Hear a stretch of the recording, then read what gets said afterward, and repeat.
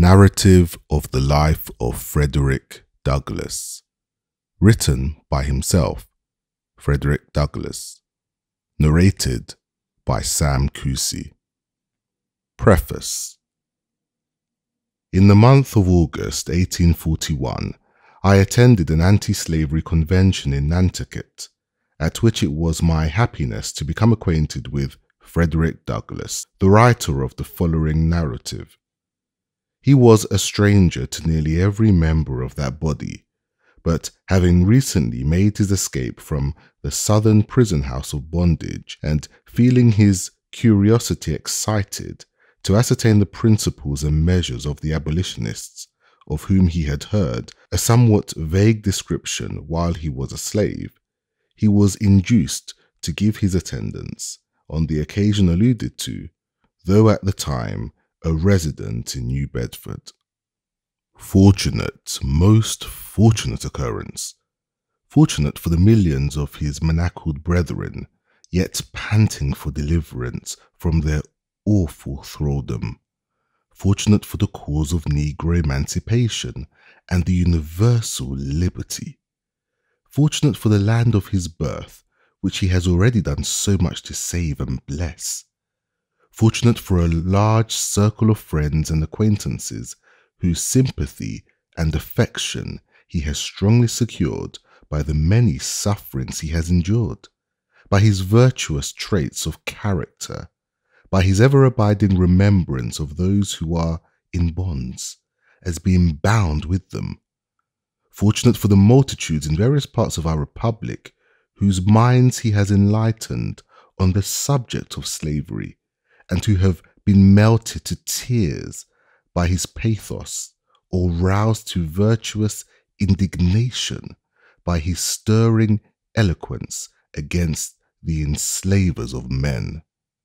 Fortunate for himself, as it at once brought him into the field of public usefulness, gave the world assurance of a man, quickened the slumbering energies of his soul, and consecrated him to the great work of breaking the rod of the oppressor and letting the oppressed go free. I shall never forget his first speech at the convention, the extraordinary emotion it excited in my own mind, the powerful impression it created upon a crowded auditory. Completely taken by surprise, the applause which followed from the beginning to the end of his felicitous remarks. I think I never hated slavery so intensely as at that moment. Certainly my perception of the enormous outrage which is inflicted by it on the godlike nature of its victims was rendered far more clear than ever. There stood one in physical proportion and stature, commanding and exact, in intellect, richly endowed, in natural eloquence and prodigy, in soul manifestly created but a little lower than the angels, yet a slave, a fugitive slave, trembling for his safety, hardly daring to believe that on the American soil a single white person could be found who would befriend him at all hazards for the love of God and humanity. Capable of high attainments as an intellectual and moral being, needing nothing but a comparatively small amount of cultivation to make him an ornament to society and a blessing to his race, by the law of the land, by the voice of the people, by the terms of the slave code, he was only a piece of property, a beast of burden, a chattel personal nevertheless. A beloved friend from New Bedford prevailed on Mr. Douglass to address the convention. He came forward to the platform with a hesitancy and embarrassment, necessarily the attendance of a sensitive mind in such a novel position. After apologizing for his ignorance and reminding the audience that slavery was a poor school for the human intellect and heart, he proceeded to narrate some of the facts of his own history as a slave, and in the course of his speech gave utterance to many noble thoughts and thrilling reflections. As soon as he had taken his seat, filled with hope and admiration, I rose and declared that Patrick Henry of revolutionary fame never made a speech more eloquent in the cause of liberty than the one we had just listened to from the lips of that hunted fugitive. So I believed at that time. Such is my belief now. I reminded the audience of the peril which surrounded this self-emancipated young man at the North, even in Massachusetts, on the soil of the Pilgrim Fathers, among the descendants of revolutionary sires, and I appealed to them whether they would ever allow him to be carried back into slavery, law or no law, constitution or no constitution. The response was unanimous and in thunder tones. No. Will you succor and protect him as a brother man, a resident of the old Bay State? Yes, shouted the whole mass with an energy so startling that the most ruthless tyrants south of Mason and Dixon's line might almost have heard the mighty outburst of feeling and recognized it as the pledge of an invincible determination on the part of those who gave it, never to betray him that wonders, but to hide the outcast and firmly to abide the consequences. It was at once deeply impressed upon my mind that if Mr. Douglas could be persuaded to consecrate his time and talents to the promotion of the anti-slavery enterprise, a powerful impetus would be given to it, and a stunning blow at the same time inflicted on Northern prejudice against a coloured complexion. I therefore endeavoured to instill hope and courage into his mind, in order that he might dare to engage in a vocation so anomalous and responsible for a person in his situation, and I was seconded in this effort by warm-hearted friends, especially by the late General Agent of the Massachusetts Anti-Slavery Society, Mr. John A. Collins, whose judgment in this instance entirely coincided with my own. At first, he could give no encouragement with unfeigned diffidence. He expressed his conviction that he was not adequate to perform of so great a task. The path marked out was wholly an untrodden one. He was sincerely apprehensive that he should do more harm than good. After much deliberation, however, he consented to make a trial, and ever since that period, he has acted as a lecturing agent under the auspices either of the American or the Massachusetts Anti-Slavery Society. In labours he has been most abundant, and his success in combating prejudice, in gaining proselytes, in agitating the public mind, has far surpassed the most sanguine expectations that were raised at the commencement of his brilliant career. He has borne himself with gentleness and meekness, yet with true manliness of character. As a public speaker, he excels in pathos, wit, comparison, imitation, strength of reasoning, and fluency of language. There is in him that union of head and heart, which is indispensable to an enlightenment of the heads and a winning of the hearts of others. May his strength continue to be equal to his day. May he continue to grow in grace and in the knowledge of God, that he may be increasingly serviceable in the case of bleeding humanity, whether at home or abroad. It is certainly a very remarkable fact that one of the most efficient advocates of the slave population, now before the public, is a fugitive slave in the person of Frederick Douglass, and that the free colored population in the United States are as ably represented by one of their own number in the person of Charles Lennox Remond, whose eloquent appeals have extorted the highest applause of multitudes on both sides of the Atlantic.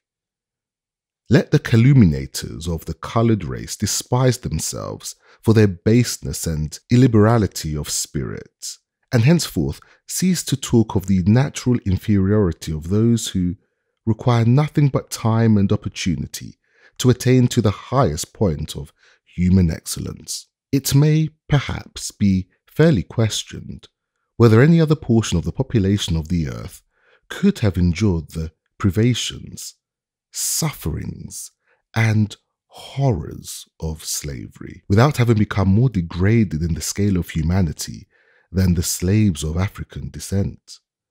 Nothing has been left undone to cripple their intellects, darken their minds, debase their moral nature, obliterate all traces of their relationship to mankind. And yet, how wonderfully they have sustained the mighty load of a most frightful bondage under which they have been groaning for centuries.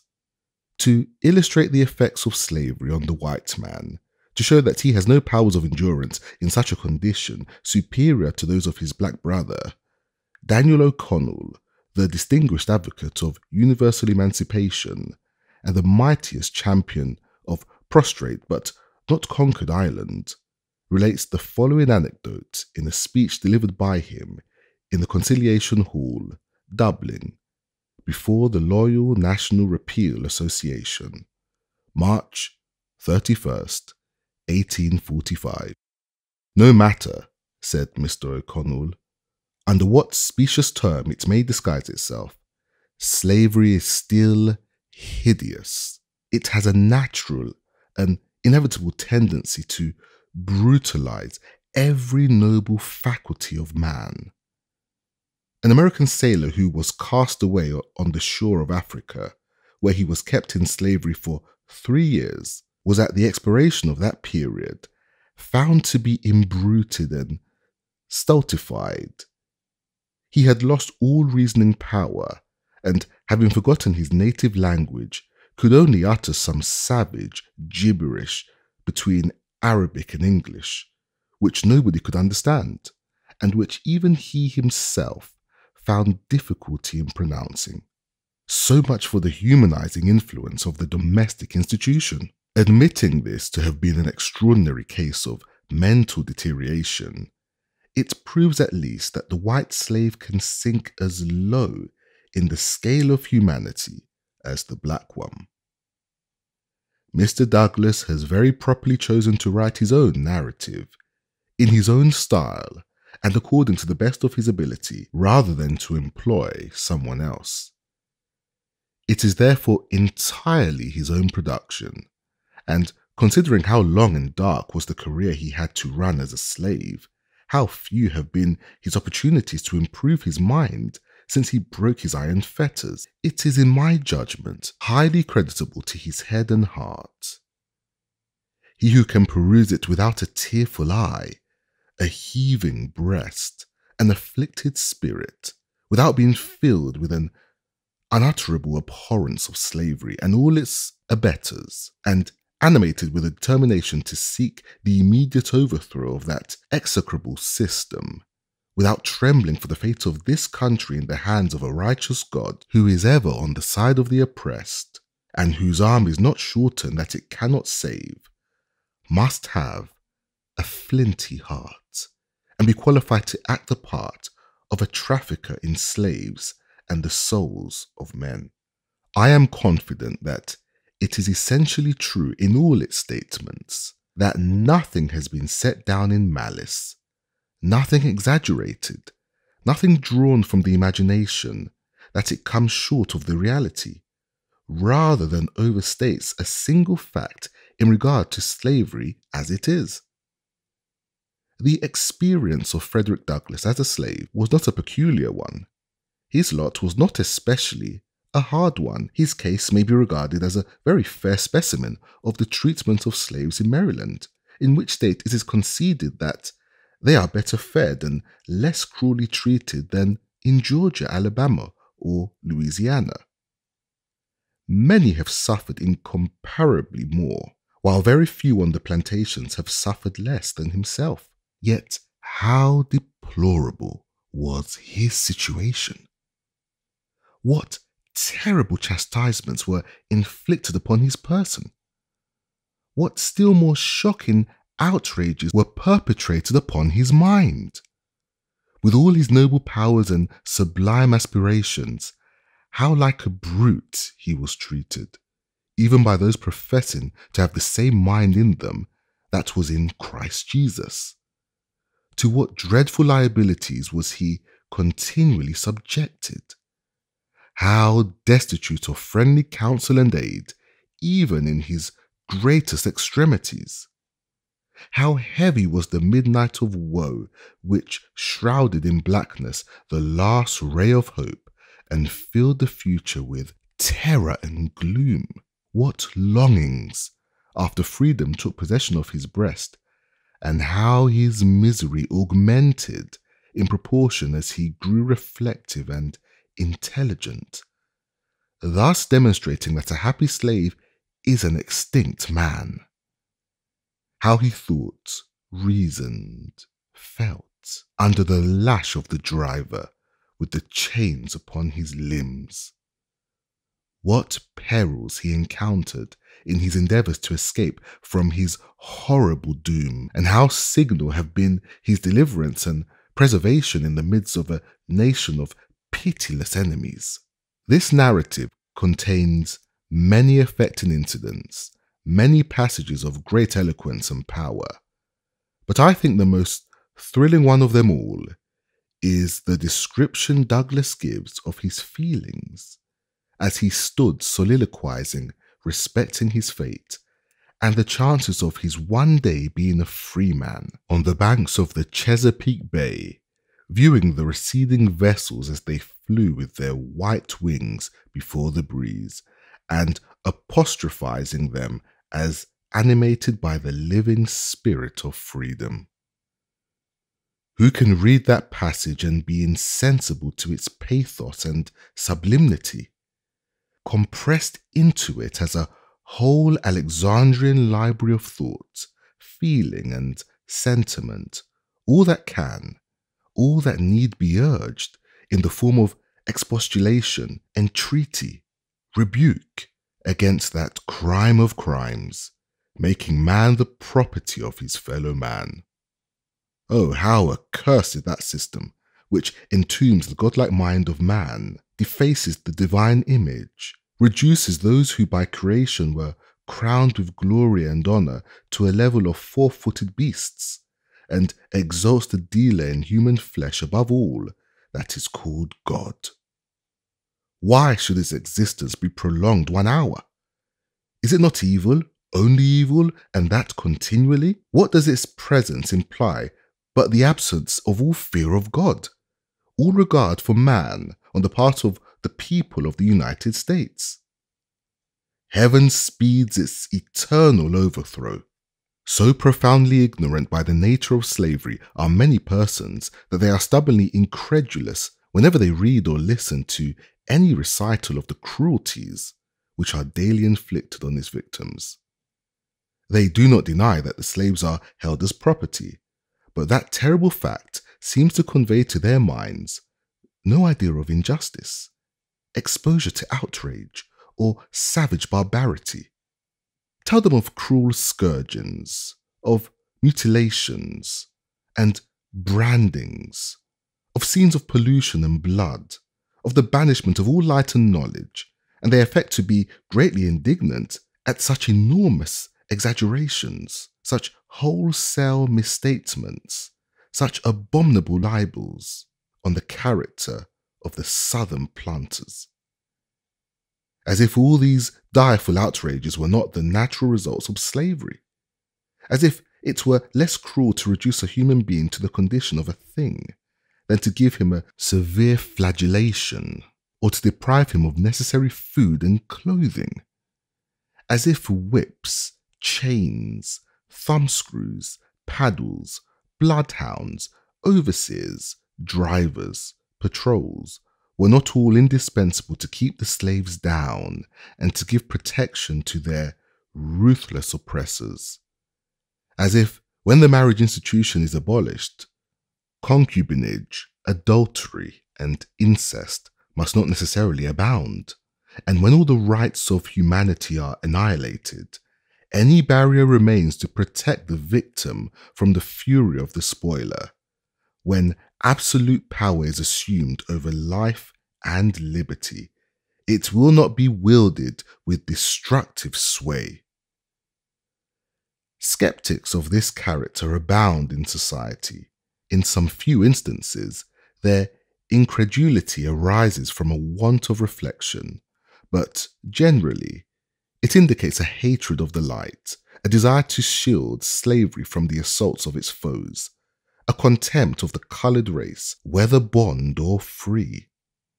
Such will try to discredit the shocking tales of slaveholding cruelty, which are recorded in this truthful narrative. But they will labor in vain. Mr. Douglas has frankly disclosed his place of birth, the names of those who claimed ownership of his body and soul, and the names also of those who committed the crimes which he has alleged against them. His statements, therefore, may easily be disproved if they are untrue.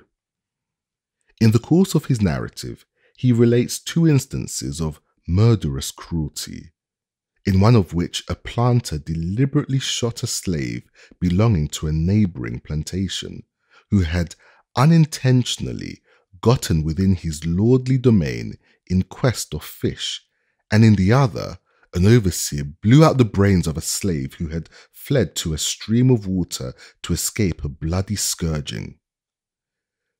Mr. Douglas states that in neither of these instances was anything done by way of legal arrest or judicial investigation.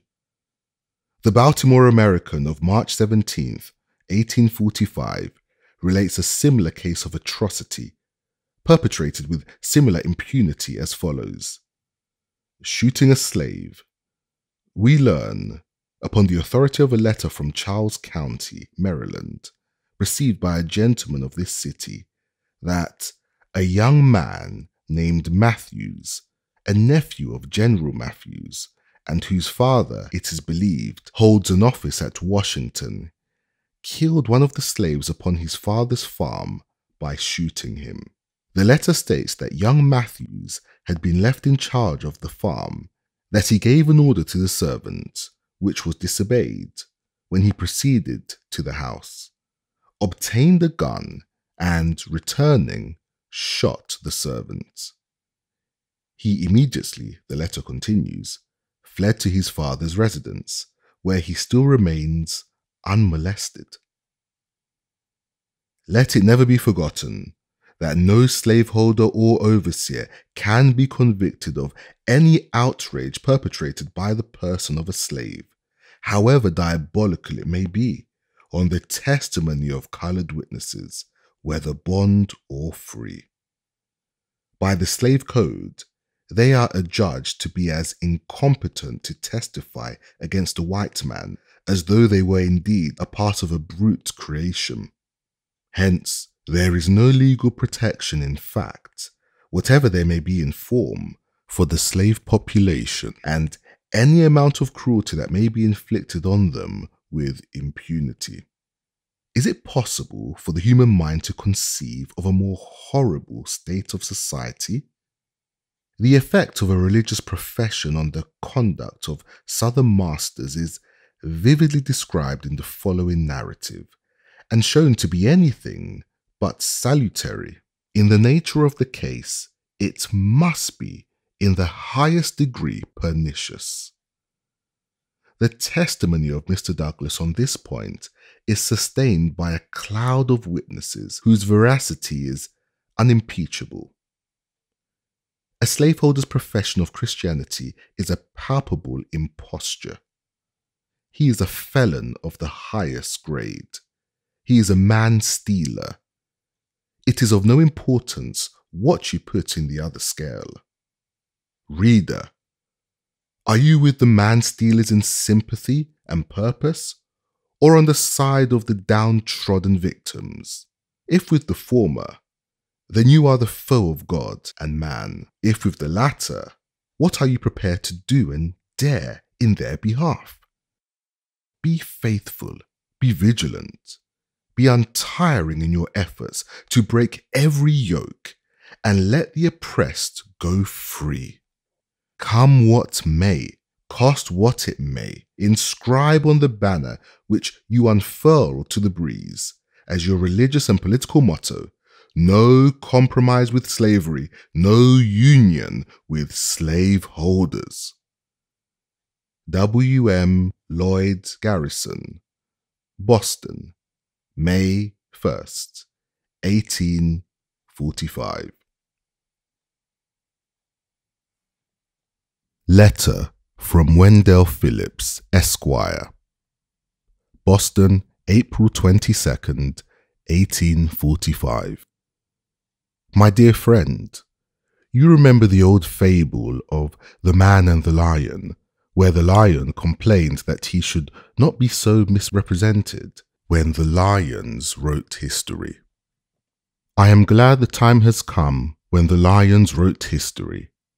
We have been left long enough to gather the character of slavery from the involuntary evidence of the masters. One might indeed rest sufficiently satisfied with what, it is evident, must be, in general, the results of such a relation, without seeking farther to find whether they have followed in every instance. Indeed, those who stare at the half-peck of corn a week, and love to count the lashes on the slave's back, are seldom the stuff out of which reformers and abolitionists are to be made. I remember that in 1838, many were waiting for the results of the West India experiment before they could come into our ranks. Those results have come long ago, but alas, few of that number have come with them as converts. A man must be disposed to judge of emancipation by other tests than whether it has increased the produce of sugar, and to hate slavery for other reasons than because it starves men and whips women, before he is ready to lay the first stone of his anti-slavery life. I was glad to learn in your story how early the most neglected of God's children wakened to a sense of their rights and of the injustice done them. Experience is a keen teacher, and long before you had mastered your ABC or knew where the white sails of the Chesapeake were bound, you began, I see, to gauge the wretchedness of the slave, not by his hunger and want, not by his lashes and toil, but by the cruel and blighting death which gathers over his soul. In connection with this, there is one circumstance which makes your recollections peculiarly valuable and renders your early insight the more remarkable. You come from that part of the country where we are told slavery appears with its fairest features. Let us hear then what it is at its best estate, gaze on its bright side, if it has one, and then imagination may task her powers to add dark lines to the picture as she travels southward to that, for the colored man, valley of the shadow of death, where the Mississippi sweeps along. Again, we have known you long, and can put the most entire confidence in your truth, candor, and sincerity. Everyone who has heard you speak has felt, and I am confident everyone who reads your book will feel persuaded that you give them a fair specimen of the whole truth. No one-sided portrait, no wholesale complaints, but strict justice done, whenever individual kindliness has neutralized for a moment the deadly system with which it was strangely allied. You have been with us too some years and can fairly compare the twilight of rights, which your race enjoy at the north, with that of noon of night, under which they labour south of Mason and Dixon's line. Tell us whether, after all, the half-free coloured man of Massachusetts is worse off than the pampered slave of the rice swamps. In reading your life, no one can say that we have unfairly picked out some rare specimens of cruelty. We know that the bitter drops, which even you have drained from the cup, are no indecent aggravations, no individual ills, but such as must mingle always and necessarily in the lot of every slave. They are the essential ingredients, not the occasional results of the system. After all, I shall read your book with trembling for you. Some years ago, when you were beginning to tell me your real name and birthplace, you may remember I stopped you and preferred to remain ignorant of all. With the exception of a vague description, so I continued, till the other day when you read me your memoirs. I hardly knew at the time whether to thank you or not for the sight of them, when I reflected that it was still dangerous in Massachusetts for honest men to tell their names. They say their fathers in 1776 signed the Declaration of Independence with the halter about their necks. You too publish your Declaration of Freedom with danger compassing you around. In all the broad lands which the Constitution of the United States overshadows, there is no single spot, however narrow or desolate, where a fugitive slave can plant himself and say, "I am safe." The whole armory of Northern law has no shield for you. I am free to say that, in your place, I should throw the miss into the fire.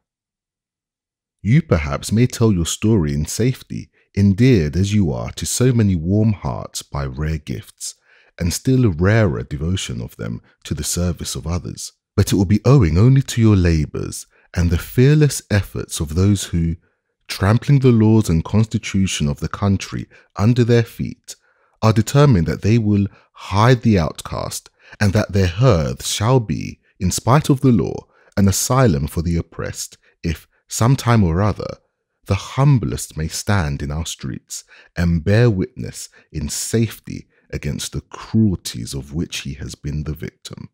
Yet it is sad to think that these very throbbing hearts which welcome your story and form the best safeguard in telling it, are all beating contrary to the statute in such case made and provided. Go on, my dear friend, till you and those who, like you, have been saved so as by fire from the dark prison house, shall stereotype these free, illegal pulses into statutes, and New England, cutting loose from the blood-stained Union, shall glory in being the house of refuge for the oppressed, till we no longer merely hide the outcast or make a merit of standing idly by while he is hunted in our midst, but consecrating anew the soil of the pilgrims as an asylum for the oppressed, proclaim our welcome to the slaves so loudly that the tones shall reach every hut in the Carolinas and make the broken-hearted bondman leap up at the thought of old Massachusetts. God speed the day. Till then and ever, yours truly, Wendell Phillips. Chapter 1. I was born in Tuckahoe, near Hillsborough, and about 12 miles from Easton, in Talbot County, Maryland. I have no accurate knowledge of my age, never having seen any authentic record containing it. By far the larger part of the slaves know as little of their ages as horses know of theirs, and it is the wish of most masters within my knowledge to keep their slaves thus ignorant. I do not remember to have ever met a slave who could tell of his birthday. They seldom come nearer to it than planting time, harvest time, cherry time, springtime, or fall time.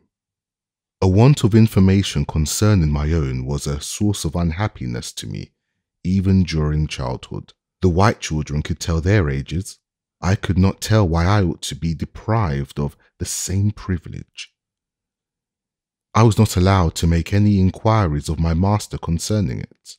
He deemed all such inquiries on the part of a slave improper and impertinent, and evidence of a restless spirit. The nearest estimate I can give makes me now between 27 and 28 years of age. I come to this from hearing my master say, sometime during 1835, I was about 17 years old. My mother was named Harriet Bailey. She was the daughter of Isaac and Betsy Bailey, both coloured and quite dark. My mother was of a darker complexion than either my grandmother or grandfather. My father was a white man. He was admitted to be such by all I ever heard speak of my parentage. The opinion was also whispered that my master was my father. But of the correctness of this opinion, I know nothing. The means of knowing was withheld from me. My mother and I were separated when I was but an infant, before I knew her as my mother. It is a common custom in the part of Maryland from which I ran away to part children from their mothers at a very early age. Frequently, before the child has reached its 12th month, its mother is taken from it and hired out on some farm a considerable distance off, and the child is placed under the care of an old woman too old for field labor. For what this separation is done, I do not know, unless it be to hinder the development of the child's affection towards its mother, and to blunt and destroy the natural affection of the mother for the child. This is the inevitable result. I never saw my mother, to know her such, more than 4 or 5 times in my life, and each of these times was very short in duration and at night. She was hired by a Mr. Stewart, who lived about 12 miles from my home. She made her journeys to see me in the night, travelling the whole distance on foot, after the performance of her day's work. She was a field hand, and a whipping is the penalty of not being in the field at sunrise, unless a slave has special permission from his or her master to the contrary, a permission which they seldom get, and one that gives to him and gives it the proud name of being a kind master. I do not recollect of ever seeing my mother by the light of day. She was with me in the night. She would lie down with me and get me to sleep, but long before I waked, she was gone. Very little communication ever took place between us. Death soon ended what little we could have while she lived, and with it her hardships and suffering. She died when I was about 7 years old, on one of my master's farms near Lee's Mill. I was not allowed to be present during her illness, at her death or burial. She was gone long before I knew anything about it, never having enjoyed to any considerable extent her soothing presence, her tender and watchful care. I received the tidings of her death with much the same emotions I should have probably felt at the death of a stranger. Called thus suddenly away, she left me without the slightest intimation of who my father was. The whisper that my master was my father may or may not be true, and true or false, it is of but little consequence to my purpose, whilst the fact remains, in all its glaring odiousness, that slaveholders have ordained and by law established that the children of slave women shall in all cases follow the condition of their mothers, and this is done too obviously to administer to their own lusts, and make a gratification of their wicked desires profitable as well as pleasurable. For by this cunning arrangement, the slaveholder, in cases not a few, sustains to his slaves the double relation of master and father. I know of such cases, and it is worthy to remark that such slaves invariably suffer greater hardships and have more to contend with than others. They are in the first place a constant offence to their mistress. She is ever disposed to find fault with them. They can seldom do anything to please her. She is never better pleased than when she sees them under the lash, especially when she suspects her husband of showing to his mulatto children favours which he withholds from his black slaves. The master is frequently compelled to sell the class of his slaves out of defence to the feelings of the white wife, and cruel as the deed may strike anyone to be, for a man to sell his own children to human fleshmongers, it is often the dictate of humanity for him to do so, for unless he does this, he must not only whip them himself, but must stand by and see one white son tie up his brother of but few shades darker complexion than himself, and ply the gory lash to his naked back. And if he lisp one word of disapproval, it is set down to his parental partiality, and only makes a bad matter worse, both for himself and the slave whom he would protect and defend. Every year brings with it multitudes of this class of slaves. It was doubtless in consequence of a knowledge of this fact that one great statesman of the South predicted the downfall of slavery by the inevitable laws of population. Whether this prophecy is ever fulfilled or not, it is nevertheless plain that a very different looking class of people are springing up at the South and are now held in slavery, from those originally brought to this country from Africa, and if their increase do no other good, it will do away the force of the argument that God cursed Ham, and therefore American slavery is a right. If the lineal descendants of Ham are alone to be scripturally enslaved, it is certain that slavery at the South must soon become unscriptural. For thousands are ushered into the world annually who, like myself, owe their existence to white fathers, and their fathers most frequently their own masters. I have had two masters. My first master's name was Anthony. I do not remember his first name. He was generally called Captain Anthony, a title which I presume he acquired by sailing a craft on the Chesapeake Bay. He was not considered a rich slaveholder. He owned 2 or 3 farms and about 30 slaves. His farm and slaves were under the care of an overseer. The overseer's name was Plummer. Mr. Plummer was a miserable drunkard, a profane swearer, and a savage monster. He always went armed with a cowskin and a heavy cudgel.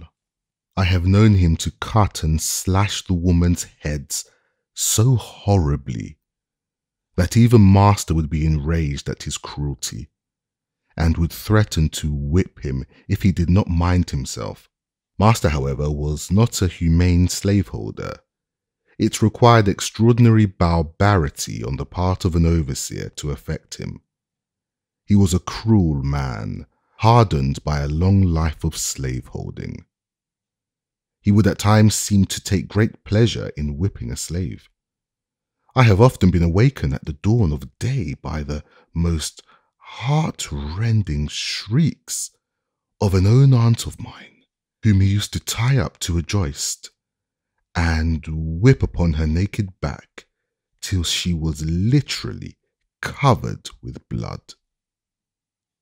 No words, no tears, no prayers from his gory victim seemed to move his iron heart from its bloody purpose. The louder she screamed, the harder he whipped, and where the blood ran fastest, there he whipped longest.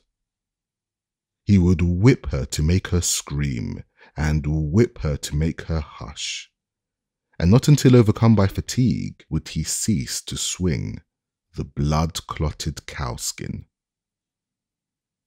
I remember the first time I ever witnessed this horrible exhibition. I was quite a child, but I well remember it. I shall never forget it whilst I remember anything. It was the first of a long series of such outrages, of which I was doomed to be a witness and a participant. It struck me with awful force. It was the blood-stained gates, the entrance to the hell of slavery, through which I was about to pass. It was a most terrible spectacle. I wish I could commit to paper the feelings with which I beheld it. This occurrence took place very soon after I went to live with my old master, and under the following circumstances. Aunt Hester went out one night, where or for what I do not know, and happened to be absent when my master desired her presence. He had ordered her not to go out evenings, and warned her that she must never let him catch her in company with a young man who was paying attention to her belonging to Colonel Lloyd. The young man's name was Ned Roberts, generally called Lloyd's Ned. Why master was so careful of her may be safely left to conjecture. She was a woman of noble form and of graceful proportions, having very few equals and fewer superiors in personal appearance, among the coloured or white women of our neighbourhood. Aunt Hester was not only disobeyed in orders in going out, but had been found in company with Lloyd's Ned, which circumstance I found, from what he said while whipping her, was the chief offence. He had been a man of pure morals himself. He might have been thought interested in protecting the innocence of my aunt, but those who knew him will not suspect him of any such virtue. Before he commenced whipping Aunt Hester, he took her to the kitchen and stripped her from neck to waist, leaving her neck, shoulders, and back entirely naked. He then told her to cross her hands, calling her at the same time a derogatory expletive. After crossing her hands, he tied them with a strong rope and led her to a stool under a large hook in the joist, put in for the purpose. He made her get upon the stool and tied her hands to the hook.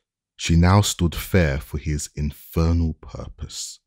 Her arms were stretched up at their full length, so that she stood upon the ends of her toes.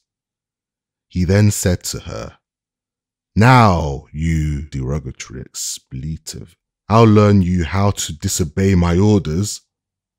And after rolling up his sleeves, he commenced to lay on the heavy cowskin, and soon the warm, red blood amid heart-rending shrieks from her and horrid oaths from him came dripping to the floor. I was so terrified and horror-stricken at that sight that I hid myself in a closet and dared not venture out till long after the bloody transaction was over. I expected it would be my turn next. It was all new to me. I had never seen anything like it before. I had always lived with my grandmother on the outskirts of the plantation, where she was put to raise the children of the younger women. I had therefore been, until now, out of the way of the bloody scenes that often occurred on the plantation. Chapter 2. My master's family consisted of 2 sons, Andrew and Richard, 1 daughter, Lucretia, and her husband, Captain Thomas Auld. They lived in one house upon the home plantation of Colonel Edward Lloyd. My master was Colonel Lloyd's clerk and superintendent. He was what might be called the overseer of overseers. I spent 2 years of childhood on this plantation in my old master's family. It was here that I witnessed the bloody transaction recorded in the first chapter, and as I received my first impressions of slavery on this plantation, I will give some description of it and of slavery as it there existed. The plantation is about 12 miles north of Easton in Talbot County and is situated on the border of Miles River. The principal products raised upon it were tobacco, corn, and wheat. These were raised in great abundance, so that, with the products of this and the other farms belonging to him, he was able to keep in almost constant employment a large sloop in carrying them to market at Baltimore. This sloop was named Sally Lloyd, in honor of one of the colonel's daughters. My master's son-in-law, Captain Auld, was master of the vessel. She was otherwise manned by the colonel's own slaves. Their names were Peter, Isaac, Rich, and Jake. These were esteemed very highly by the other slaves and looked upon as the eyes of the slaves to be allowed to see Baltimore. Colonel Lloyd kept from 300 to 400 slaves on his home plantation and owned a large number more on the neighboring farms belonging to him. The names of the farms nearest to the home plantation were Whitetown and New Design. Whitetown was under the ownership of a man named Noah Willis. New Design was under the overseership of a Mr. Townsend. The overseers of these and all the rest of the farms, numbering over 20, received advice and direction from the managers of the home plantation. This was a great business place. It was the seat of government for the whole 20 farms. All disputes among the overseers were settled here. If a slave was convicted of any high misdemeanor, became unmanageable, or evinced a determination to run away, he was brought immediately here, severely whipped, put on board the sloop, carried to Baltimore, and sold to Austin Woolfolk, or some other slave trader, as a warning to the slaves remaining. Here, too, the slaves of all the other farms received their monthly allowance of food and their yearly clothing. The men and women slaves received, as their monthly allowance of food, 8 pounds of pork, or its equivalent in fish, and 1 bushel of cornmeal. Their yearly clothing consisted of 2 coarse linen shirts, 1 pair of linen trousers, like the shirts, 1 jacket, 1 pair of trousers for winter, made of coarse negro cloth, 1 pair of stockings, and 1 pair of shoes, the whole of which could not have cost more than $7. The allowance of the slave children was given to their mothers or the old women having the care of them. The children unable to work in the field had neither shoes, stockings, jackets, nor trousers given to them. Their clothing consisted of 2 coarse linen shirts per year. When these failed them, they went naked until the next allowance day. Children from 7 to 10 years old, of both sexes, almost naked, might be seen at all seasons of the year. There were no beds given to slaves, unless 1 coarse blanket be considered such, and none but the men and women had these. This, however, is not considered a very great privation. They find less difficulty from the want of beds than from the want of time to sleep.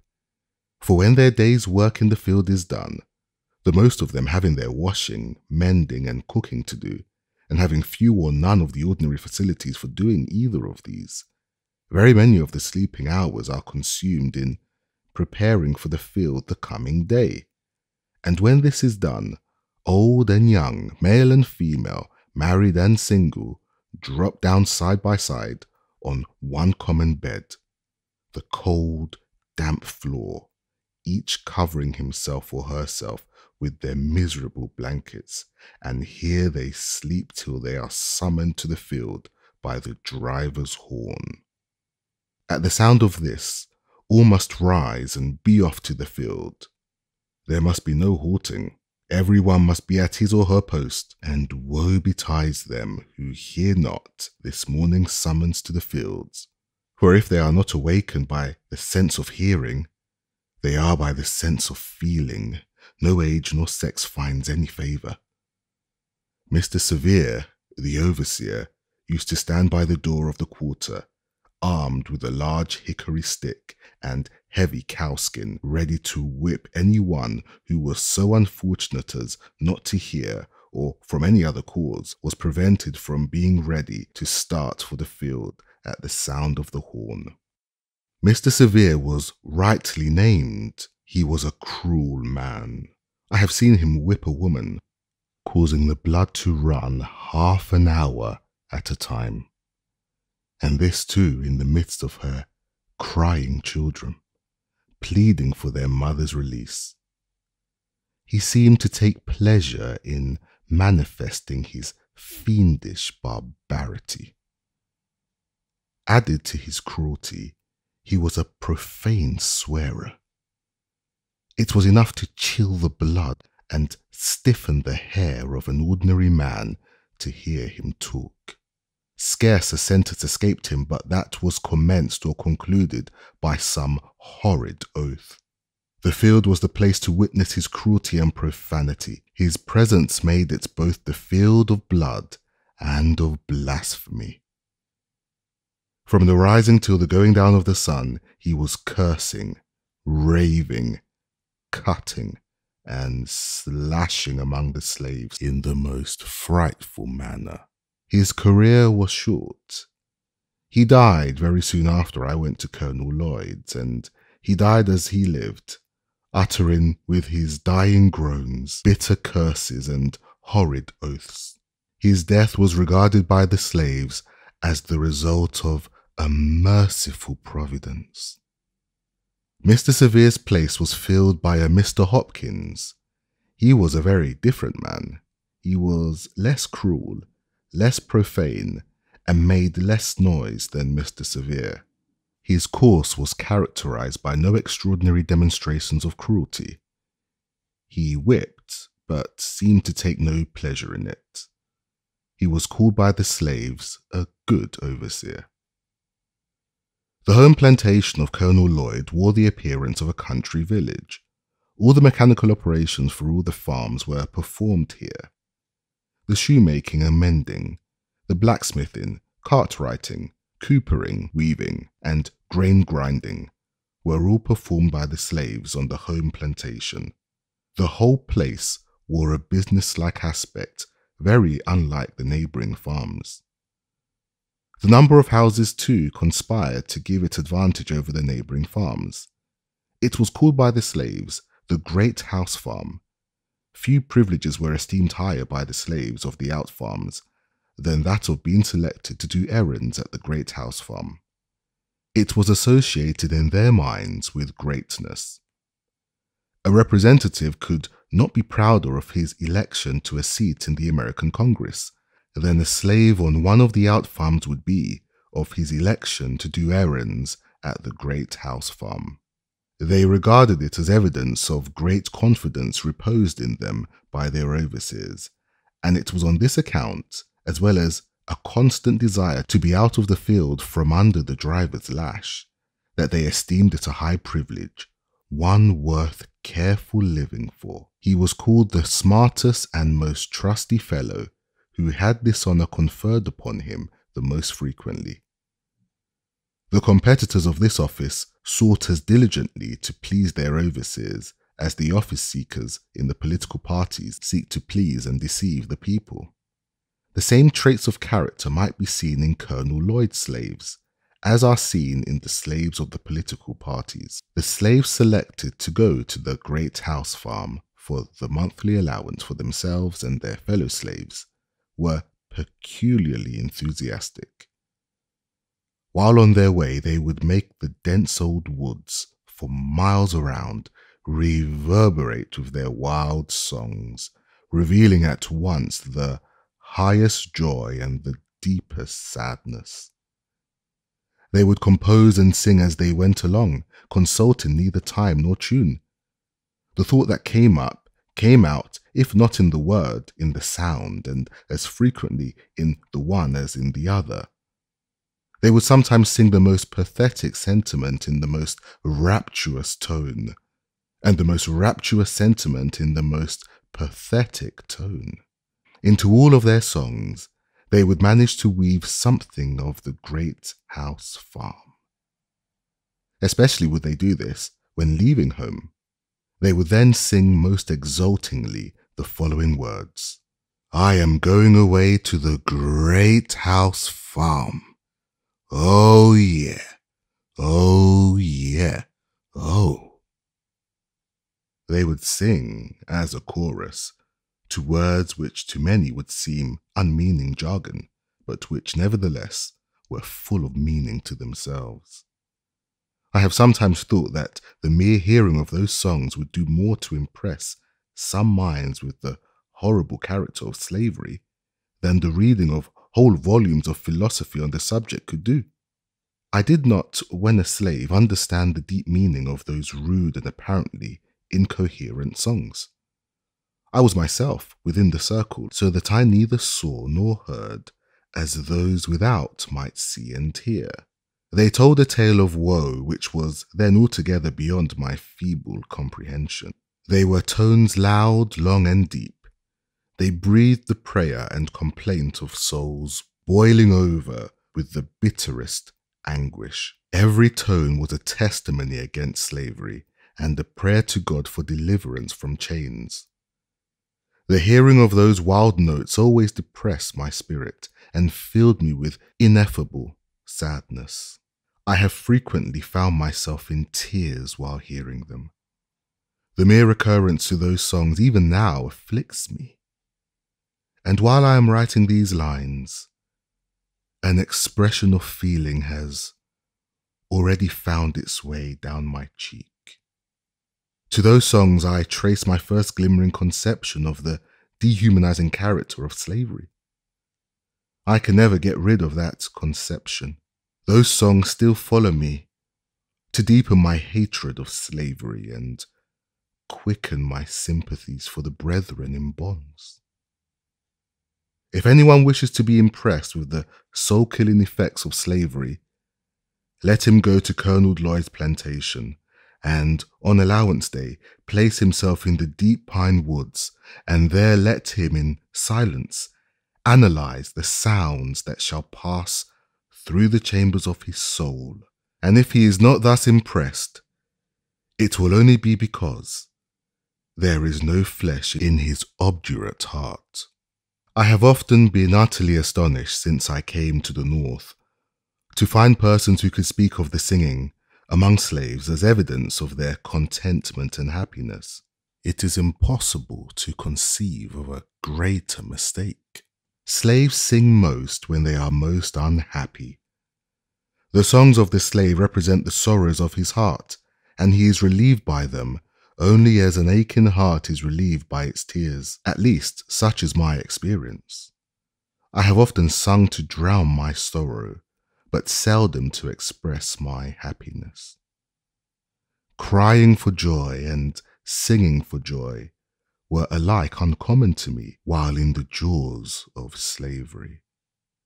The singing of a man cast away upon a desolate island might be as appropriately considered as evidence of contentment and happiness as the singing of a slave. The songs of the one and of the other are prompted by the same emotion. Chapter 3. Colonel Lloyd kept a large and finely cultivated garden, which afforded almost constant employment for 4 men, besides the chief gardener, Mr. M. Dermond. This garden was probably the greatest attraction of the place. During the summer months, people came from far and near, from Baltimore, Easton, and Annapolis to see it. It abounded in fruits of almost every description, from the hardy apple of the north to the delicate orange of the south. This garden was not the least source of trouble on the plantation. Its excellent fruit was quite a temptation to the hungry swarms of boys, as well as the older slaves belonging to the colonel, few of whom had the virtue or the vice to resist it. Scarcely a day passed during the summer but that some slave had to take the lash for stealing fruit. The colonel had to resort to all kinds of stratagems to keep his slaves out of the garden. The last and most successful one was that of tarring his fence all around, after which, if a slave was caught with any tar upon his person, it was deemed sufficient proof that he had either been into the garden or had tried to get in. In either case, he was severely whipped by the chief gardener. This plan worked well. The slaves became as fearful of tar as of the lash. They seemed to realize the impossibility of touching tar without being defiled. The colonel also kept a splendid riding equipage. His stable and carriage house presented the appearance of some of our large city livery establishments. His horses were of the finest form and noblest blood. His carriage house contained 3 splendid coaches, 3 or 4 gigs, besides Dearborns and barouches of the most fashionable style. This establishment was under the care of 2 slaves, old Barney and young Barney, father and son. To attend to this establishment was their sole work. But it was by no means an easy employment, for in nothing was Colonel Lloyd more particular than in the management of his horses. The slightest inattention to these was unpardonable, and was visited upon those under whose care they were placed with the severest punishment. No excuse could shield them if the colonel only suspected any want of attention to his horses, a supposition which he frequently indulged, and one which, of course, made the office of old and young Barney a very trying one. They never knew when they were safe from punishment. They were frequently whipped when least deserving, and escaped whipping when most deserving. Everything depended upon the looks of the horses and the state of Colonel Lloyd's own mind when his horses were brought to him for use. If a horse did not move fast enough or hold his head high enough, it was owing to some fault of his keeper's. It was painful to stand near the stable door and hear the various complaints against the keepers when a horse was taken out for use. This horse has not had proper attention. He has not been sufficiently rubbed and curried, or he has not been properly fed. His food was too wet or too dry. He got it too soon or too late. He was too hot or too cold. He had too much hay and not enough of grain, or he had too much grain and not enough of hay. Instead of old Barney's attending to the horse, he had very improperly left it to his son. To all these complaints, no matter how unjust, the slave must answer never a word.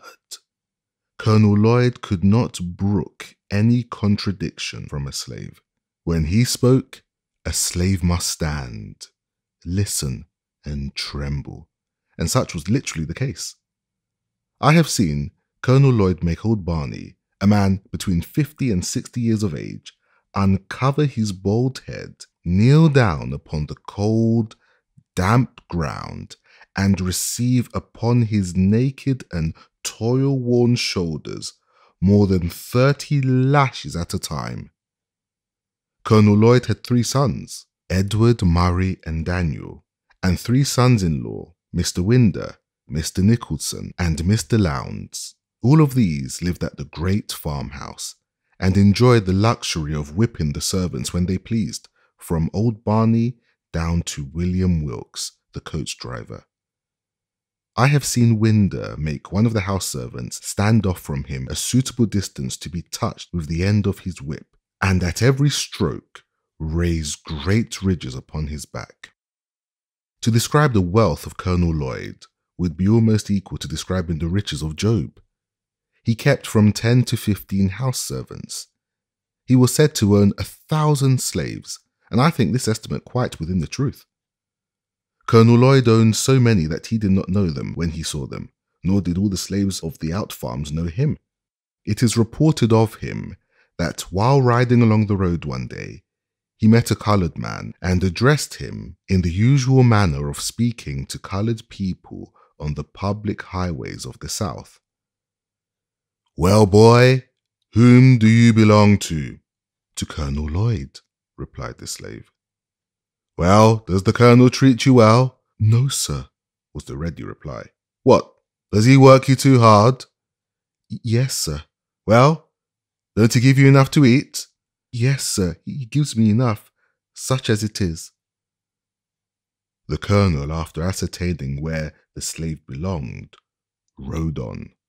The man also went about his business, not dreaming that he had been conversing with his master. He thought, said, and heard nothing more of the matter until 2 or 3 weeks afterwards. The poor man was then informed by his overseer that, for having found fault with his master, he was now to be sold to a Georgia trader.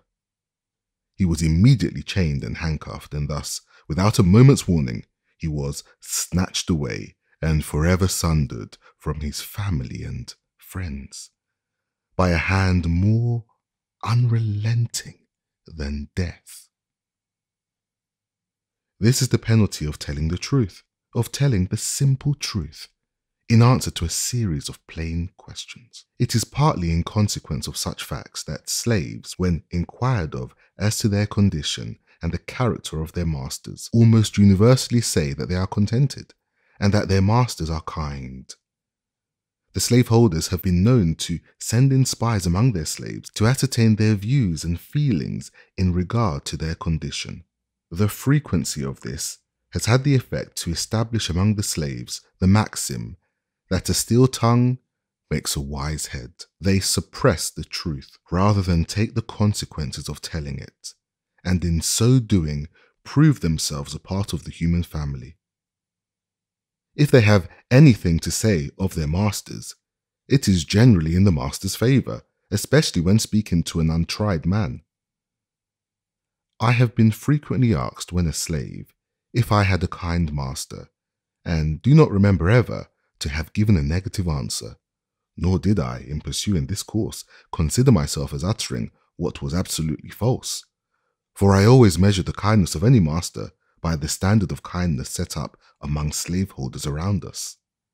Moreover, slaves are like other people and imbibe prejudices quite common to others.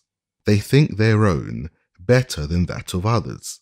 Many, under the influence of this prejudice, think their own masters are better than the masters of other slaves, and this too, in some cases, when the very reverse is true.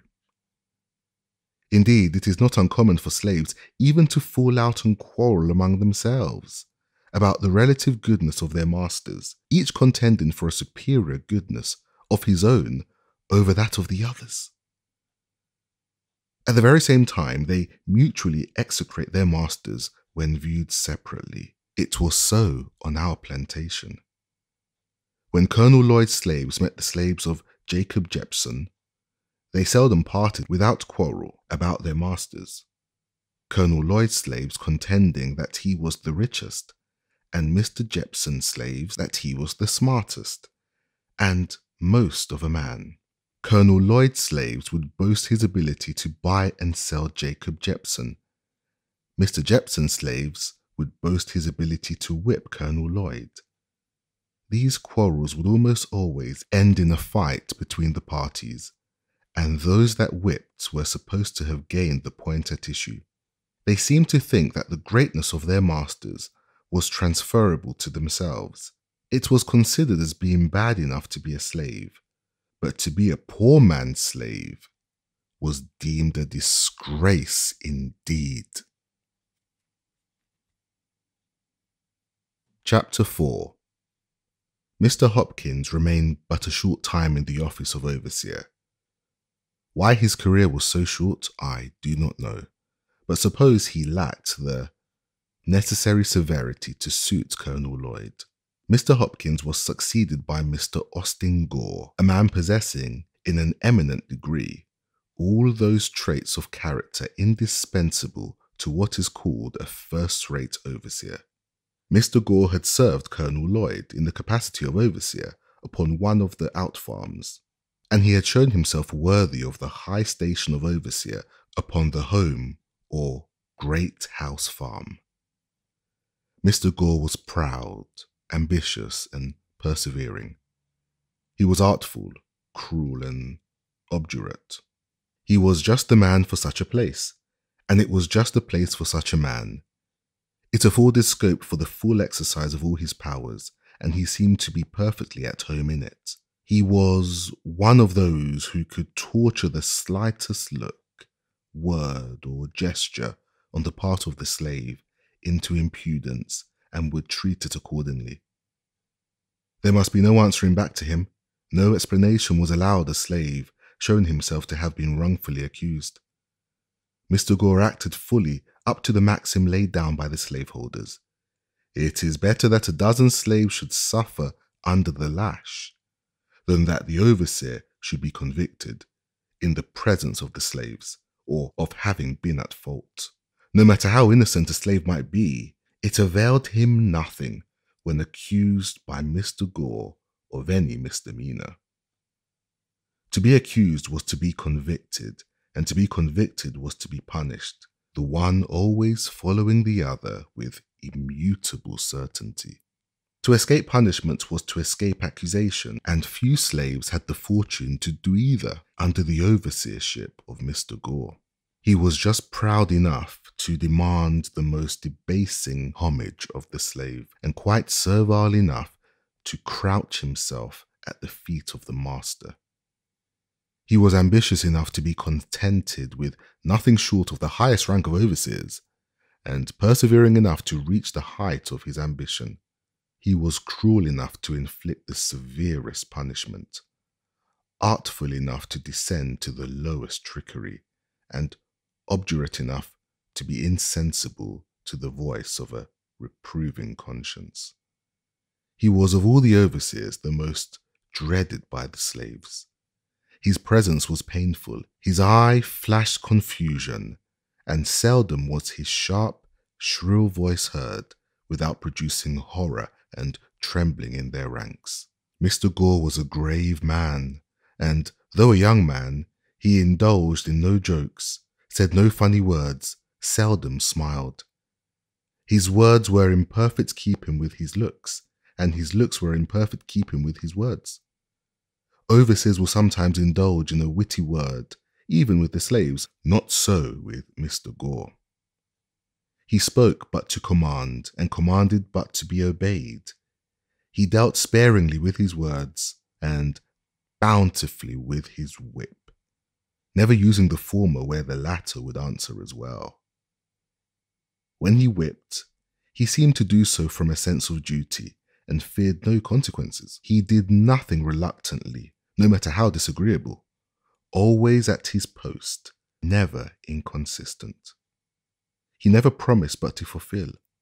He was, in a word, a man of the most inflexible firmness and stone-like coldness. His savage barbarity was equalled only by the consummate coolness with which he committed the grossest and most savage deeds upon the slaves under his charge. Mr. Gore once undertook to whip one of Colonel Lloyd's slaves by the name of Demby. He had given Demby but few stripes when, to get rid of the scourging, he ran and plunged himself into a creek and stood there at the depth of his shoulders, refusing to come out. Mr. Gore told him that he would give him 3 calls, and that if he did not come out on the 3rd call, he would shoot him. The 1st call was given. Demby made no response, but stood his ground. The 2nd and 3rd calls were given with the same result. Mr. Gore then, without consultation or deliberation with anyone, not even giving Demby an additional call, raised his musket to his face, taking deadly aim at his standing victim, and in an instant, poor Demby was no more. His mangled body sank out of sight, and blood and brains marked the water where he had stood. A thrill of horror flashed through every soul upon the plantation, excepting Mr. Gore. He alone seemed cool and collected. He was asked by Colonel Lloyd and my old master why he resorted to this extraordinary expedient. His reply was, as well as I can remember, that Demby had become unmanageable. He was setting a dangerous example on the other slaves, one which, if suffered to pass without some such demonstration on his part, would finally lead to the total subversion of all rule and order upon the plantation. He argued that if one slave refused to be corrected and escaped with his life, the other slaves would soon copy the example, the result of which would be the freedom of the slaves and the enslavement of the whites. Mr. Gore's defense was satisfactory. He was continued with his station as overseer upon the home plantation. His fame as an overseer went abroad. His horrid crime was not even submitted to judicial investigation. It was committed in the presence of slaves, and they, of course, could neither institute a suit nor testify against him, and thus the guilty perpetrator of one of the bloodiest and most foul murders goes unwhipped of justice and uncensored by the community in which he lives. Mr. Gore lived in St. Michael's, Talbot Country, Maryland. When I left there, and if he is still alive, he very probably lives there now, and if so, he is now, as he was then, as highly esteemed and as much respected as though his guilty soul had not been stained by his brother's blood. I speak advisedly when I say this, that killing a slave or any colored person in Talbot County, Maryland, is not treated as a crime, either by the courts or the community. Mr. Thomas Landman of St. Michael's killed 2 slaves, one of whom he killed with a hatchet by knocking his brains out. He used to boast of the commission of the awful and bloody deed. I have heard him do so laughingly, saying among other things that he was the only benefactor of his country in the company, and that when others would do as much as he had done, we should be relieved of the dead niggers. The wife of Mr. Giles Hicks, living but a short distance from where I used to live, murdered my wife's cousin, a young girl between 15 and 16 years of age, mangling her person in the most horrible manner, breaking her nose and breastbone with a stick, so that the poor girl expired in a few hours afterwards. She was immediately buried, but had not been in her untimely grave but a few hours before she was taken up and examined by a coroner, who decided that she had come to her death by severe beating. The offence for which this girl was thus murdered was this: she had been set that night to mind Mrs. Hicks's baby, and during the night she fell asleep, and the baby cried. She, having lost her rest for several nights previous, did not hear the crying. They were both in the room with Mrs. Hicks. Mrs. Hicks, finding the girl slow to move, jumped from her bed, seized an oak stick of wood by the fireplace, and with it broke the girl's nose and breastbone, and thus ended her life. I will not say that this most horrid murder produced no sensation in the community. It did produce sensation, but not enough to bring the murderess to punishment. There was a warrant issued for her arrest, but it was never served. Thus she escaped not only punishment, but even the pain of being arraigned before a court for her horrid crime. Whilst I am detailing bloody deeds which took place during my stay at Colonel Lloyd's plantation, I will briefly narrate another which occurred about the same time as the murder of Denby by Mr. Gore. Colonel Lloyd's slaves were in the habit of spending a part of their nights and Sundays in fishing for oysters, and in this way made up the deficiency of their scanty allowance. An old man belonging to Colonel Lloyd, while thus engaged, happened to get beyond the limits of Colonel Lloyd's and on the premises of Mr. Beale Bondley. At this trespass, Mr. Bondley took offence, and with his musket came down to the shore and blew its deadly contents into the poor old man. Mr. Bondley came over to see Colonel Lloyd the next day, whether to pay him for his property or to justify himself in what he had done, I not know.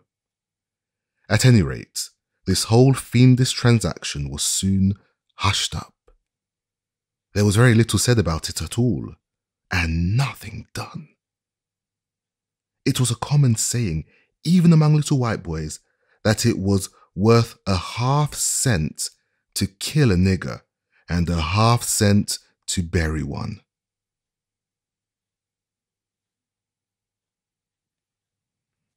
Chapter 5. As to my own treatment while I lived on Colonel Lloyd's plantation, it was very similar to that of the other slave children. I was not old enough to work in the field, and there being little else than field work to do, I had a great deal of leisure time. The most I had to do was to drive up the cows at evening, keep the fowls out of the garden, keep the front yard clean, and run off errands for my old master's daughter, Mrs. Lucretia Old. The most of my leisure time I spent in helping Master Daniel Lloyd in finding his birds after he had shot them. My connection with Master Daniel was of some advantage to me. He became quite attached to me and was a sort of protector of me. He would not allow the older boys to impose upon me and would divide his cakes with me. I was seldom whipped by my old master and suffered little from anything else than hunger and cold. I suffered much from hunger, but much more from cold. In hottest summer and coldest winter, I was kept almost naked, no shoes, no stockings, no jackets, no trousers, nothing on but a coarse tow linen shirt, reaching only to my knees. I had no bed. I must have perished with cold, but that, the coldest nights, I used to steal a bag which was used for carrying corn to the mill. I would crawl into this bag and there sleep on the cold, damp, clay floor, with my head in and feet out. My feet have been so cracked with the frost that the pen with which I am writing might be laid in their gashes. We were not regularly allowanced. Our food was coarse cornmeal boiled. This was called mush. It was put into a large wooden tray or trowel and set down upon the ground. The children were then called like so many pigs, and like so many pigs they would come and devour the mush, with some oyster shells, others with pieces of shingle, some with naked hands, and none with spoons. He that ate fastest got most. He that was strongest secured the best place, and few left the trowel satisfied.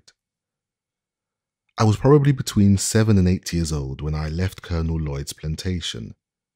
I left it with joy.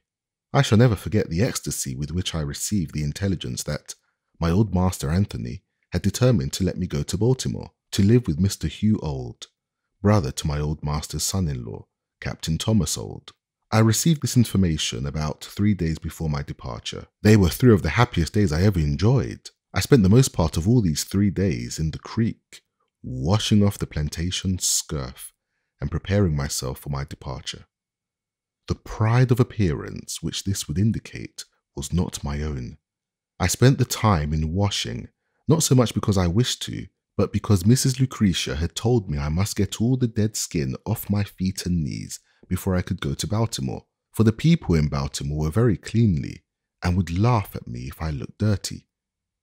Besides, she was going to give me a pair of trousers, which I should not put on unless I got all the dirt off me. The thought of owning a pair of trousers was great indeed. It was almost a sufficient motive, not only to make me take off what would be called by pig drovers the mange, but the skin itself. I went at it in good earnest, working for the first time with the hope of reward. The ties that ordinarily bind children to their homes were all suspended in my case. I found no severe trial in my departure. My home was charmless. It was not home to me. I could not feel that I was leaving anything which I could have enjoyed by staying. My mother was dead. My grandmother lived far off, so that I seldom saw her.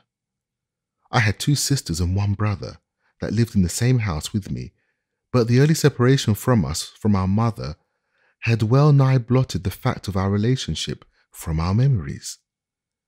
I looked for home elsewhere, and was confident of finding none which I should relish less than the one which I was leaving.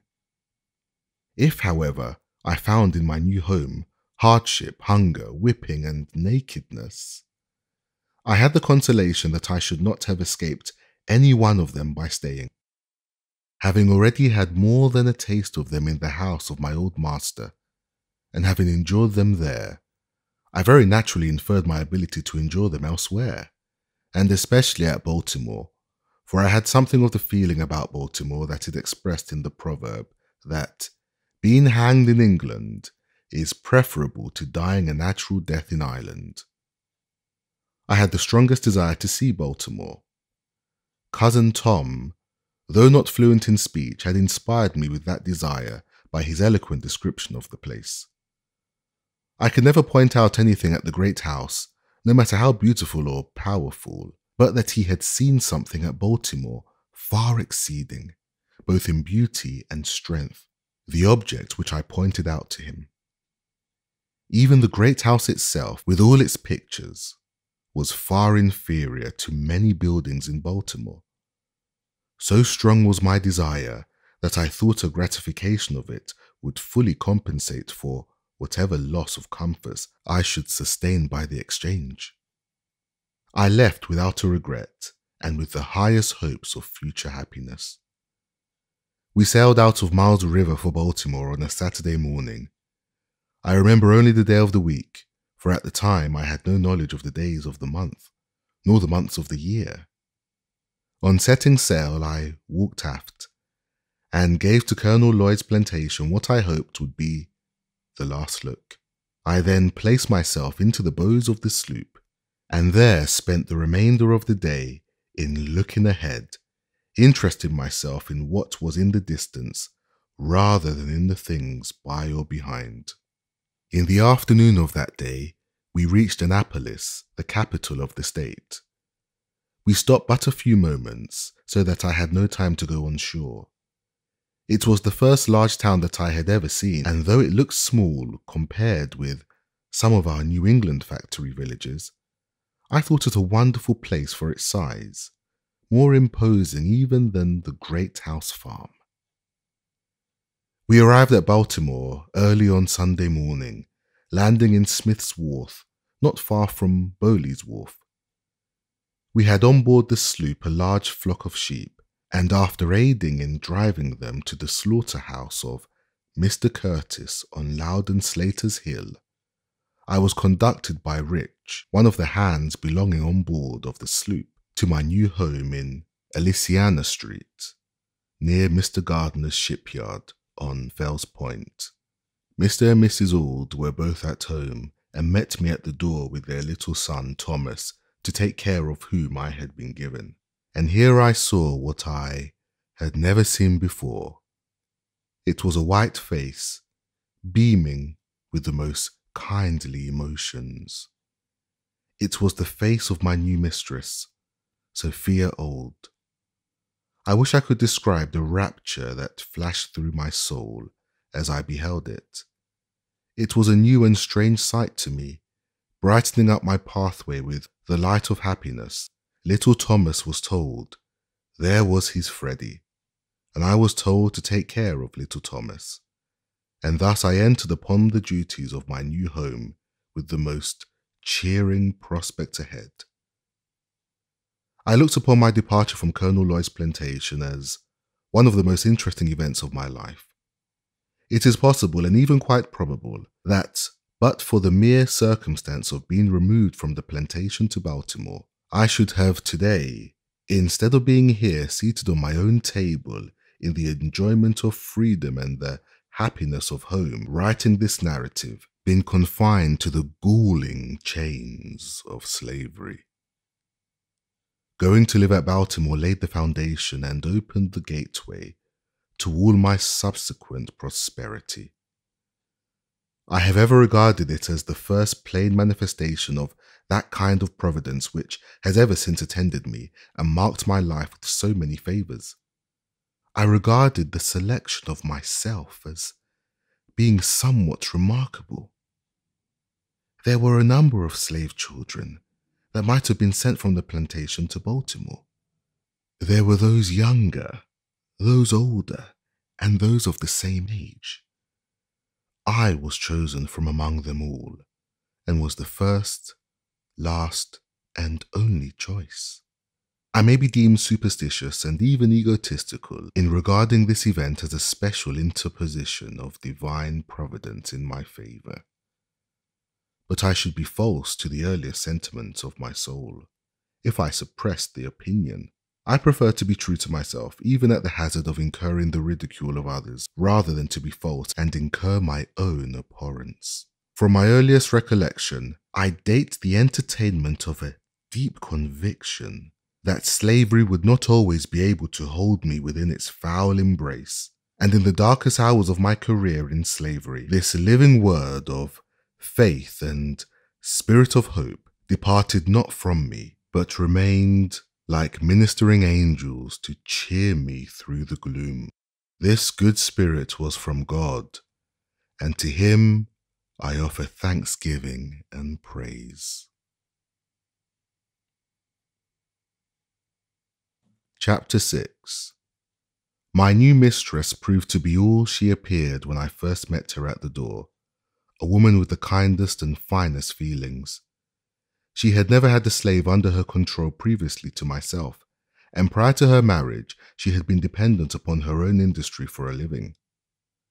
She was by trade a weaver, and by constant application to her business, she had been in a good degree preserved from the blighting and dehumanizing effects of slavery. I was utterly astonished at her goodness. I scarcely knew how to behave towards her. She was entirely unlike other white women I had ever seen. I could not approach her as I was accustomed to approach other white ladies. My early instruction was all out of place. The crouching servility, usually so acceptable a quality in a slave, did not answer when I manifested toward her. Her favor was not gained by it. She seemed to be disturbed by it. She did not deem it impudent or unmannerly for a slave to look her in the face. The meanest slave was put fully at ease in her presence, and none left without feeling better for having seen her. Her face was made of heavenly smiles, and her voice of tranquil music. But alas, this kind heart had but a short time to remain such. The fatal poison of irresponsible power was already in her hands, and soon commenced its infernal work. That cheerful eye, under the influence of slavery, soon became red with rage. That voice, made all of sweet accord, changed to one of harsh and horrid discord, and that angelic face gave place to that of a demon. Very soon after I went to live with Mr. and Mrs. Old. She very kindly commenced to teach me the ABC. After I had learned this, she assisted me in learning to spell words of 3 or 4 letters. Just at this point of my progress, Mr. Ould found out what was going on, and at once forbade Mrs. Ould to instruct me further, telling her, among other things, that it was unlawful, as well as unsafe, to teach such a slave to read. To use his own words further, he said, "If you give a nigger an inch, he will take an ell. A nigger should know nothing but to obey his master, to do as he is told to do. Learning would spoil the best nigger in the world. Now," he said, "if you teach that nigger," speaking of myself, "how to read, there would be no keeping him. It would forever unfit him to be a slave. He would at once become unmanageable and of no value to his master. As to himself, it could do him no good, but a great deal of harm. It would make him discontented and unhappy." These words sank deep into my heart, stirred up sentiments within that lay slumbering, and called into existence an entirely new train of thought. It was a new and special revelation, explaining dark and mysterious things, with which my youthful understanding had struggled, but struggled in vain. I now understood what had been to me a most perplexing difficulty, to wit, the white man's power to enslave the black man. It was a grand achievement. I prized it highly. From that moment, I understood the pathway from slavery to freedom. It was just what I wanted, and I got it at a time when I the least expected it.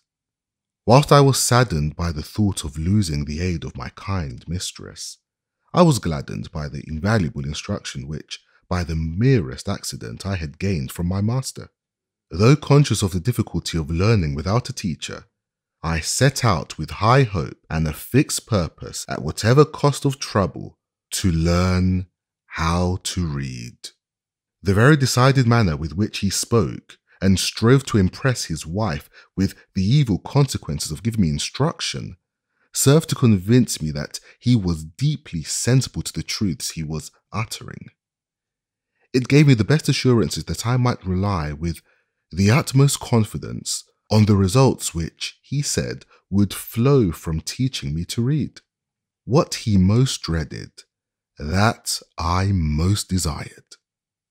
What he most loved, that I most hated. That which to him was a great evil, to be carefully shunned, was to me a great good, to be diligently sought, and the argument with which he warmly urged against my learning to read only served to inspire me with a desire and determination to learn.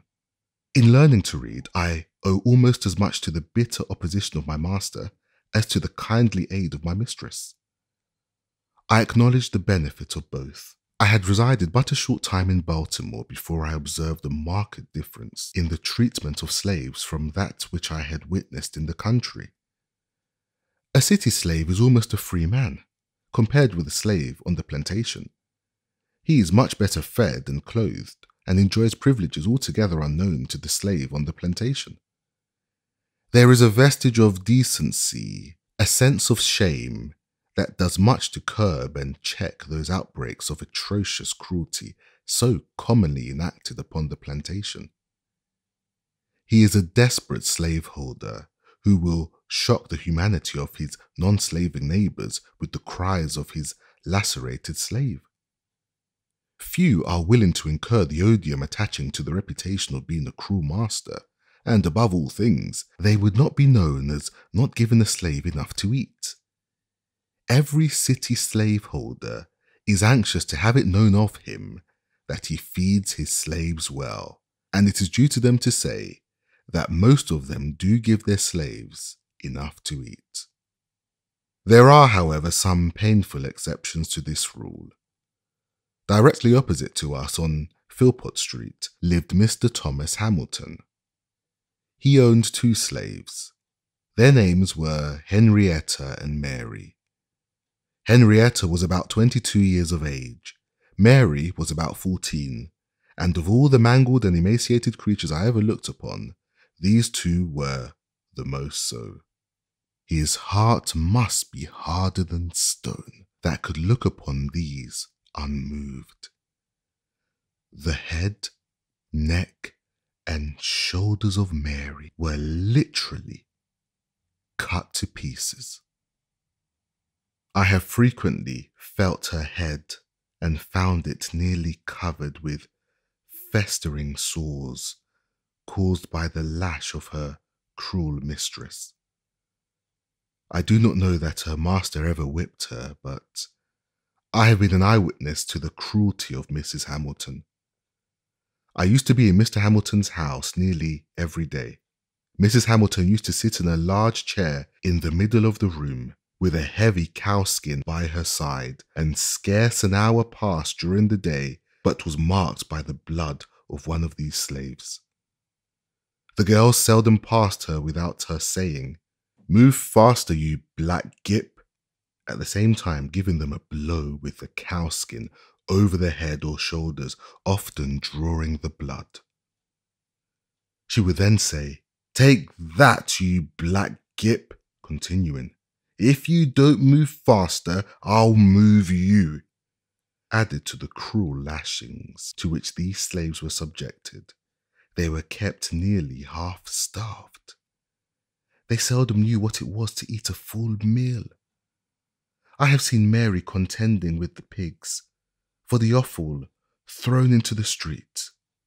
So much was Mary kicked and cut to pieces that she was oftener called pecked than by her name. Chapter 7. I lived in Master Hugh's family about 7 years. During this time, I succeeded in learning to read and write. In accomplishing this, I was compelled to resort to various stratagems. I had no regular teacher.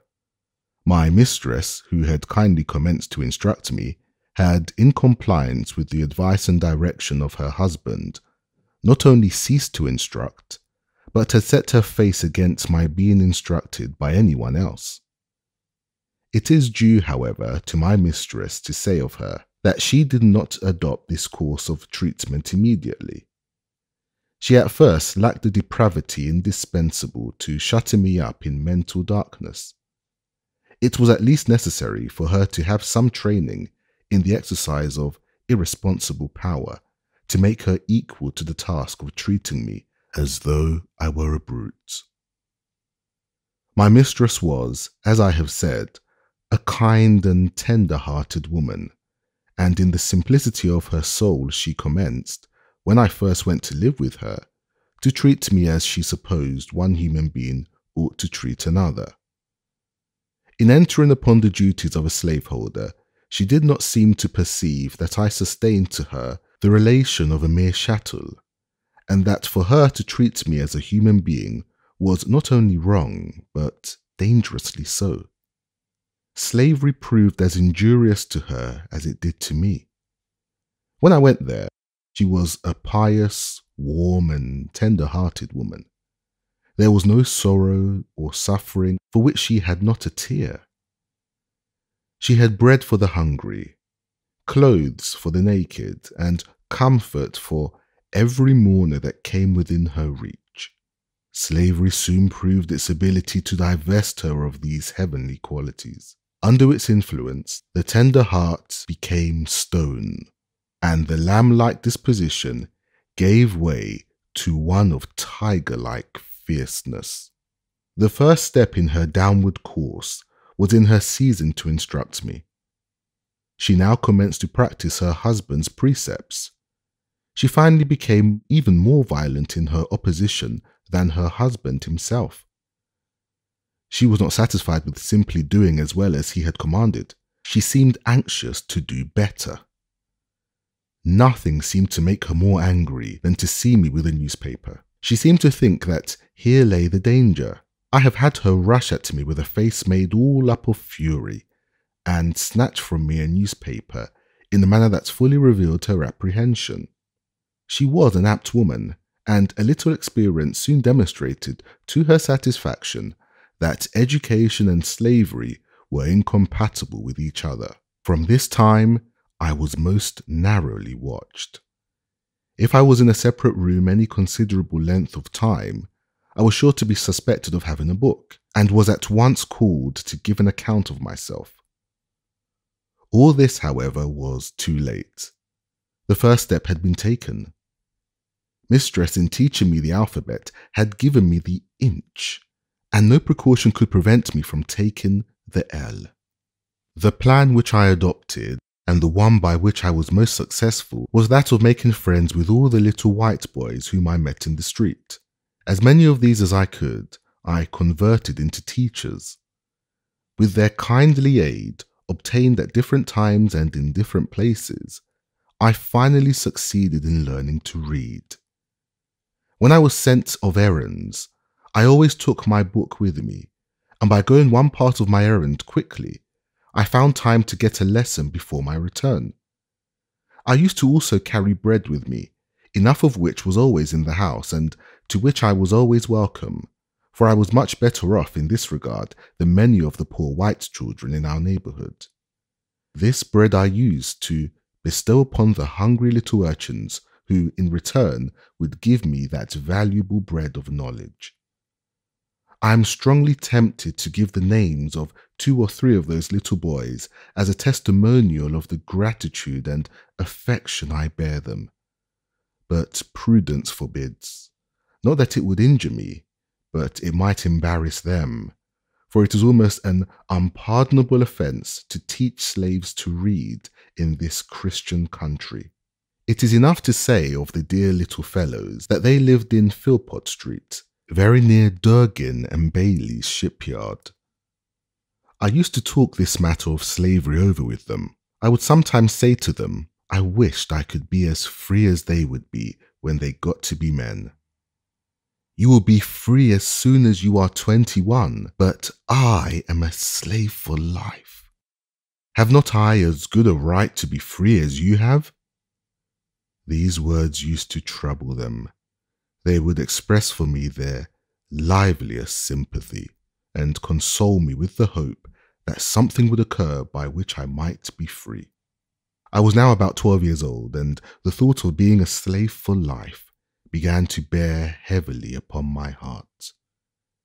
Just about this time, I got hold of a book entitled The Columbrian Orator.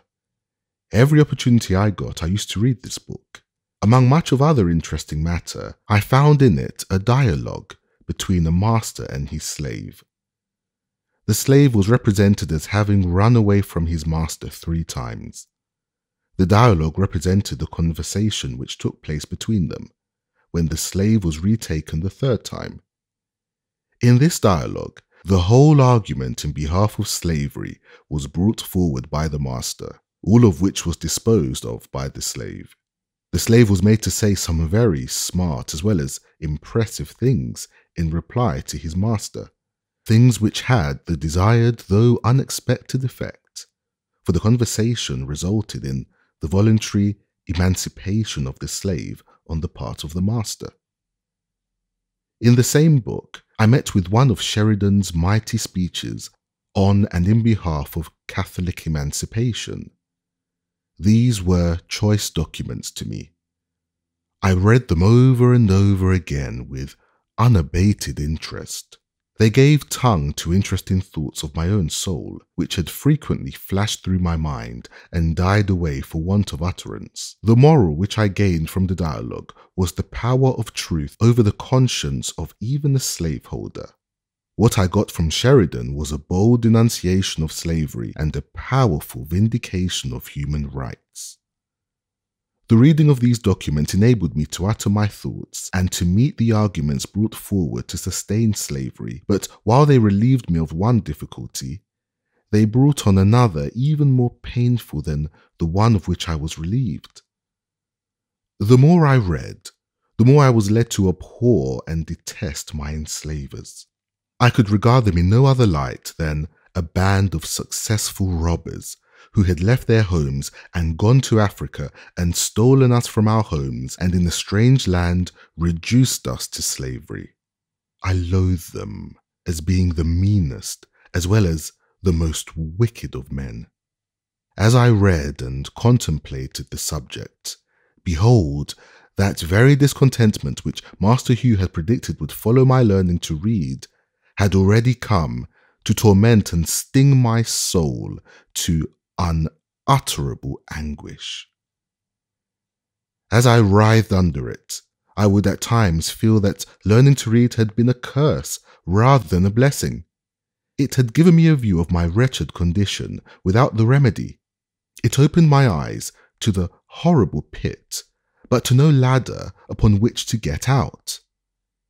In moments of agony, I envied my fellow slaves for their stupidity. I have often wished myself a beast. I preferred the condition of the meanest reptile to my own. Anything, no matter what, to get rid of thinking. It was this everlasting thinking of my condition that tormented me. There was no getting rid of it. It was pressed upon me by every object within sight or hearing, animate or inanimate. The silver trump of freedom had roused my soul to eternal wakefulness. Freedom now appeared to disappear no more forever. It was heard in every sound and seen in everything. It was ever present to torment me with a sense of my wretched condition. I saw nothing without seeing it. I heard nothing without hearing it, and felt nothing without feeling it. It looked from every star, it smiled in every calm, breathed in every wind, and moved in every storm. I often found myself regretting my own existence and wishing myself dead. And but for the hope of being free, I have no doubt but that I should have killed myself or done something for which I should have been killed. While in this state of mind, I was eager to hear anyone speak of slavery.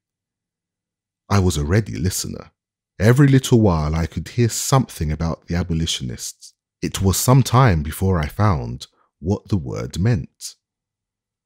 It was always used in such connections as to make it an interesting word to me.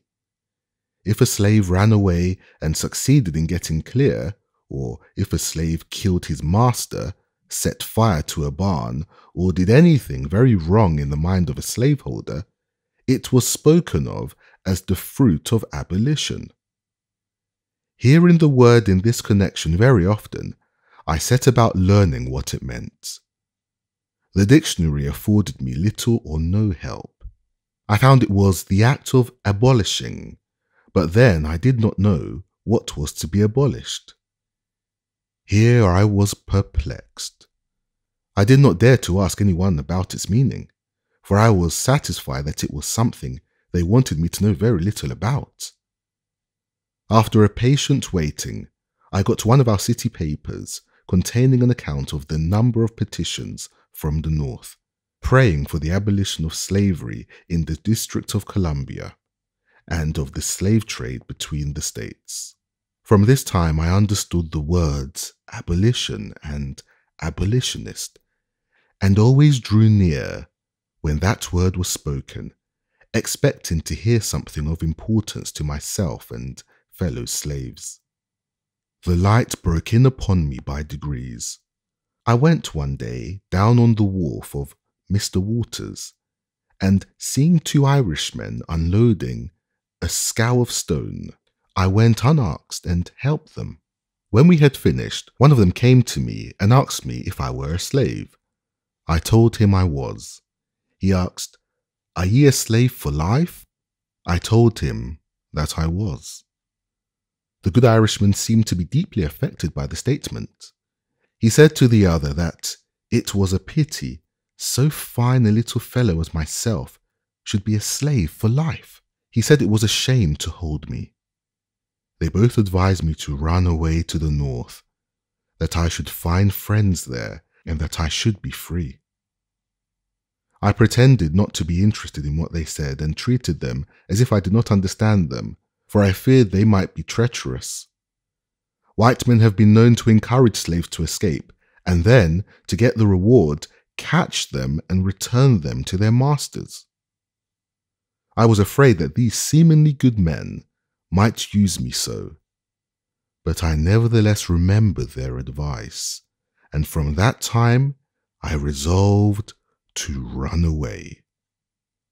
I looked forward to a time at which it would be safe for me to escape. I was too young to think of doing so immediately. Besides, I wished to learn how to write, as I might have occasion to write my own pass. I consoled myself with the hope that I should one day find a good chance.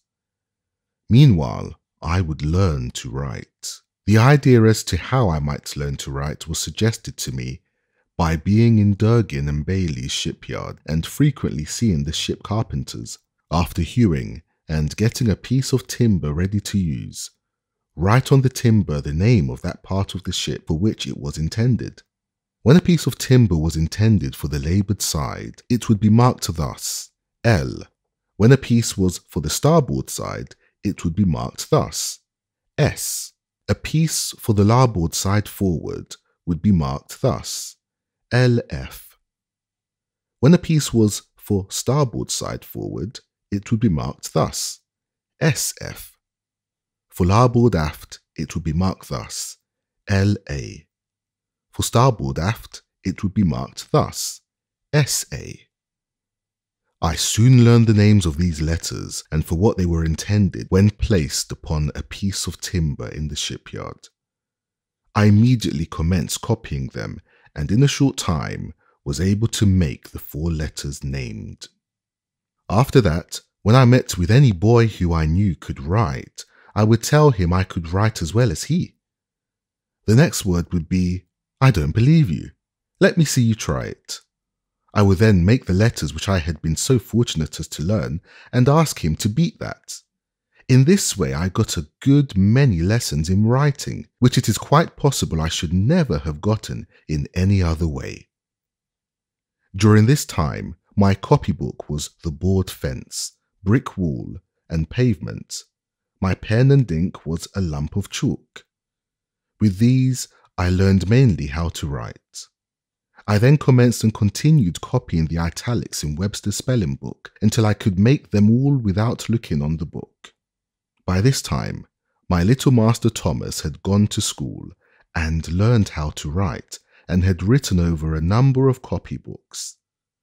These had been brought home and shown to some of our near neighbours and then laid aside. My mistress used to go to class meeting at the Wilk Street meeting house every Monday afternoon and leave me to take care of the house. When left thus, I used to spend the time in writing in the spaces left in Master Thomas's copybook, copying what he had written. I continued to do this until I could write a hand very similar to that of Master Thomas. Thus, after a long, tedious effort for years, I finally succeeded in learning how to write. Chapter 8. In a very short time after I went to live in Baltimore, my old master's youngest son, Richard, died, and in about 3 years and 6 months after his death, my old master, Captain Anthony, died, leaving only his son, Andrew, and daughter, Lucretia, to share his estate. He died while on a visit to see his daughter at Hillsborough, cut off thus unexpectedly. He left no will as to the disposal of his property. It was therefore necessary to have a valuation of the property, that it might be equally divided between Mrs. Lucretia and Master Andrew. I was immediately sent for, to be valued with the other property. Here again my feelings rose up in detestation of slavery. I had now a new concept of my degraded condition. Prior to this I had become, if not insensible to my lot, at least partly so. I left Baltimore with a young heart overborne with sadness, and the soul full of apprehension. I took passage with Captain Rowe in the schooner Wildcat, and after a sail of about 24 hours, I found myself near the place of my birth. I had now been absent from it almost, if not quite, 5 years. I, however, remembered the place very well. I was only about 5 years old when I left it to go and live with my old master on Colonel Lloyd's plantation, so that I was now between 10 and 11 years old. We were all ranked together at the valuation. Men and women, old and young, married and single, were ranked with horses, sheep and swine. There were horses and men, cattle and women, pigs and children, all holding the same rank in the scale of being, and were all subjected to the same narrow examination. Silvery-headed age and sprightly youth, maids and matrons, had to undergo the same indelicate inspection. At this moment, I saw more clearly than ever the brutalizing effects of slavery upon both slave and slaveholder. After the valuation, then came the division. I have no language to express the high excitement and deep anxiety which were felt among us poor slaves during this time. Our fate for life was now to be decided. We had no more voice in that decision than the brutes among whom we were ranked.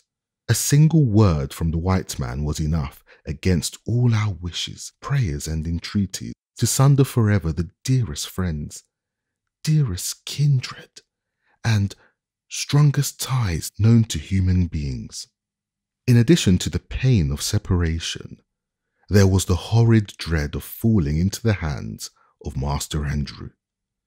He was known to us all as being a most cruel wretch, a common drunkard who had, by his reckless mismanagement and profligate dissipation, already wasted a large portion of his father's property. We all felt that we might as well be sold at once to the Georgia traders and to pass into his hands, for we knew that that would be our inevitable condition, a condition held by us all in the utmost horror and dread. I suffered more anxiety than most of my fellow slaves. I had known what it was to be kindly treated. They had known nothing of the kind. They had seen little or nothing of the world. They were in every deed men and women of sorrow, and acquainted with grief. Their backs had been made familiar with the bloody lash, so that they had become callous. Mine was yet tender, for while at Baltimore I got few whippings and few slaves could boast of a kinder master and mistress than myself, and the thoughts of passing out of their hands into those of Master Andrew a man who, but a few days before, to give me a sample of his bloody disposition, took my little brother by the throat, threw him on the ground, and with the heel of his boot stamped upon his head till the blood gushed from his nose and ears, was well calculated to make me anxious to my fate.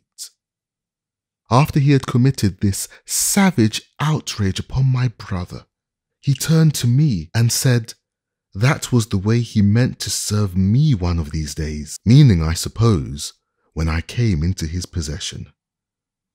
Thanks to a kind providence, I fell to the portion of Mrs. Lucretia and was sent immediately back to Baltimore to live again in the family of Master Hugh. Their joy at my return equalled their sorrow at my departure. It was a glad day to me. I had escaped a worse than lion's jaws. I was absent from Baltimore for the purpose of valuation and division just about 1 month, and it seemed to have been 6.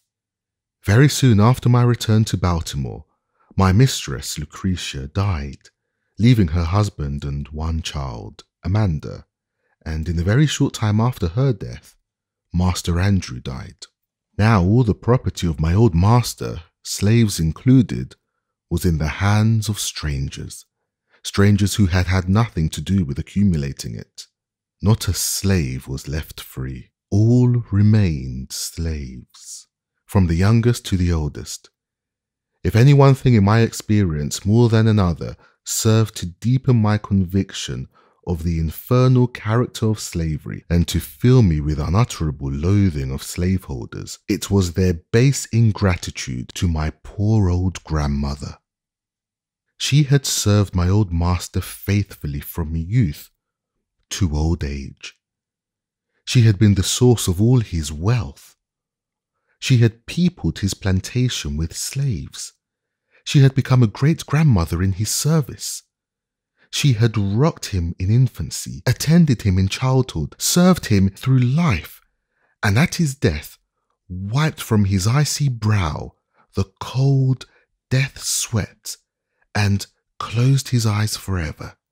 She was nevertheless left a slave for life, a slave in the hands of strangers, and in their hands she saw her children, her grandchildren, and her great-grandchildren, divided like so many sheep, without being gratified with the small privilege of a single word as to their or her own destiny. And to cap the climax of their base ingratitude and fiendish barbarity, my grandmother, who was now very old, having outlived my old master and all his children, having seen the beginning and end of all of them, and her present owners finding she was of but little value, her frame already racked with the pains of old age, and complete helplessness fast stealing over her once active limbs, they took her to the woods, built her a little hut, put up a little mud chimney, and then made her welcome the privilege of supporting herself there in perfect loneliness, thus virtually turning her out to die. If my poor old grandmother now lives, she lives to suffer in utter loneliness. She lives to remember and mourn over the loss of the children, the loss of grandchildren, and the loss of great-grandchildren. They are, in the language of the slave's poet, Whittier, gone, gone, sold and gone, to the rice swamp dank and lone, where the slave whip ceaseless swings, where the noisome insect stings, where the fever demon strews poison with the fallen dews, where the sickly sunbeams glare through the hot and misty air. Gone, gone, sold and gone, to the rice swamp dank and lone, from Virginia hills and waters. Woe is me, my stolen daughters. The hearth is desolate. The children, the unconscious children, who once sang and danced in her presence, are gone. She gropes her way in the darkness of age for a drink of water. Instead of the voices of her children, she hears by day the moans of the dove, and by night the screams of the hideous owl. All is gloom.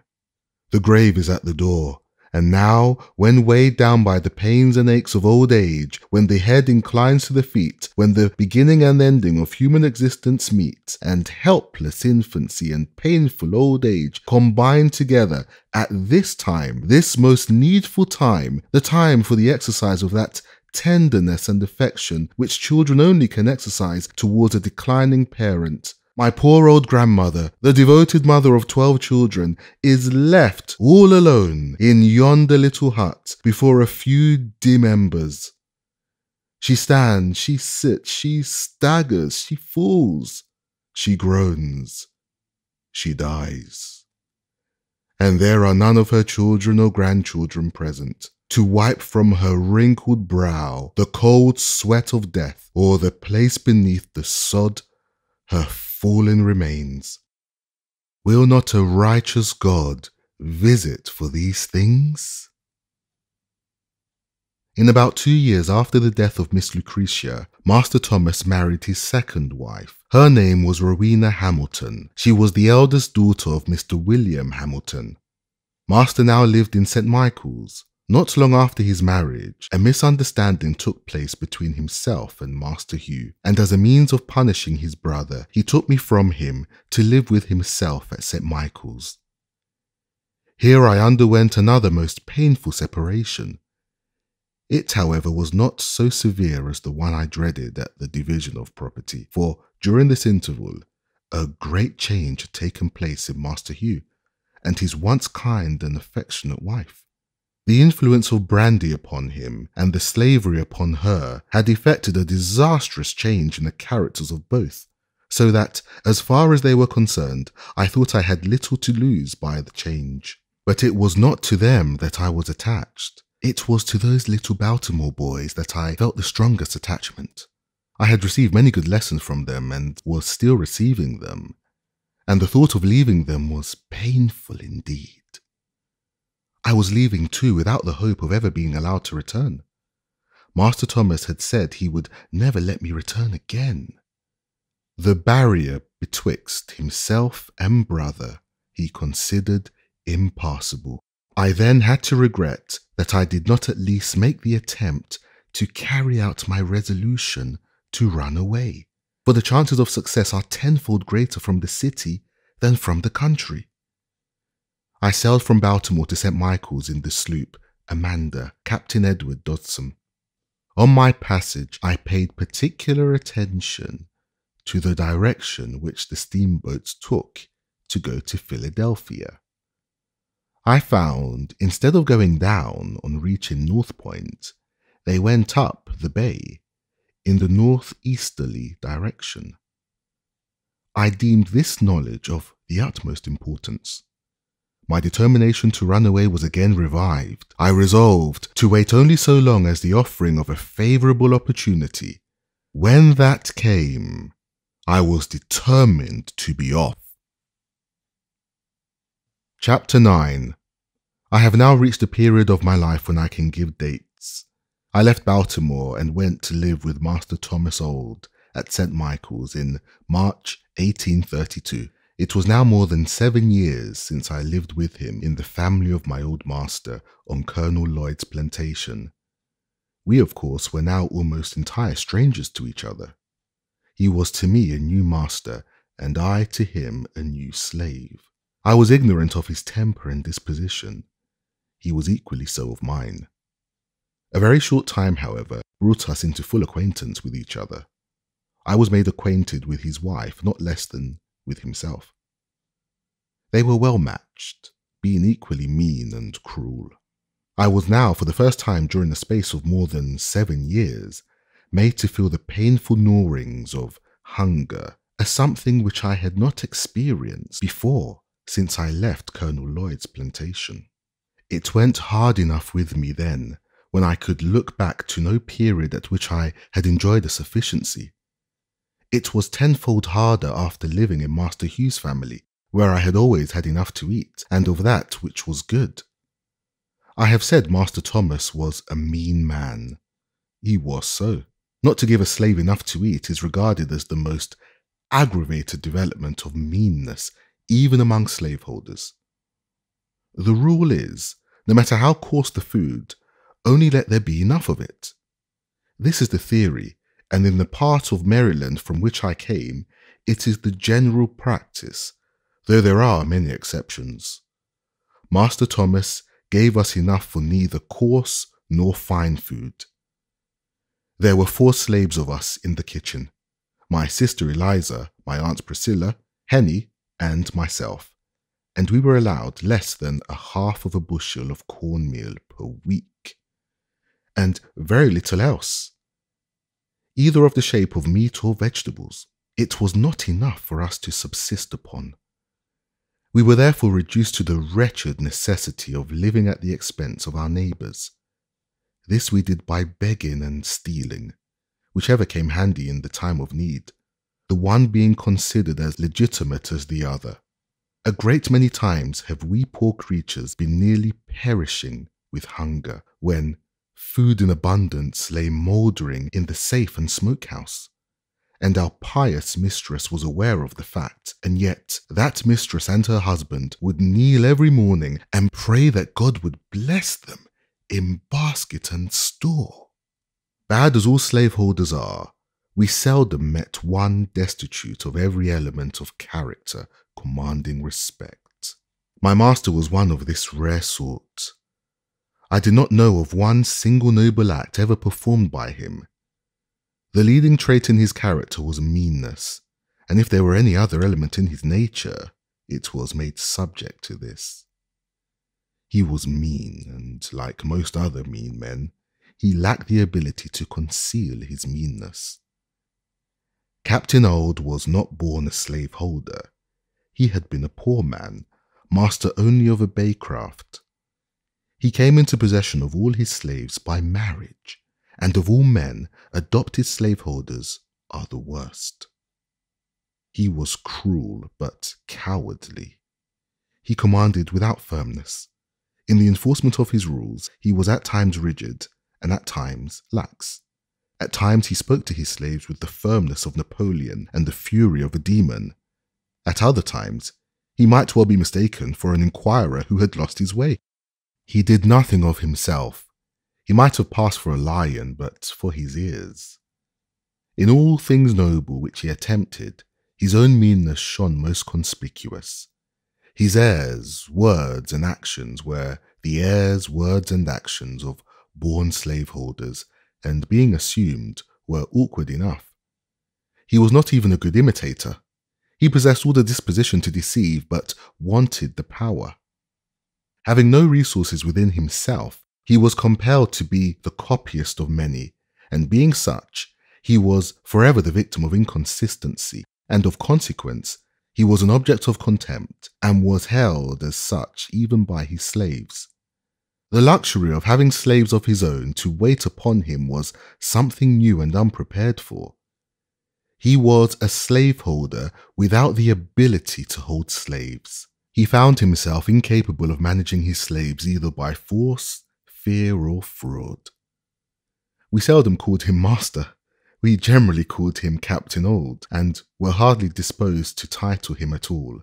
I doubt not that our conduct had much to do with making him appear awkward, and of consequence fretful. Our want of reverence for him must have perplexed him greatly.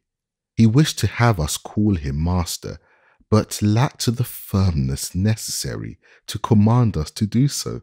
His wife used to insist upon our calling him so, but to no purpose. In August 1832, my master attended a Methodist camp meeting held in the Bayside, Talbot County, and there experienced religion. I indulged a faint hope that his conversion would lead him to emancipate his slaves, and that if he did not do this, it would, at any rate, make him more kind and humane. I was disappointed in both these respects. It neither made him to be humble to his slaves, nor to emancipate them. If it had any effect on his character, it made him more cruel and hateful in all his ways, for I believe him to have been a much worse man after his conversion than before. Prior to his conversion, he relied upon his own depravity to shield and sustain him in his savage barbarity. But after his conversion, he found religious sanction and support for his slaveholding cruelty. He made the greatest pretensions to piety. His house was the house of prayer. He prayed morning, noon, and night. He very soon distinguished himself among his brethren and was soon made a class leader and exhorter. His activity in revivals was great, and he proved himself an instrument in the hands of the church in converting many souls. His house was the preacher's home. They used to take great pleasure in coming there to put up, for while he starved us, he stuffed them. We have had 3 or 4 preachers there at a time. The names of those who used to come most frequently while I lived there were Mr. Storks, Mr. Urey, Mr. Humphrey, and Mr. Hickey. I have also seen Mr. George Cookman at our house. We slaves loved Mr. Cookman. We believed him to be a good man. We thought him instrumental in getting Mr. Samuel Harrison, a very rich slaveholder, to emancipate his slaves, and by some means got the impression that he was labouring to effect the emancipation of all the slaves. When he was at our house, we were sure to be called into prayers. When the others were there, we were sometimes called in and sometimes not. Mr. Cookman took more notice of us than either of the other ministers. He could not come among us without betraying his sympathy for us, and stupid as we were, we had the sagacity to see it. While I lived with my master in St. Michael's, there was a white young man, a Mr. Wilson, who proposed to keep a Sabbath school for the instruction of such slaves as might be disposed to learn to read the New Testament. We met but 3 times when Mr. West and Mr. Fairbanks, both class leaders, with many others, came upon us with sticks and other missiles, drove us off, and forbade us to meet again. Thus ended our little Sabbath school in the pious town of St. Michael's. I have said my master found religious sanction for his cruelty. As an example, I will state one of many facts going to prove the charge. I have seen him tie up a lame young woman and whip her with a heavy cowskin upon her naked shoulders, causing the warm red blood to drip, and in justification of the bloody deed, he would quote this passage of Scripture: "He that knoweth his master's will and doeth it not shall be beaten with many stripes." Master would keep this lacerated young woman tied up in this horrid situation 4 or 5 hours at a time. I have known him to tie her up early in the morning and whip her before breakfast, leave her, go to his store, return at dinner, and whip her again, cutting her in places already made raw with his cruel lash. The secret of Master's cruelty towards Henny is found in the fact of her being almost helpless.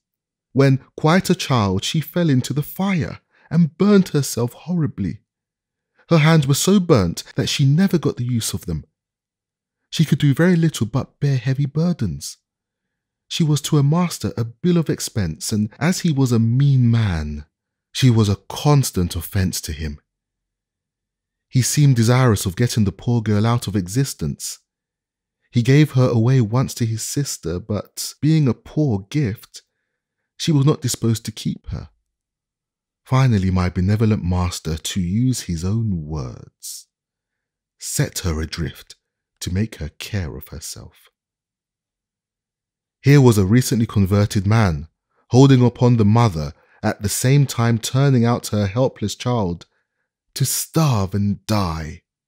Master Thomas was one of the many pious slaveholders who hold slaves for the very charitable purpose of taking care of them. My master and myself had quite a number of differences. He found me unsuitable to his purpose.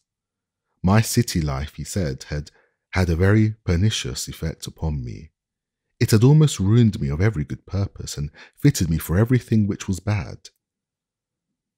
One of my greatest faults was that of letting his horse run away and go down to his father-in-law's farm, which was about 5 miles from St. Michael's. I would then have to go after it. My reason for this kind of carelessness or carefulness was that I could always get something to eat when I was there. Master William Hamilton, my master's father-in-law, always gave his slaves enough to eat. I never left there hungry, no matter how great the need of my speedy return. Master Thomas at length said he would stand it no longer. I had lived with him 9 months, during which time he had given me a number of severe whippings, all to no good purpose. He resolved to put me out, as he said, to be broken, and for this purpose he let me for 1 year to a man named Edward Covey. Mr. Covey was a poor man, a farm renter. He rented the place which he lived, as also the hands with which he tilled it. Mr. Covey had acquired a very high reputation for breaking young slaves, and this reputation was of immense value to him. It enabled him to get his farm tilled with much less expense to himself than he could have had it done without such a reputation. Some slaveholders thought it not much loss to allow Mr. Covey to have their slaves 1 year, for the sake of the training to which they were subjected, without any other compensation. He would hire young help with great ease, in consequence of this reputation. Added to the natural good qualities of Mr. Covey, he was a professor of religion, a pious soul, a member of a class leader in the Methodist Church. All of this added weight to his reputation as a nigger breaker. I was aware of all the facts, having been made acquainted with them by a young man who had lived there. I nevertheless made the change gladly, for I was sure of getting enough to eat, which is not the smallest consideration to a hungry man. Chapter 10. I left Master Thomas's house and went to live with Mr. Covey on the 1st of January, 1833. I was now, for the first time in my life, a field hand. In my new employment, I found myself even more awkward than a country boy appeared to be in a large city. I had been at my new home but 1 week before Mr. Covey gave me a very severe whipping, cutting my back, causing the blood to run and raising ridges on my flesh as large as my little finger. The details of this affair are as follows. Mr. Covey sent me very early in the morning of one of our coldest days in the month of January to the woods to get a load of wood.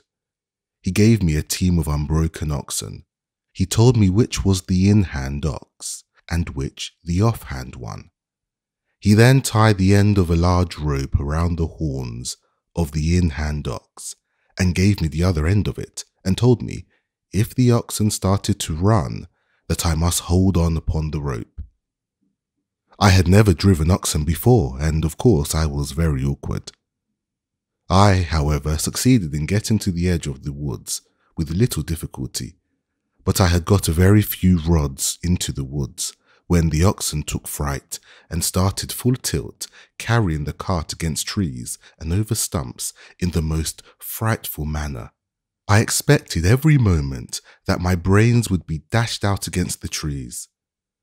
After running thus for a considerable distance, they finally upset the cart, dashing it with great force against a tree, and threw themselves into a dense thicket. How I escaped death, I do not know. There I was entirely alone, in a thick wood, in a place new to me. My cart was upset and shattered. My oxen were entangled among the young trees, and there was none to help me. After a long spell of effort, I succeeded in getting my cart righted, my oxen disentangled, and again yoked to the cart. I now proceeded with my team to the place where I had, the day before, been chopping wood, and loaded my cart pretty heavily, thinking in this way to tame my oxen. I then proceeded on my way home. I had now consumed 1/2 of the day. I got out of the wood safely, and now felt out of danger. I stopped my oxen to open the woods gate, and just as I did so, before I could get hold of my ox rope, the oxen again started, rushed through the gate, catching it between the wheel and the body of the cart, tearing it to pieces and coming within a few inches of crushing me against the gatepost. Thus twice, in one short day, I escaped death by the merest chance. On my return, I told Mr. Covey what had happened and how it happened. He ordered me to return to the woods again immediately. I did so, and he followed on after me. Just as I got into the woods, he came up and told me to stop my cart and that he would teach me how to trifle away my time and break gates.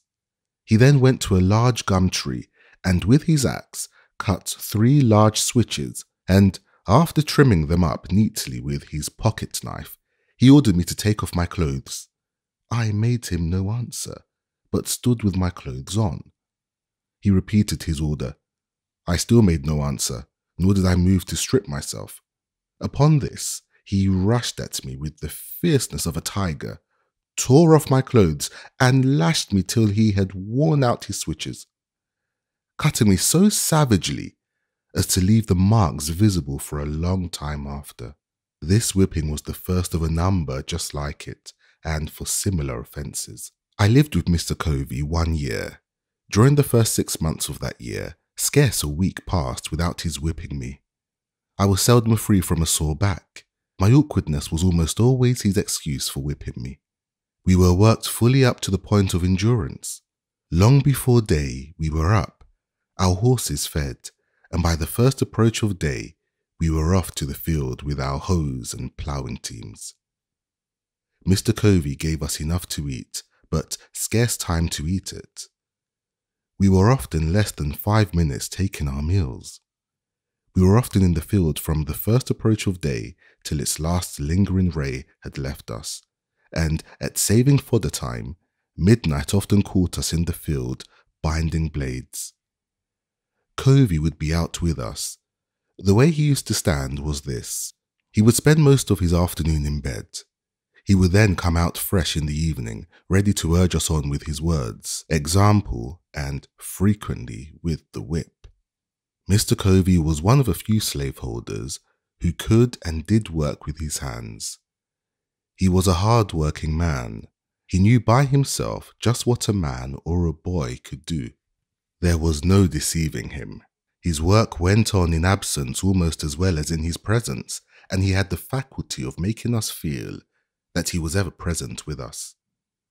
This he did by surprising us. He seldom approached the spot where we were at work openly, if he could do it secretly. He always aimed at taking us by surprise. Such was his cunning that we used to call him among ourselves the Snake. When we were at work in the cornfield, he would sometimes crawl on his hands and knees to avoid detection, and all at once he would rise nearly in our midst, and screaming out, "Ha ha! Come, come! Dash on, dash on!" This being his mode of attack, it was never safe to stop a single minute. His comings were like a thief in the night. He appeared to us as being ever at hand. He was under every tree, behind every stump, in every bush, and at every window on the plantation. He would sometimes mount his horse as if bound to St. Michael's, a distance of 7 miles, and in half an hour afterwards, you would see him coiled up in the corner of the wood fence, watching every motion of the slaves. He would, for this purpose, leave his horse tied up in the woods. Again, he would sometimes walk up to us and give us orders as though he was upon the point of starting on a long journey, turn his back upon us, and make as though he was going to the house to get ready, and before he would get halfway thither, he would turn short and crawl into the fence corner, or behind some tree, and there watch us till the going down of the sun. Mr. Covey's forte consisted in his power to deceive. His life was devoted to planning and perpetrating the grossest deceptions. Everything he possessed in the shape of learning or religion, he made conform to his disposition to deceive. He seemed to think himself equal to deceiving the Almighty. He would make a short prayer in the morning and a long prayer at night, and strange as it may seem, Few men would at times appear more devotional than he. The exercises of his family devotions were always commenced with singing, and as he was a very poor singer himself, the duty of raising the hymn generally came upon me. He would read his hymn and nod at me to commence. I would at times do so, at others I would not. My non-compliance would almost always produce much confusion. To show himself independent of me, he would start and stagger through with his hymn in the most discordant manner. In this state of mind, he prayed with more than ordinary spirit. Poor man, such was his disposition, and success at deceiving, I do verily believe that he sometimes deceived himself into the solemn belief that he was a sincere worshipper of the Most High God, and this too at a time when he may be said to have been guilty of compelling his woman slave to commit the sin of adultery. The facts in the case are these. Mr. Covey was a poor man. He was just commencing his life. He was only able to buy one slave, and shocking as is the fact, he bought her, as he said, for a breeder. This woman was named Caroline. Mr. Covey bought her from Mr. Thomas Lowe, about 6 miles from St. Michael's. She was a large, able-bodied woman, about 20 years old. She had already given birth to one child, which proved her to be just what he wanted. After buying her, he hired a married man of Mr. Samuel Harrison to live with him 1 year, and him he used to fasten up with her every night.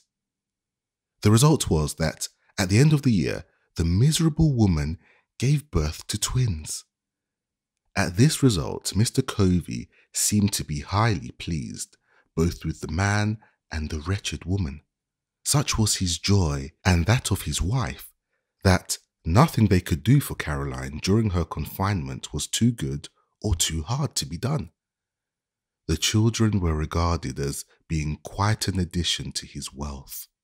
If at any one time of my life more than another, I was made to drink the bitterest dregs of slavery, that time was during the first 6 months of my stay with Mr. Covey.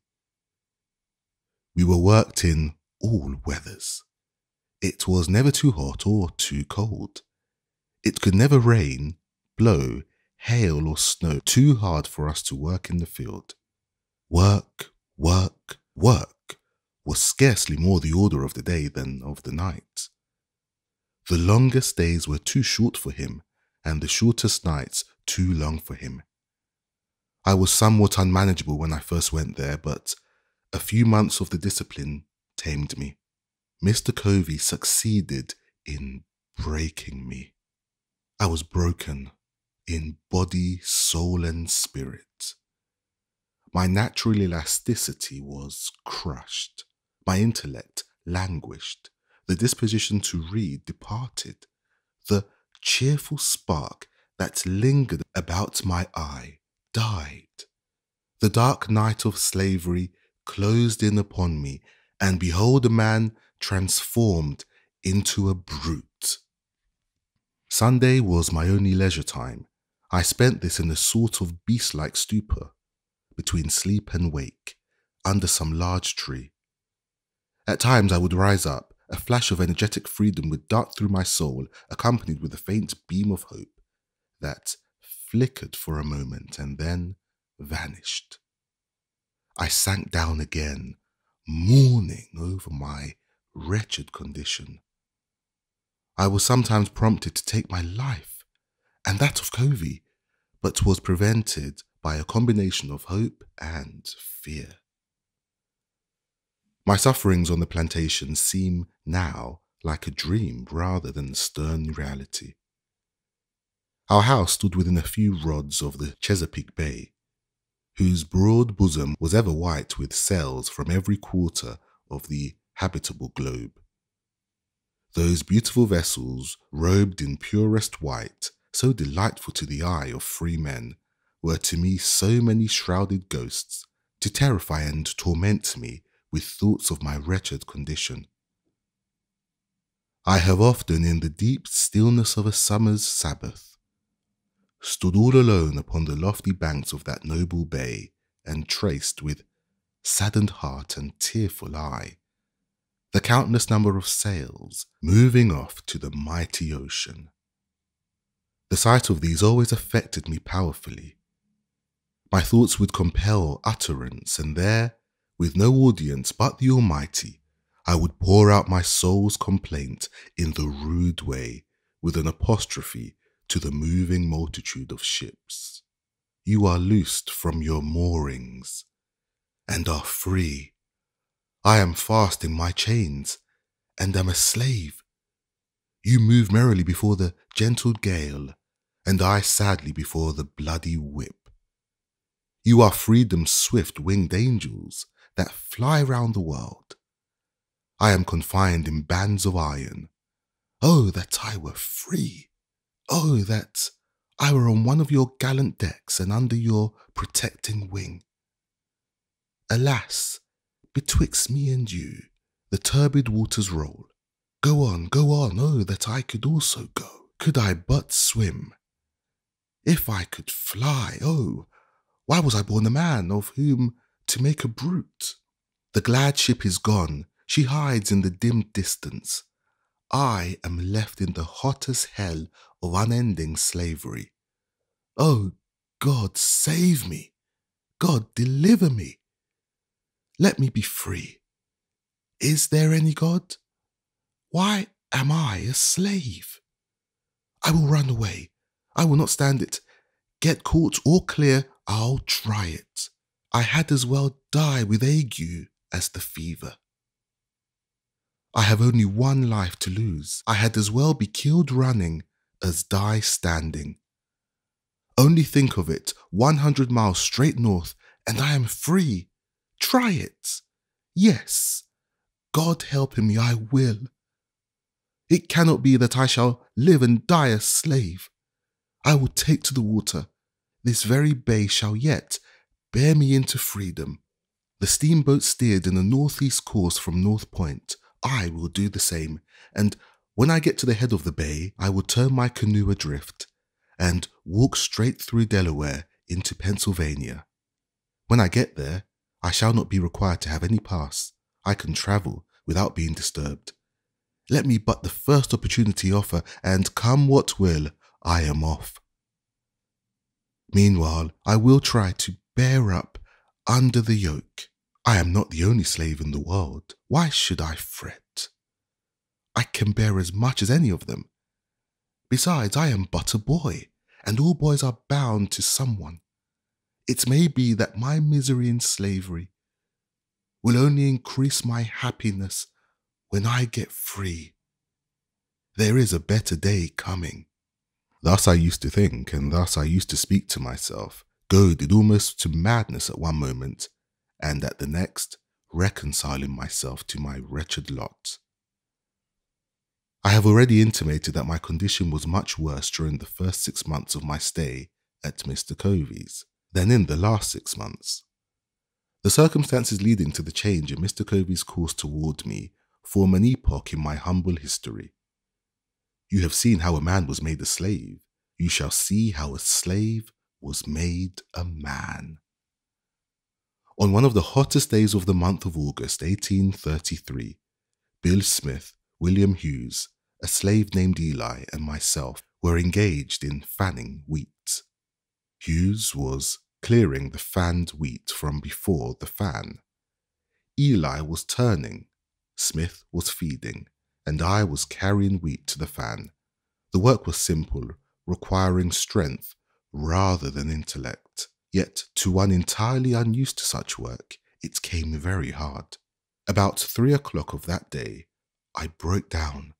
My strength failed me. I was seized with a violent aching of the head, attended with extreme dizziness. I trembled in every limb. Finding what was coming, I nerved myself up, feeling it would never do to stop work. I stood as long as I could stagger to the hopper with grain. When I could stand no longer, I fell and felt as if held down by an immense weight. The fan, of course, stopped. Everyone had his work to do and no one could do the work of the other and have his own go on at the same time. Mr. Covey was at the house about 100 yards from the treading yard where we were fanning. On hearing the fan stop, he left immediately and came to the spot where we were. He hastily inquired what the matter was. Bill answered that I was sick and there was no one to bring wheat to the fan. I had by this time crawled away under the side of the post and rail fence by which the yard was enclosed, hoping to find relief by getting out of the sun. He then asked where I was. He was told by one of the hands. He came to the spot and after looking at me a while, asked me what was the matter. I told him as well as I could, for I scarce had strength to speak. He then gave me a savage kick in the side and told me to get up. I tried to do so, but fell back in the attempt. He gave me another kick and again told me to rise. I again tried and succeeded in gaining my feet, but stooping to get the tub with which I was feeding the fan, I again staggered and fell. While down in this situation, Mr. Covey took up the hickory slat with which Hughes had been striking off the half-bushel measure, and with it gave me a heavy blow upon my head, making a large wound, and the blood ran freely, and with this again told me to get up. I made no effort to comply, having now made up my mind to let him do his worst. In a short time after receiving this blow, my head grew better. Mr. Covey had now left me to my fate. At this moment I resolved for the first time to go to my master, enter a complaint, and ask his protection.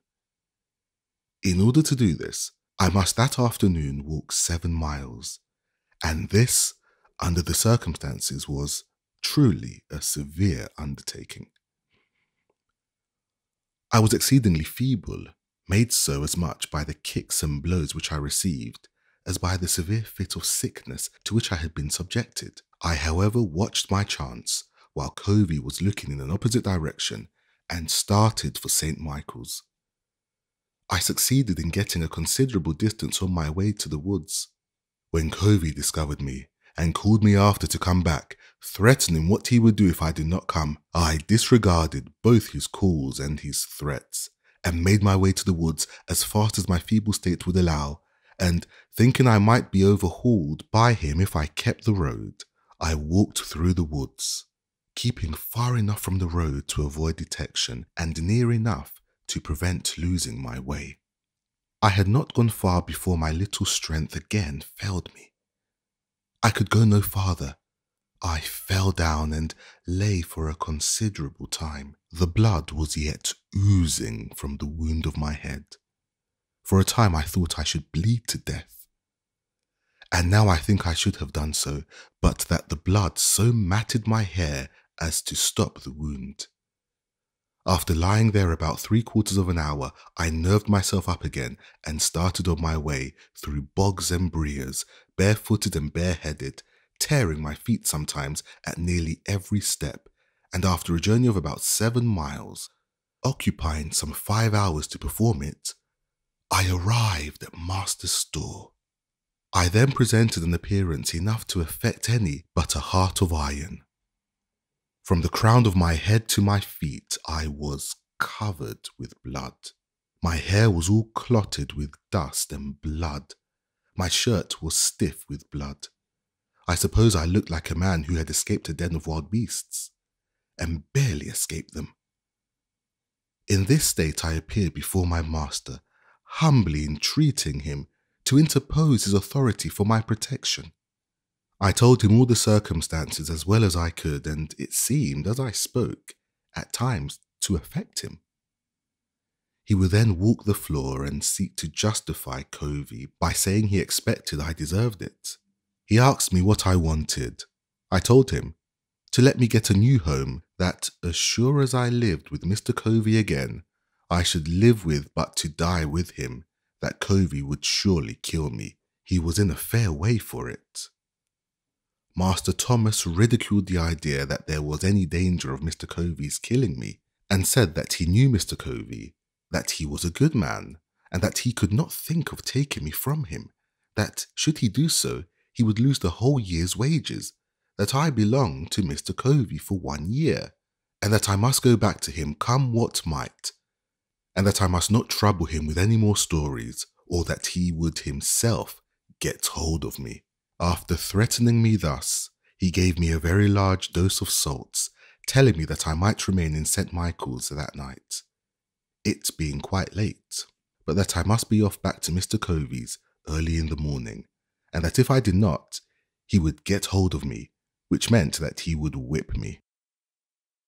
I remained all night, and according to his orders, I started off to Covey's in the morning, Saturday morning, wearied in body and broken in spirit. I got no supper that night or breakfast that morning. I reached Covey's about 9 o'clock, and just as I was getting over the fence that divided Mrs. Kemp's fields from ours, out ran Covey with his cowskin to give me another whipping. Before he could reach me, I succeeded in getting to the cornfield, and as the corn was very high, it afforded me the means of hiding. He seemed very angry and searched for me a long time. My behaviour was altogether unaccountable. He finally gave up the chase, thinking, I suppose, that I must come home for something to eat. He would give himself no further trouble in looking for me. I spent that day mostly in the woods, having the alternative before me, to go home to be whipped to death, or stay in the woods and be starved to death. That night I fell in with Sandy Jenkins, a slave with whom I was somewhat acquainted. Sandy had a free wife who lived about 4 miles from Mr. Covey's, and it being Saturday, he was on his way to see her.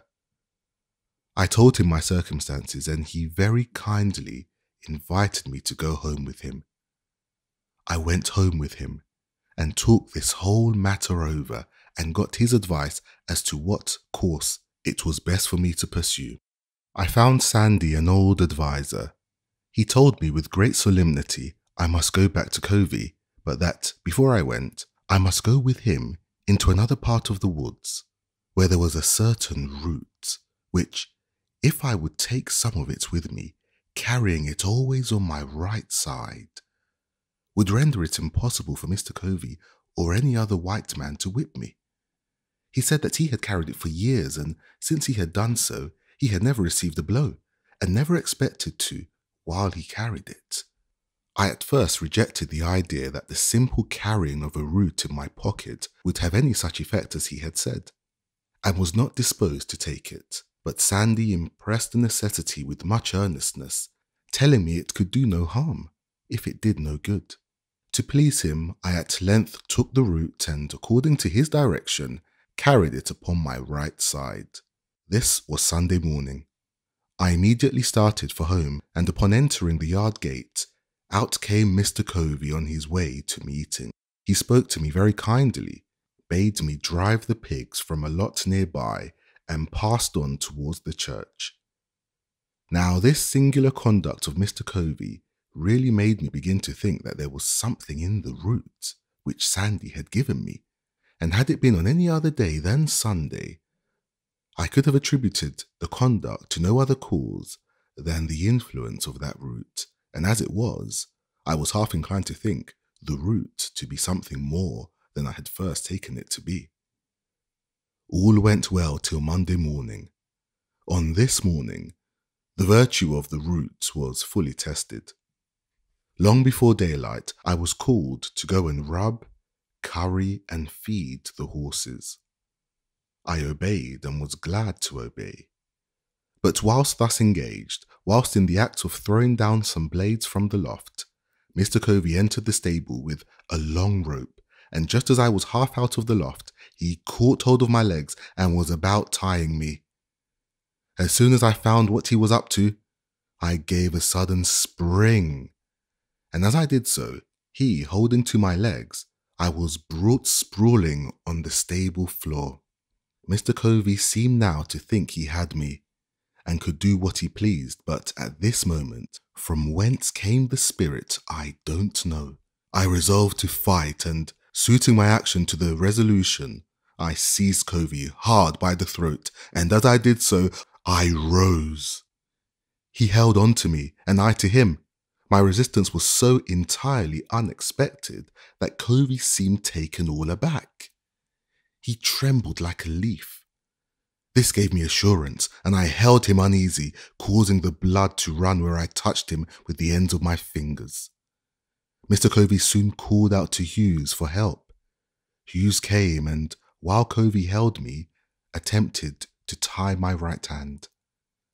While he was in the act of doing so, I watched my chance and gave him a heavy kick close under the ribs.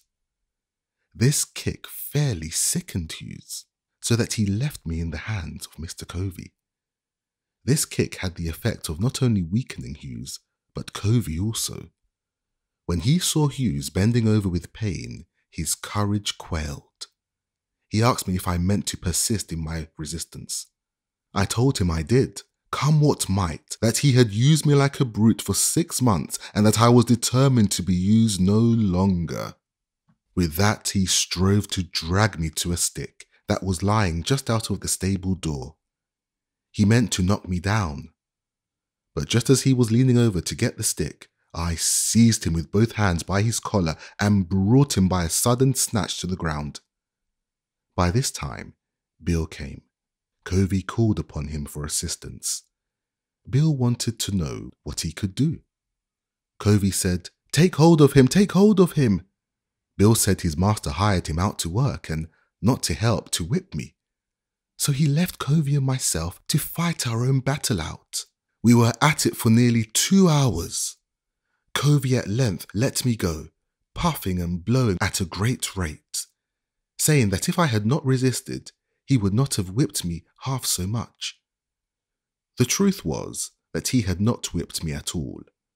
I considered him as getting entirely the worst end of the bargain, for he had drawn no blood from me, but I had from him. The whole 6 months afterwards that I spent with Mr. Covey, he never laid the weight of his finger upon me in anger. He would occasionally say he didn't want to get hold of me again. No, thought I, you need not, for you will come off worse than you did before. This battle with Mr. Covey was the turning point in my career as a slave. It rekindled a few expiring embers of freedom and revived within me a sense of my own manhood. It recalled the departed self-confidence and inspired me again with a determination to be free. The gratification afforded by the triumph was a full compensation of whatever else might follow, even death itself. He only could understand the deep satisfaction which I experienced, who has himself repelled by force the bloody arm of slavery. I felt as I never felt before. It was a glorious resurrection from the tomb of slavery to the heaven of freedom.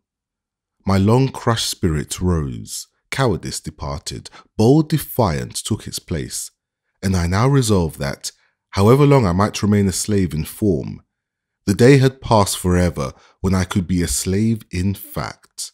I did not hesitate to let it be known of me that the white man who expected to succeed in whipping must also succeed in killing me. From this time I was never again what might be called fairly whipped. Though I remained a slave 4 years afterwards, I had several fights but was never whipped. It was for a long time a matter of surprise to me why Mr. Covey did not immediately have me taken by the constable to the whipping post and there regularly whipped for the crime of raising my hand against a white man in defense of myself. And the only explanation I can now think of does not entirely satisfy me, but such as it is, I will give it. Mr. Covey enjoyed the most unbounded reputation for being a first-rate overseer and Negro breaker. It was of considerable importance to him. That reputation was at stake, and had he sent me, a boy about 16 years old, to the public whipping post, his reputation would have been lost. So to save his reputation, he suffered me to go unpunished. My term of actual service to Mr. Edward Covey ended on Christmas Day, 1833. The days between Christmas and New Year's Day are allowed as holidays, and accordingly we were not required to perform any labour, more than to feed and take care of the stock. This time we regarded as our own, by the grace of our masters, and we therefore used or abused it nearly as we pleased. Those of us who had families at a distance were generally allowed to spend the whole 6 days in their society. This time, however, was spent in various ways. The staid, sober, thinking and industrious ones of our number would employ themselves in making corn brooms, mats, horse collars and baskets, and another class of us would spend the time in hunting opossums, hares and coons. But by far, the larger part engaged in such sports and merriments as playing ball, wrestling, running foot races, fiddling, dancing, and drinking whiskey, and this latter mode of spending the time was by far the most agreeable to the feelings of our masters. A slave who would work during the holidays was considered by our masters as scarcely deserving them. He was regarded as one who rejected the favour of his master. It was deemed a disgrace not to get drunk at Christmas, and he was regarded as lazy indeed, who had not provided himself with the necessary means during the year to get whiskey enough to last him through Christmas.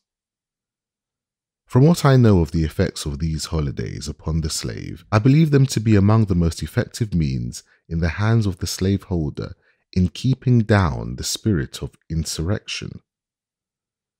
Were the slaveholders at once to abandon this practice, I have not the slightest doubt it would lead to an immediate insurrection among the slaves. These holidays serve as conductors or safety valves to carry off the rebellious spirit of enslaved humanity. But for these, the slave would be forced up to the wildest desperation, and woe betide the slaveholder the day he ventures to remove or hinder the operation of those conductors. I warn him that in such an event, a spirit will go forth in their midst more to be dreaded than the most appalling earthquake.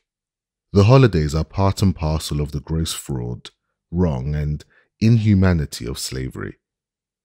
They are professedly a custom established by the benevolence of the slaveholders, but I undertake to say it is the result of selfishness and one of the grossest frauds committed upon the downtrodden slave.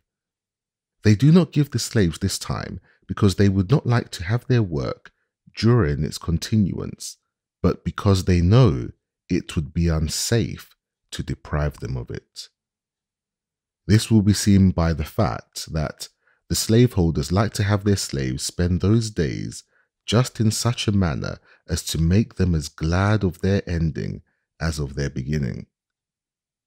Their object seems to be to disgust their slaves with freedom by plunging them into the lowest depths of dissipation.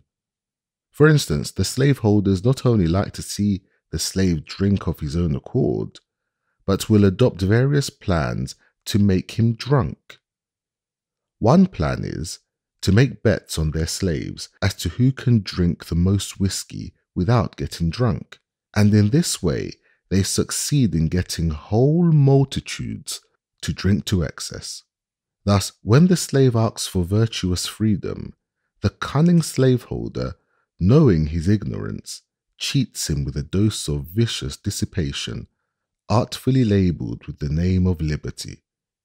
The most of us used to drink it down, and the result was just what might be supposed. Many of us were led to think that there was little to choose between liberty and slavery. We felt, and properly too, that we had almost as well be slaves to man as to rum. So, when the holidays ended, we staggered up from the filth of our wallowing, took a long breath, and marched to the field, feeling, upon the whole, rather glad to go from what our master had deceived us into a belief was freedom, back to the arms of slavery.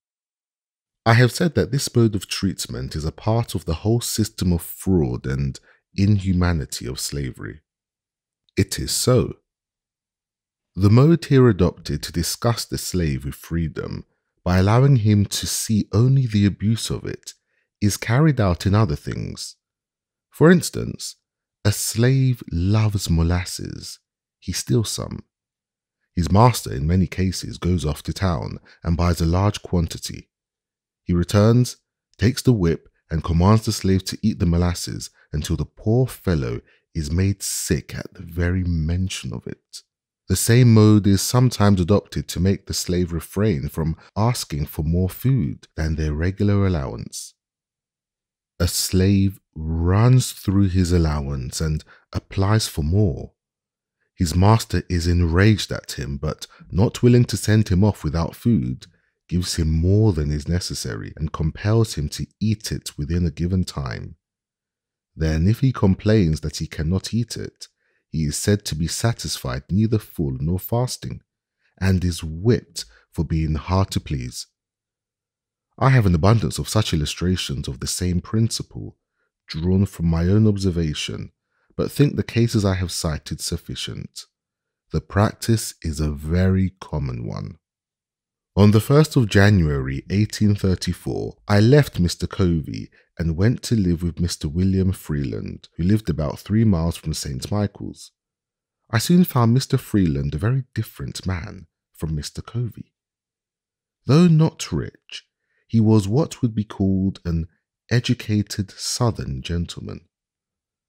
Mr. Covey, as I have shown, was a well-trained Negro breaker and slave driver.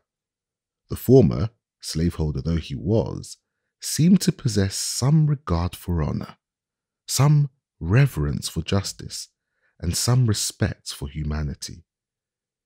The latter seemed totally insensible to all such sentiments. Mr. Freeland had many of the faults peculiar to slaveholders, such as being very passionate and fretful, but I must do him the justice to say that he was exceedingly free from those degrading vices to which Mr. Covey was constantly addicted.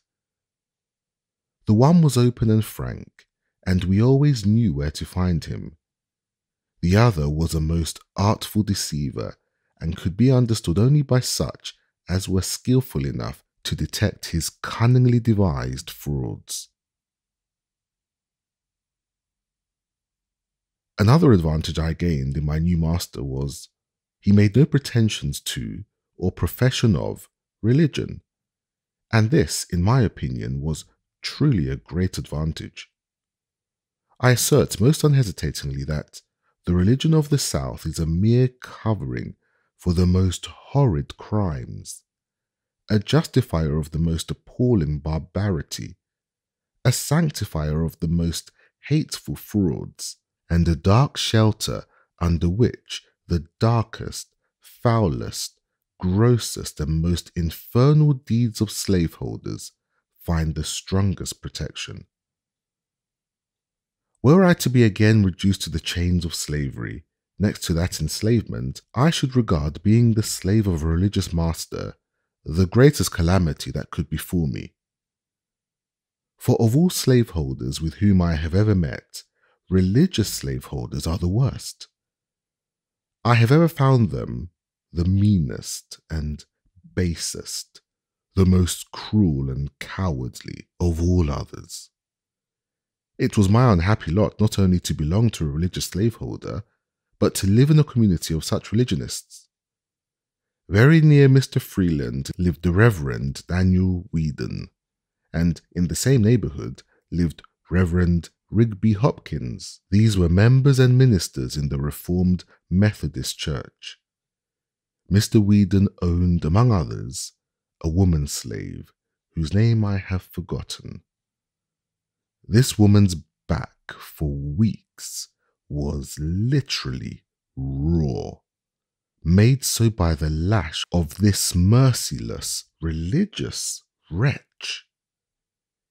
He used to hire hands. His maxim was, behave well or behave ill. It is the duty of a master occasionally to whip a slave to remind him of his master's authority. Such was his theory, and such his practice. Mr. Hopkins was even worse than Mr. Whedon. His chief boast was his ability to manage slaves. The peculiar feature of his government was that of whipping slaves in advance of deserving it. He always managed to have one or more of his slaves to whip every Monday morning. He did this to alarm their fears and strike terror into those who escaped. His plan was to whip for the smallest offences, to prevent the commission of large ones. Mr. Hopkins could always find some excuse for whipping a slave. It would astonish one unaccustomed to a slaveholding life to see with what wonderful ease a slaveholder can find things of which to make occasion to whip a slave. A mere look, word or motion, a mistake, accident or want of power are all matters for which a slave may be whipped at any time. Does a slave look dissatisfied? It is said he has the devil in him and it must be whipped out. Does he speak loudly when spoken to by his master? Then he is getting high-minded and should be taken down a buttonhole lower. Does he forget to pull off his hat at the approach of a white person? Then he is wanting in reverence and should be whipped for it. Does he ever venture to vindicate his conduct when censured for it? Then he is guilty of impudence, one of the greatest crimes of which a slave can be guilty. Does he ever venture to suggest a different mode of doing things from that pointed out by his master? He is indeed presumptuous and getting above himself, and nothing less than a flogging will do for him. Does he, while ploughing, break a plough, or while hoeing, break a hoe? It is owing to his carelessness, and for it a slave must always be whipped. Mr. Hopkins could always find something of this sort to justify the use of the lash, and he seldom failed to embrace such opportunities.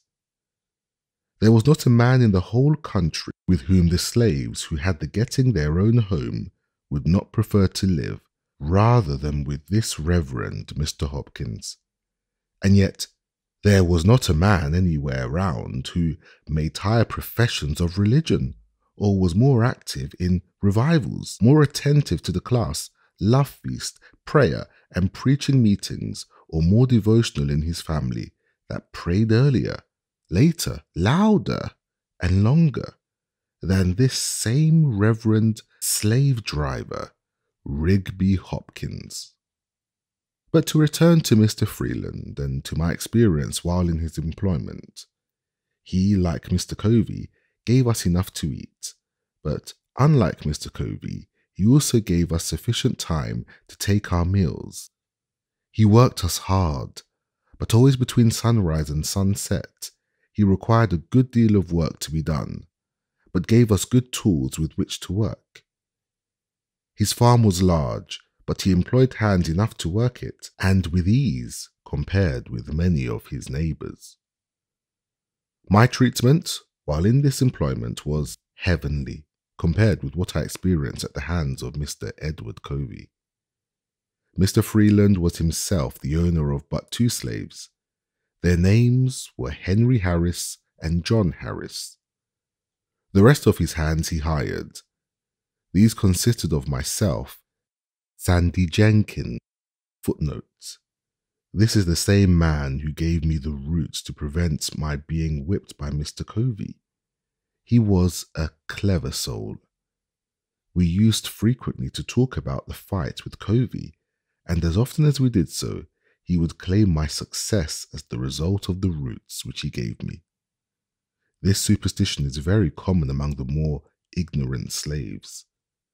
A slave seldom dies, but that his death is attributed to trickery. And Handy Caldwell. Henry and John were quite intelligent, and in a very little while after I went there, I succeeded in creating in them a strong desire to learn how to read. This desire soon sprang up in all others also. They very soon mustered up some old spelling books, and nothing would do but that I must keep a Sabbath school. I agreed to do so, and accordingly devoted my Sundays to teaching these my loved fellow slaves how to read. Neither of them knew his letters when I went there. Some of the slaves of the neighbouring farms found what was going on, and also availed themselves of this little opportunity to learn to read.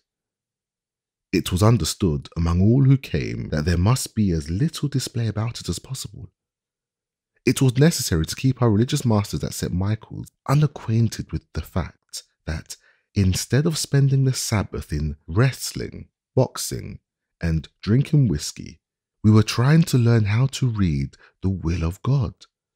For they had much rather see us engaged in those degrading sports than to see us behaving like intellectual, moral, and accountable beings. My blood boils as I think of the bloody manner in which Massa Wright Fairbanks and Garrison West, both class leaders, in connection with many others, rushed in upon us with sticks and stones and broke up our virtuous little Sabbath school at St. Michael's, all calling themselves Christians, humble followers of Lord Jesus Christ. But I am again digressing.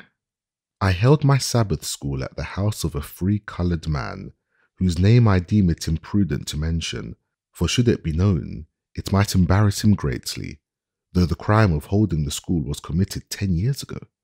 I had at one time over 40 scholars, and those of the right sort ardently desiring to learn. They were of all ages, though mostly men and women. I look back to those Sundays with an amount of pleasure not to be expressed. They were great days to my soul. The work of instructing my dear fellow slaves was the sweetest engagement with which I was ever blessed.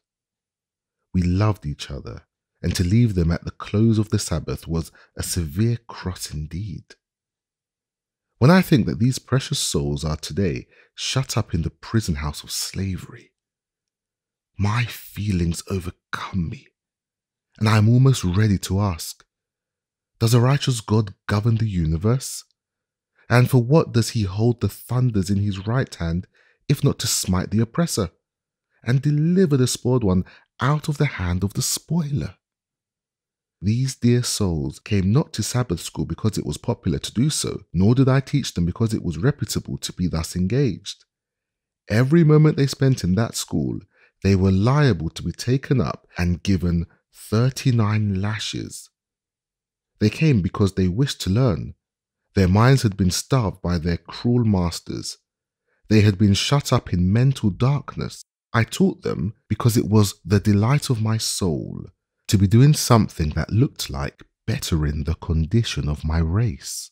I kept up my school nearly the whole year I lived with Mr. Freeland, and beside my Sabbath school, I devoted 3 evenings in the week during the winter to teaching the slaves at home, and I have the happiness to know that several of those who came to the Sabbath school learned how to read, and that one at least is now free through my agency.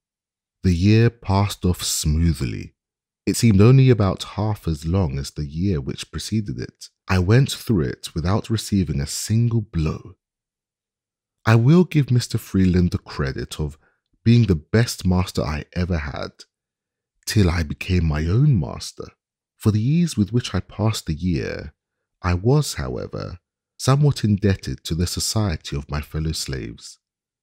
They were noble souls. They not only possessed loving hearts, but brave ones. We were linked and interlinked with each other. I loved them with a love stronger than anything I have experienced since. It is sometimes said that we slaves do not love and confide in each other. In answer to this assertion, I can say, I never loved any or confided in any people more than my fellow slaves, and especially those with whom I lived at Mr. Freeland's. I believe we would have died for each other. We never undertook to do anything of any importance without a mutual consultation. We never moved separately. We were one, and as much so by our tempers and dispositions as by our mutual hardships to which we were necessarily subjected by our condition as slaves. At the close of the year 1834, Mr. Freeland again hired me of my master for the year 1835. But by this time, I began to want to live upon free land, as well as with Freeland. And I was no longer content, therefore, to live with him or any other slaveholder. I began with the commencement of the year to prepare myself for a final struggle, which should decide my fate one way or the other. My tendency was upward. I was fast approaching manhood, and year after year had passed, and I was still a slave. These thoughts roused me. I must do something. I therefore resolved that 1835 should not pass without witnessing an attempt on my part to secure my liberty, but I was not willing to cherish this determination alone. My fellow slaves were dear to me. I was anxious to have them participate with me in this, my life-giving determination. I therefore, though with great impudence, commenced early to ascertain their views and feelings in regard to their condition, and to imbue their minds with thoughts of freedom. I bent myself to devising ways and means for our escape, and meanwhile strove on all fitting occasions to impress them with the gross fraud and inhumanity of slavery. I went first to Henry, next to John, then to the others. I found in them all warm hearts and noble spirits. They were ready to hear and ready to act when a feasible plan should be proposed. This was what I wanted. I talked to them of our want of manhood, if we submitted to our enslavement without at least one noble effort to be free. We met often and consulted frequently, and told our hopes and fears, recounted the difficulties, real and imagined, which we should be called on to meet. At times we were almost disposed to give up and try to content ourselves with our wretched lot. At others we were firm and unbending in our determination to go. Whenever we suggested any plan, there was shrinking. The odds were fearful. Our path was beset with the greatest obstacles, and if we succeeded in gaining the end of it, our right to be free was yet questionable. We were yet liable to be returned to bondage. We could see no spot this side of the ocean where we could be free. We knew nothing about Canada.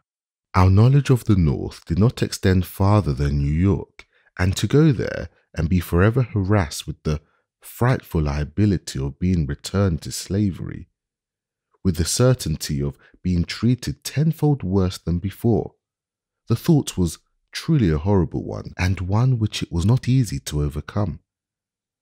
The case sometimes stood thus.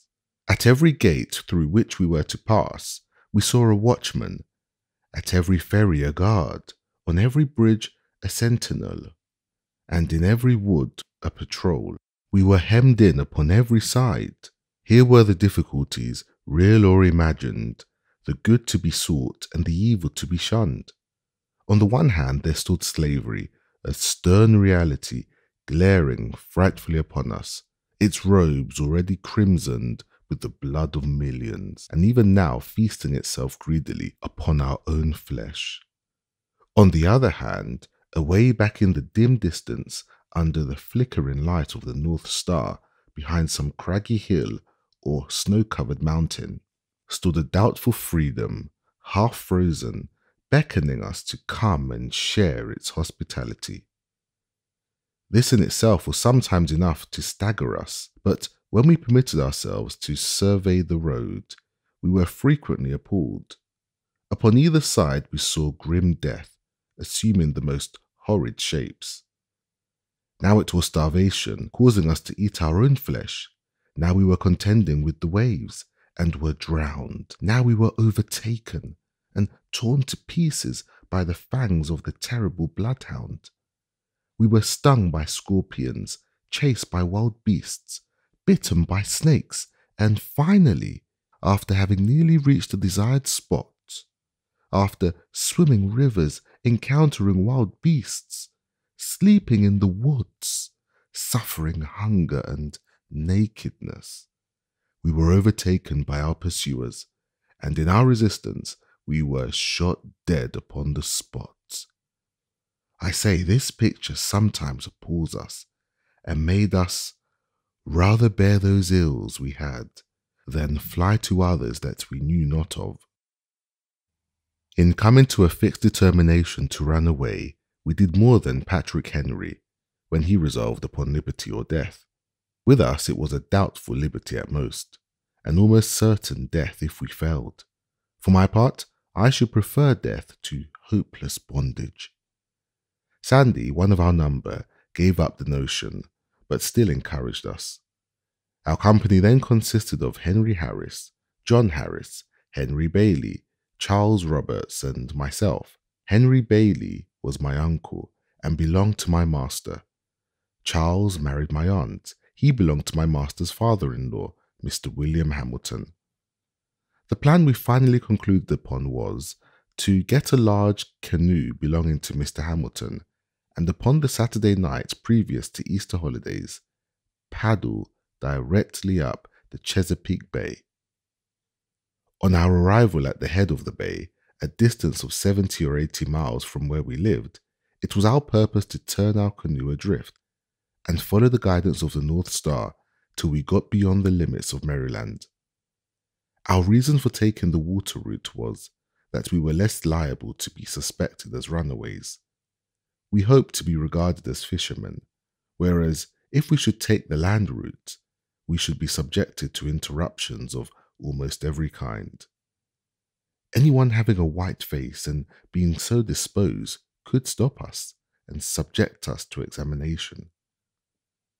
The week before our intended start, I wrote several protections, one for each of us. As well as I can remember, they were in the following words, to wit: "This is to certify that I, the undersigned, have given the bearer, my servant, full liberty to go to Baltimore and spend the Easter holidays. Written with mine own hand.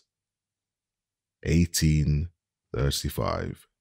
William Hamilton, near St. Michael's in Talbot County, Maryland." We were not going to Baltimore, but in going up the bay, we went toward Baltimore, and these protections were only intended to protect us while on the bay. As the time drew near for our departure, our anxiety became more and more intense. It was truly a matter of life and death with us. The strength of our determination was about to be fully tested.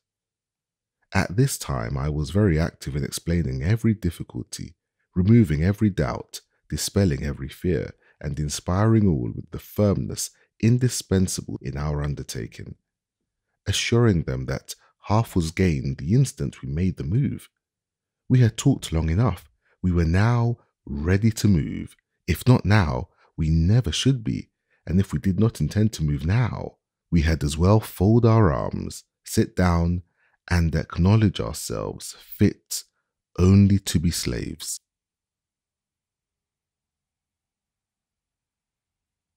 This none of us were prepared to acknowledge. Every man stood firm, and at our last meeting, we pledged ourselves afresh in the most solemn manner that at the appointed time we would certainly start in pursuit of freedom. This was in the middle of the week, at the end of which we were to be off. We went, as usual, to our several fields of labour, but with bosoms highly agitated with thoughts of our truly hazardous undertaking. We tried to conceal our feelings as much as possible, and I think we succeeded very well. After a painful waiting, the Saturday morning, whose night was to witness our departure, came. I held it with joy, bring what of sadness it might. Friday night was a sleepless one for me. I probably felt more anxious than the rest because I was, by common consent, at the head of the whole affair. The responsibility of success or failure lay heavily upon me. The glory of the one and the confusion of the other were alike mine. The first 2 hours of that morning were such as I never experienced before, and hope never to again. Early in the morning we went, as usual, to the field. We were spreading manure, and all at once, while thus engaged, I was overwhelmed with an indescribable feeling, in the fullness of which I turned to Sandy, who was nearby, and said, "We are betrayed." "Well," said he, "that thought has at this moment struck me." We said no more. I was never more certain of anything. The horn was blown as usual, and we went up from the field to the house for breakfast. I went for the form more than for want of anything to eat that morning. Just as I got to the house, in looking out at the lane gate, I saw 4 white men with 2 coloured men. The white men were on horseback, and the coloured ones were walking behind, as if tied. I watched them a few moments till they got up to our lane gate. Here they halted and tied the coloured men to the gate post. I was not yet certain as to what the matter was. In a few moments, in rode Mr. Hamilton with a speed betokening great excitement. He came to the door and inquired if Mr. William was in. He was told he was at the barn. Mr. Hamilton, without dismounting, rode up to the barn with extraordinary speed. In a few moments, he and Mr. Freeland returned to the house.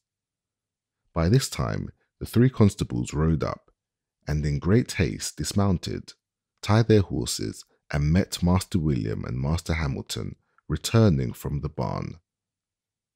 And after taking a while, they all walked up to the kitchen door.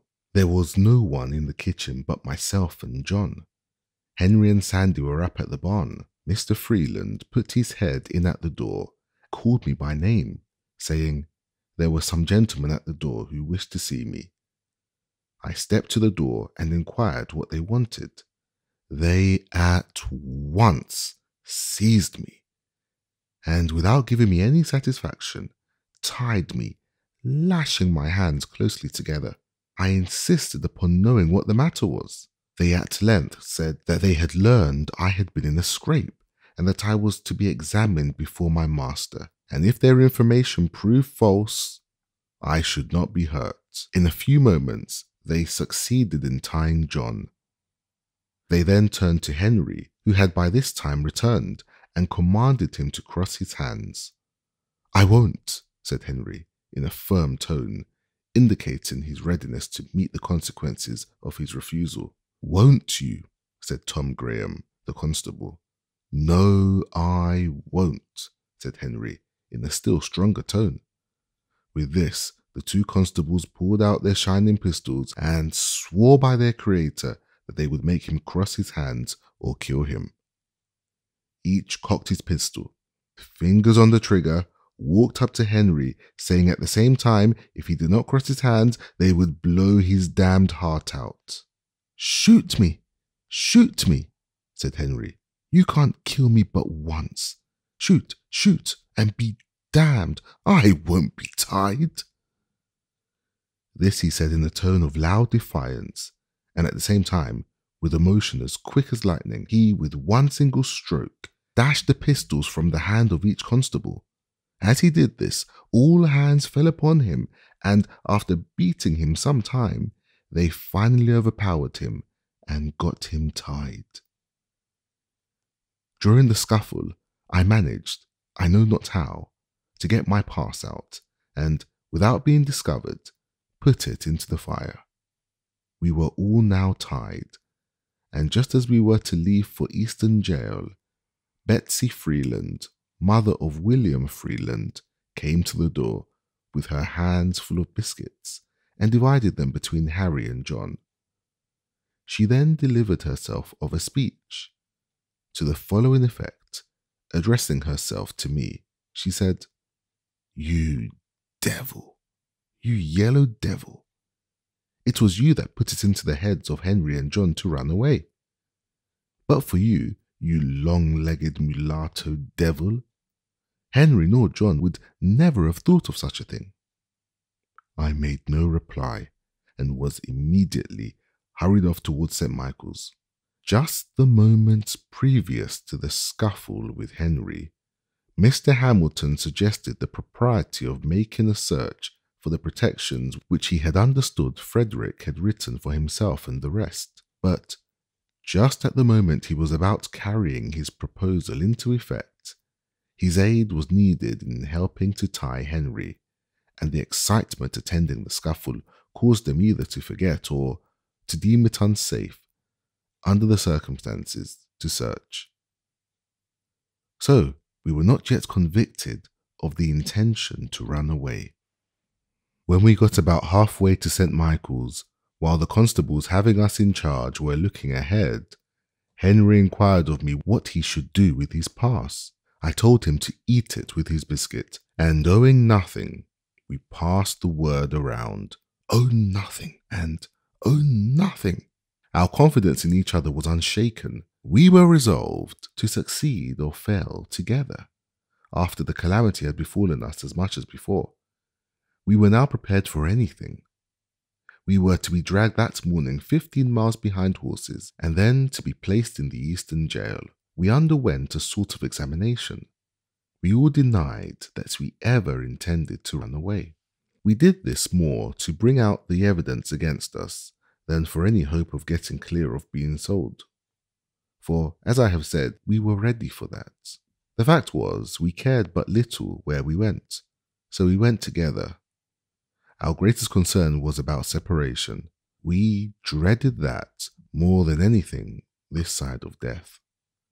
We found the evidence against us to be the testimony of one person. Our master would not tell who it was, but we came to a unanimous decision among ourselves as to who their informant was. We were sent off to the jail at Easton. When we got there, we delivered up to the sheriff, Mr. Joseph Graham, and by him placed in jail. Henry, John, and myself were placed in one room together, Charles and Henry Bailey in another. Their object in separating us was to hinder concerts. We had been in jail scarcely 20 minutes when a swarm of slave traders and agents for slave traders flocked into jail to look at us and to ascertain if we were for sale. Such a set of beings I never saw before. I felt myself surrounded by so many fiends from perdition. A band of pirates never looked more like their father, the devil. They laughed and grinned over us, saying, "Ah, my boys, we have got you, haven't we?" And after taunting us in various ways, they one by one went into an examination of us with intent to ascertain our value. They would impudently ask us if we would not like to have them for our masters. We would make them no answer and leave them to find out as best they could. Then they would curse and swear at us, telling us they could take the devil out of us in a very little while if we were only in their hands. While in jail, we found ourselves in much more comfortable quarters than we expected when we went there, nor that which was very good. But we had a good clean room, from the windows of which we could see what was going on in the street, which was very much better than if we had been placed in one of the dark, damp cells. Upon the whole, we got along very well, so far as the jail and its keeper were concerned. Immediately after the holidays were over, contrary to all our expectations, Mr. Hamilton and Mr. Freeland came up to Easton and took Charles, the two Henrys, and John out of jail and carried them home, leaving me alone. I regarded this separation as a final one. It caused me more pain than anything else in the whole transaction. I was ready for anything rather than separation. I suppose that they had consulted together and had decided that, as I was the whole cause of the intention of the others to run away, it was hard to make the innocent suffer with the guilty, and that they had therefore concluded to take the others home and sell me, as a warning to the others that remained. It is due to the noble Henry to say, he seemed almost as reluctant at leaving the prison as at leaving home to come to the prison. But we knew we should, in all probability, be separated if we were sold, and since he was in their hands, he concluded to go peaceably home. I was now left to my fate. I was all alone and within the walls of a stone prison. But a few days before, and I was full of hope. I expected to have been safe in a land of freedom, But now I was covered with gloom, sunk down to the utmost despair. I thought the possibility of freedom was gone. I was kept in this way about 1 week, at the end of which Captain Auld, my master, to my surprise and utter astonishment, came up and took me out, with the intention of sending me with a gentleman of his acquaintance into Alabama. But for some cause or other, he did not send me to Alabama, but concluded to send me back to Baltimore to live again with his brother Hugh and to learn a trade. Thus, after an absence of 3 years and 1 month, I was once more permitted to return to my old home at Baltimore. My master sent me away because there existed against me a very great prejudice in the community, and he feared I might be killed. In a few weeks after I went to Baltimore, Master Hugh hired me to Mr. William Gardner, an extensive shipbuilder on Fells Point. I was put there to learn how to calc. It, however, proved a very unfavourable place for the accomplishment of this object. Mr. Gardner was engaged that spring in building 2 large man-of-war brigs, professedly for the Mexican government. The vessels were to be launched in the July of that year, and in failure thereof, Mr. Gardner was to lose a considerable sum, so that when I entered, all was hurry. There was no time to learn anything. Every man had to do that which he knew how to do. In entering the shipyard, my orders from Mr. Gardner were to do whatever the carpenters commanded me to do. This was placing me at the beck and call of about 75 men. I was to regard all these as masters. Their word was to be my law. My situation was a most trying one. At times I needed a dozen pair of hands. I was called a dozen ways in the space of a single minute. 3 or 4 voices would strike my ear at the same moment. It was, "Fred, come help me to cant this timber here. Fred, come carry this timber yonder. Fred, bring that roller here. Fred, go get a fresh can of water. Fred, come help saw off the end of this timber. Fred, go quick and get that crowbar. Fred, hold on the end of this fall. Fred, go to the blacksmith shop and get a new punch. Hurry, Fred, run and bring me a cold chisel. I say, Fred, bear a hand and get up a fire as quick as lightning under that steam box. Hello, nigger, come, turn this grindstone. Come, move, and bows this timber forward. I say, darky, blast your eyes. Why don't you heat up some pitch? Hello. 3 voices at the same time. Come here, go there. Hold on to where you are. Damn you if you move. I'll knock your brains out. This was my school for 8 months, and I might have remained there longer, but for a most horrid fight I had with 4 of the white apprentices, in which my left eye was nearly knocked out, and I was horribly mangled in other respects. The facts in the case were these.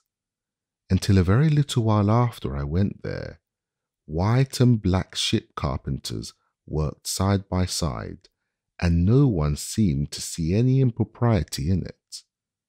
All hands seemed to be very well satisfied. Many of the black carpenters were freemen.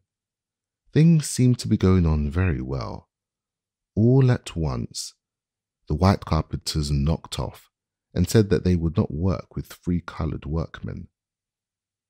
Their reason for this, as alleged, was that if free-coloured carpenters were encouraged, they would soon take the trade into their own hands, and poor white men would be thrown out of employment.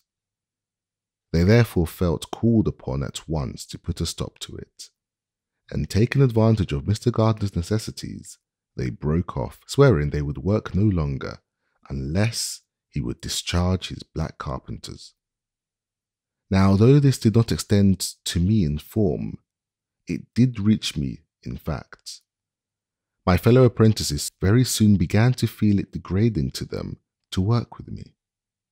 They began to put on airs and talk about the niggers taking the country, saying we all ought to be killed, and being encouraged by the journeymen, they commenced making my condition as hard as they could by hectoring me around and sometimes striking me. I, of course, kept the vow I made after the fight with Mr. Covey, and struck back again, regardless of the consequences, and while I kept them from combining, I succeeded very well, for I could whip the whole of them, taking them separately.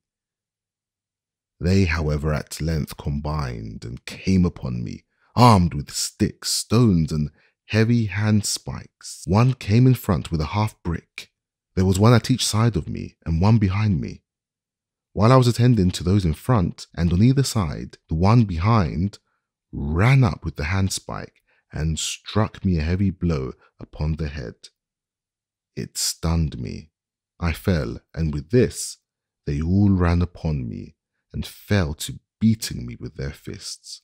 I let them lay on for a while, gathering strength. In an instant, I gave a sudden surge and rose to my hands and knees. Just as I did that, one of their number gave me, with his heavy boots, a powerful kick in the left eye. My eyeballs seemed to have burst. When they saw my eye closed and badly swollen, they left me. With this, I seized the handspike and for a time pursued them. But here the carpenters interfered, and I thought I might as well give it up. It was impossible to stand my hand against so many. All this took place in the sight of not less than 50 white ship carpenters, and not one interposed a friendly word. But some cried, "Kill the damn nigger! Kill him! Kill him! He struck a white person!" I found my only chance for life was in flight. I succeeded in getting away without any additional blow, and barely so, for to strike a white man is death by lynch law. And that was the law in Mr. Gardner's shipyard, nor is there much of any other out of Mr. Gardner's shipyard. I went directly home and told the story of my wrongs to Master Hugh, and I am happy to say of him, irreligious as he was, his conduct was heavenly compared with that of his brother Thomas under similar circumstances. He listened attentively to my narration of the circumstances leading to the savage outrage, and gave many proofs of his strong indignation at it. The heart of my once overkind mistress was again melted into pity. My puffed out eye and blood-covered face moved her to tears. She took a chair by me, washed the blood from my face, and, with a mother's tenderness, bound up my head, covering the wounded eye with a lean piece of fresh beef. It was almost compensation for my suffering to witness once more a manifestation of kindness from this, my once affectionate old mistress. Master Hugh was very much enraged. He gave expression to his feeling by pouring out curses upon the heads of those who did the deed. As soon as I got a little the better of my bruises, he took me with him to Esquire Watson's on Bond Street to see what could be done about the matter. Mr. Watson inquired who saw the assault committed. Master Hugh told him it was done in Mr. Gardner's shipyard at midday, where there were a large company of men at work. As to that, he said, the deed was done and there was no question as to who did it. His answer was he could do nothing in the case unless some white man would come forward and testify. He could issue no warrant on my word. If I had been killed in the presence of 1,000 coloured people, their testimony combined would have been insufficient to have arrested one of the murderers. Master Hugh for once was compelled to say this state of things was too bad. Of course, it was impossible to get any white man to volunteer his testimony in my behalf, and against the white young men. Even those who may have sympathized with me were not prepared to do this. It required a degree of courage unknown to them to do so, for just at that time, the slightest manifestation of humanity toward a colored person was denounced as abolitionism and that name subjected its bearer to frightful liabilities. The watchwords of the bloody-minded in that region and in those days were, "Damn the abolitionists," and "Damn the niggers." There was nothing done, and probably nothing would have been done if I had been killed. Such was, as such remains, the state of things in the Christian city of Baltimore. Master Hugh, finding he could get no redress, refused to let me go back again to Mr. Gardner. He kept me himself, and his wife dressed my wound till I was again restored to health. He then took me into the shipyard, of which he was the foreman, in the employment of Mr. Walter Price. There I was immediately set to calking, and very soon learned the art of using my mallet and irons. In the course of 1 year from the time I left Mr. Gardner's, I was able to command the highest wages given to the most experienced caulkers. I was now of some importance to my master. I was bringing him from $6 to $7 per week. I sometimes brought him $9 per week. My wages were $1.50 a day. After learning how to caulk, I sought my own employment, made my own contracts, and collected the money which I earned. My pathway became much more smooth than before. My condition was now much more comfortable. When I could get no caulking to do, I did nothing. During these leisure times, those old notions about freedom would steal over me again. When in Mr. Gardner's employment, I was kept in such a perpetual whirl of excitement, I could think of nothing, scarcely, but my life. And in thinking of my life, I almost forgot my liberty. I have observed this in my experience of slavery, that whenever my condition was improved, instead of its increasing my contentment, it only increased my desire to be free, and set me to thinking of plans to gain my freedom. I have found that, to make a contented slave, it is necessary to make a thoughtless one. It is necessary to darken his moral and mental vision, and as far as possible, to annihilate the power of his reason. He must be able to detect no inconsistencies in slavery. He must be made to feel that slavery is right, and he can be brought to that only when he ceases to be a man. I was now getting, as I have said, $1.05 per day. I contracted for it, I earned it. It was paid to me. It was rightfully my own, yet, upon each returning Saturday night, I was compelled to deliver every cent of that money to Master Hugh. And why? Not because he earned it, not because he had any hand in earning it, not because I owed it to him, nor because he possessed the slightest shadow of a right to it, but solely because he had the power to compel me to give it up. The right of the grim-visaged pirate upon the high seas is exactly the same.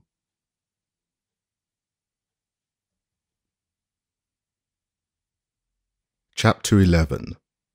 I now come to that part of my life during which I planned and finally succeeded in making my escape from slavery. But before narrating any of the peculiar circumstances, I deem it proper to make known my intention not to state all the facts connected with the transaction. My reasons for pursuing this course may be understood from the following. First, were I to give a minute statement of all the facts, it is not only possible but quite probable that others would thereby be involved in the most embarrassing difficulties. Second, such a statement would undoubtedly induce greater vigilance on the part of slaveholders than has existed heretofore among them, which would of course be the means of guarding a door whereby some dear brother bondman might escape his galling chains. I deeply regret the necessity that impels me to suppress anything of importance connected with my experience in slavery. It would afford me great pleasure indeed, as well as materially add to the interest of my narrative, were I at liberty to gratify a curiosity which I know exists in the minds of many, by an accurate statement of all the facts pertaining to my most fortunate escape. But I must deprive myself of this pleasure and the curious of the gratification which such a statement would afford. I would allow myself to suffer under the greatest imputations which evil-minded men might suggest, rather than exculpate myself and thereby run the hazard of closing the slightest avenue by which a brother slave might clear himself of the chains and fetters of slavery. I have never approved of the very public manner in which some of our Western friends have conducted what they call the Underground Railroad, but which I think, by their open declarations, has been made most empathetically the Upperground Railroad. I honour those good men and women for their noble daring, and applaud them for willingly subjecting themselves to bloody persecution by openly avowing their participation in the escape of slaves. I, however, can see very little good resulting from such a course, either to themselves or the slaves escaping, while upon the other hand, I see and feel assured that those open declarations are a positive evil to the slaves remaining who are seeking to escape. They do nothing towards enlightening the slave, whilst they do much towards enlightening the master. They stimulate him to greater watchfulness and enhance his power to capture his slave. We owe something to the slaves south of the line as well as to those north of it, and in aiding the latter on their way to freedom, we should be careful to do nothing which would be likely to hinder the former from escaping from slavery. I would keep the merciless slaveholder profoundly ignorant of the means of flight adopted by the slave. I would leave him to imagine himself surrounded by myriads of invisible tormentors, ever ready to snatch from his infernal grasp his trembling prey. Let him be left to feel his way in the dark. Let darkness commensurate with his crime hover over him, and let him feel that at every step he takes in pursuit of the flying bondman, he is running the frightful risk of having his hot brains dashed out by an invisible agency. Let us render the tyrant no aid. Let us not hold the light by which he can trace the footprints of our flying brother. But enough of this. I will now proceed to the statement of those facts connected with my escape, for which I alone am responsible, and for which no one can be made to suffer but myself. In the early part of the year 1838, I became quite restless. I could see no reason why I should, at the end of each week, pour the reward of my toil into the purse of my master. When I carried to him my weekly wages, he would, after counting the money, look me in the face with a robber-like fierceness and ask, "Is it all?" He was satisfied with nothing less than the last cent. He would, however, when I made him $6, sometimes give me 6 cents to encourage me. It had the opposite effect. I regarded it as a sort of admission of my right to the whole. The fact that he gave me any part of my wages was proof to my mind that he believed me entitled to the whole of them. I always felt worse for having received anything, for I feared that the giving me a few cents would ease his conscience and make him feel himself to be a pretty honourable sort of robber. My discontent grew upon me. I was ever on the lookout for means of escape, and finding no direct means, I determined to try my higher time with a view of getting money with which to make my escape. In the spring of 1838, when Master Thomas came to Baltimore to purchase his spring goods, I got an opportunity and applied to him to allow me to hire my time. He unhesitatingly refused my request and told me this was another stratagem by which to escape. He told me I could go nowhere but that he could get me, and that in the event of my running away, he should spare no pains in his efforts to catch me. He exhorted me to content myself and be obedient. He told me if I would be happy, I must lay out no plans for the future. He said if I behaved myself properly, he would take care of me. Indeed, he advised me to complete thoughtlessness of the future, and taught me to depend solely upon him for happiness. He seemed to see fully the pressing necessity of setting aside my intellectual nature in order to contentment in slavery. But in spite of him, and even in spite of myself, I continued to think and to think about the injustice of my enslavement and the means of escape. About 2 months after this, I applied to Master Hugh for the privilege of hiring my time. He was not acquainted with the fact that I had applied to Master Thomas and had been refused. He too at first seemed disposed to refuse, but after some reflection, he granted me the privilege and proposed the following terms. I was to be allowed all my time, make all contracts with those for whom I worked, and find my own employment. And in return for this liberty, I was to pay him $3 at the end of each week, find myself in calking tools, and in board and clothing. My board was $2.50 per week. This, with the wear and tear of clothing and calking tools, made my regular expenses about $6 per week. This amount I was compelled to make up or relinquish the privilege of hiring my time. Rain or shine, work or no work, at the end of each week, the money must be forthcoming, or I must give up my privilege. This arrangement, it will be perceived, was decidedly in my master's favour. It relieved him of all need of looking after me. His money was sure. He received all the benefits of slaveholding without its evils, while I enjoyed all the evils of a slave and suffered all the care and anxiety of a free man. I found it a hard bargain, but hard as it was, I thought it better than the old mode of getting along. It was a step towards freedom to be allowed to bear the responsibilities of a freeman, and I was determined to hold on upon it. I bent myself to the work of making money.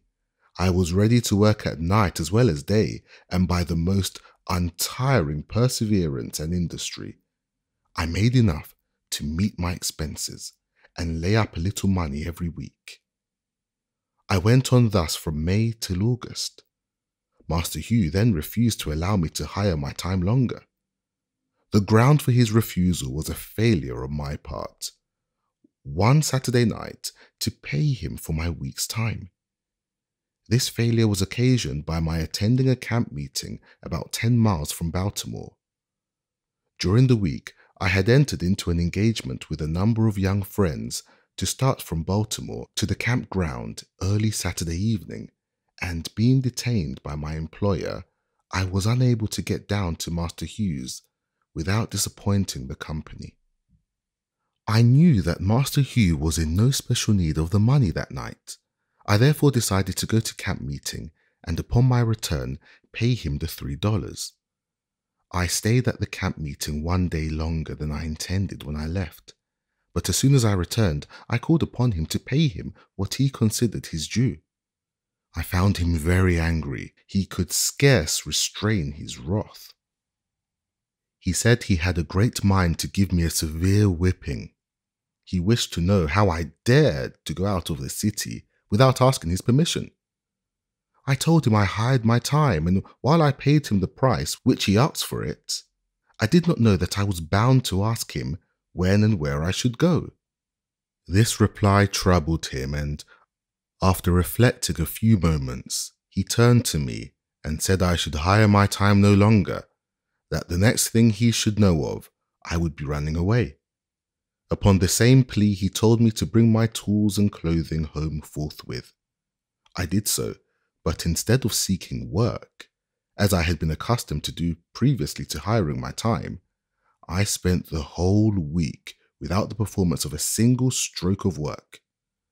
I did this in retaliation. Saturday night, he called upon me as usual for my week's wages. I told him I had no wages. I had done no work that week. Here we were, upon the point of coming to blows. He raved and swore his determination to get hold of me. I did not allow myself a single word, but was resolved, if he laid the weight of his hand upon me, it should be blow for blow. He did not strike me, but told me that he would find me in constant employment in future. I thought the matter over during the next day, Sunday, and finally resolved upon the 3rd day of September as the day upon which I should make a second attempt to secure my freedom. I now had 3 weeks during which to prepare for my journey. Early on Monday morning, before Master Hugh had time to make any engagement for me, I went out and got employment of Mr. Butler at his shipyard near the drawbridge upon what is called the City Block, thus making it unnecessary for him to seek employment for me. At the end of the week, I brought him between $8 and $9. He seemed very well pleased and asked why I did not do the same the week before. He little knew what my plans were. My object in working steadily was to remove any suspicion he might entertain for my intent to run away, and in this I succeeded admirably. I suppose he thought I was never better satisfied with my condition than at the very time during which I was planning my escape. The 2nd week passed, and again I carried him my full wages, and so well pleased was he that he gave me 25 cents, quite a large sum for a slaveholder to give a slave, and bade me to make a good use of it. I told him I would. Things went on without very smoothly indeed, but within there was trouble. It is impossible for me to describe my feelings at the time, for my contemplated start drew near. I had a number of warm-hearted friends in Baltimore, friends that I loved almost as I did my life, and the thought of being separated from them forever was painful beyond expression. It is my opinion that thousands would escape from slavery who now remain, but for the strong cords of affection that bind them to their friends. The thought of leaving my friends was decidedly the most painful thought with which I had to contend. The love of them was my tender point, and shook my decision more than all things else. Besides the pain of separation, the dread and apprehension of a failure exceeded what I had experienced in my first attempt. The appalling defeat I then sustained returned to torment me. I felt assured that, if I failed in this attempt, my case would be a hopeless one. It would seal my fate as a slave forever. I could not hope to get off with anything less than the severest punishment, and being placed beyond the means of escape. It required no very vivid imagination to depict the most frightful scenes through which I should have to pass in case I failed. The wretchedness of slavery and the blessedness of freedom were perpetually before me. It was life and death with me.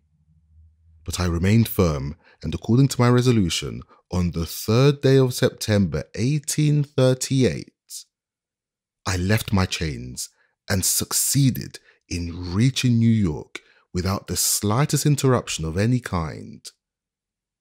How I did so, what means I adopted, what direction I travelled, and by what mode of conveyance, I must leave unexplained, for the reasons mentioned before. I have frequently been asked how I felt when I found myself in a free state. I have never been able to answer the question with any satisfaction to myself. It was a moment of the highest excitement I ever experienced. I suppose I felt as one may imagine the unarmed mariner to feel when he is rescued by a friendly man of war from the pursuit of a pirate.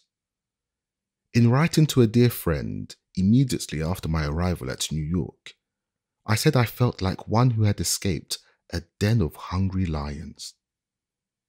This state of mind, however, very soon subsided, and I was again seized with a feeling of great insecurity and loneliness.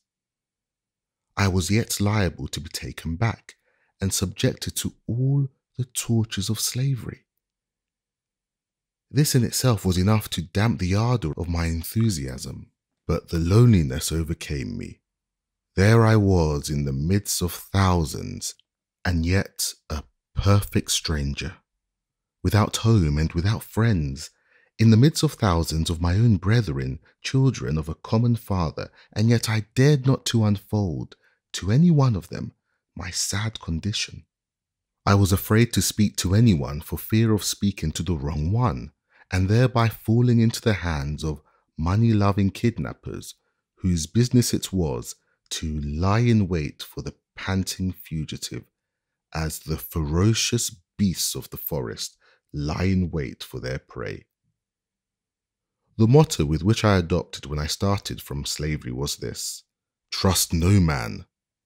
I saw in every white man an enemy, and in almost every coloured man cause for distrust. It was a most painful situation, and to understand it, one must needs experience it, or imagine himself in similar circumstances. Let him be a fugitive slave in a strange land, a land given up to be the hunting ground for slaveholders, whose inhabitants are legalized kidnappers, where he is every moment subjected to the terrible liability of being seized upon by his fellow men, as the hideous crocodile seizes upon his prey. I say, let him place himself in my situation, without home or friends, without money or credit, wanting shelter and no one to give it, wanting bread and no money to buy it, and at the same time let him feel that he is pursued by merciless men-hunters and in total darkness as to what to do, where to go, or where to stay. Perfectly helpless both as to the means of defense and means of escape, in the midst of plenty, yet suffering the terrible gnawings of hunger, in the midst of houses, yet having no home, among fellow men, yet feeling as if in the midst of wild beasts, whose greediness to swallow up the trembling and half-famished fugitive is only equalled by that with which the monsters of the deep swallow up the helpless fish upon which they subsist. I say, let him be placed in this most trying situation, the situation in which I was placed. Then, and not till then, will he fully appreciate the hardships of and know how to sympathize with the toil-worn and whip-scarred fugitive slave. Thank heaven, I remained but a short time in this distressed situation. I was relieved from it by the humane hand of Mr. David Ruggles, whose vigilance, kindness, and perseverance I shall never forget. I am glad of an opportunity to express, as far as words can, the love and gratitude I bear him. Mr. Ruggles is now afflicted with blindness, and is himself in need of the same kind offices which he was once so forward in the performance of toward others. I had been in New York but a few days when Mr. Ruggles sought me out, and very kindly took me to his boarding house at the corner of Church and L'Esplanade streets. Mr. Ruggles was then very deeply engaged in the Memorial Dog case, as well as attending to a number of other fugitive slaves, devising ways and means for their successful escape. And though watched and hemmed in on almost every side, he seemed to be more than a match for his enemies. Very soon after I went to Mr. Ruggles, he wished to know of me where I wanted to go, as he deemed it unsafe for me to remain in New York. I told him I was a calker and should like to go where I could get work. I thought of going to Canada, but he decided against it and in favour of my going to New Bedford, thinking I should be able to get to work there at my trade. At this time, Anna, she was free, my intended wife, came on, for I wrote to her immediately after my arrival at New York, notwithstanding my homeless, houseless and helpless condition, informing her of my successful flight and wishing her to come on forthwith. In a few days of her arrival, Mr. Ruggles called in the Reverend J.W.C. Pennington, who, in the presence of Mr. Ruggles, Mrs. Michaels, and 2 or 3 others, performed the marriage ceremony and gave us a certificate, of which the following is an exact copy. This may certify that I joined together in holy matrimony Frederick Johnson, I had changed my name from Frederick Bailey to that of Johnson, and Anna Murray as man and wife in the presence of Mr. David Ruggles and Mrs. Michaels. James W.C. Pennington, New York, September 15th, 1838. Upon receiving this certificate and a $5 bill from Mr. Ruggles, I shouldered one part of our baggage and Anna took up the other, and we set out forthwith to take passage on board of the steamboat John W. Richmond for Newport on our way to New Bedford. Mr. Ruggles gave me a letter to a Mr. Shaw in Newport and told me, in case my money did not serve me to New Bedford, to stop in Newport and obtain further assistance. But upon our arrival at Newport, we were so anxious to get to a place of safety that, notwithstanding we lacked the necessary money to pay our fare, we decided to take seats in the stage and promised to pay when we got to New Bedford. We were encouraged to do this by 2 excellent gentlemen, residents of New Bedford, whose names I afterward ascertained to be Joseph Ricketson and William C. Tabor. They seemed at once to understand our circumstances and gave us such assurance of their friendliness as put us fully at ease in their presence. It was good indeed to meet with such friends at such a time. Upon reaching New Bedford, we were directed to the house of Mr. Nathan Johnson, by whom we were kindly received and hospitably provided for. Both Mr. and Mrs. Johnson took a deep and lively interest in our welfare. They proved themselves quite worthy of the name of abolitionists. When the stage driver found us unable to pay our fare, he held on upon our baggage as security for the debt. I had but to mention the fact to Mr. Johnson, and he forthwith advanced the money. We now began to feel a degree of safety and to prepare ourselves for the duties and responsibilities of a life of freedom. On the morning after our arrival at New Bedford, while at the breakfast table, the question arose as to what name I should be called by. The name given me by my mother was Frederick Augustus Washington Bailey. I, however, had dispensed with the 2 middle names long before I left Maryland, so that I was generally known by the name of Frederick Bailey. I started from Baltimore bearing the name of Stanley. When I got to New York, I again changed my name to Frederick Johnson, and thought that it would be the last change. But when I got to New Bedford, I found it necessary again to change my name. The reason of this necessity was that there were so many Johnsons in New Bedford. It was already quite difficult to distinguish between them. I gave Mr. Johnson the privilege of choosing me a name, but told him he must not take me from the name of Frederick. I must hold on to that to preserve a sense of my identity. Mr. Johnson had just been reading The Lady of the Lake and at once suggested that my name be Douglas. From that time until now, I have been called Frederick Douglass, and as I am more widely known by that name than by either of the others, I shall continue to use it as my own. I was quite disappointed at the general appearance of things in New Bedford. The impression which I had received respecting the character and condition of the people of the North, I found to be singularly erroneous.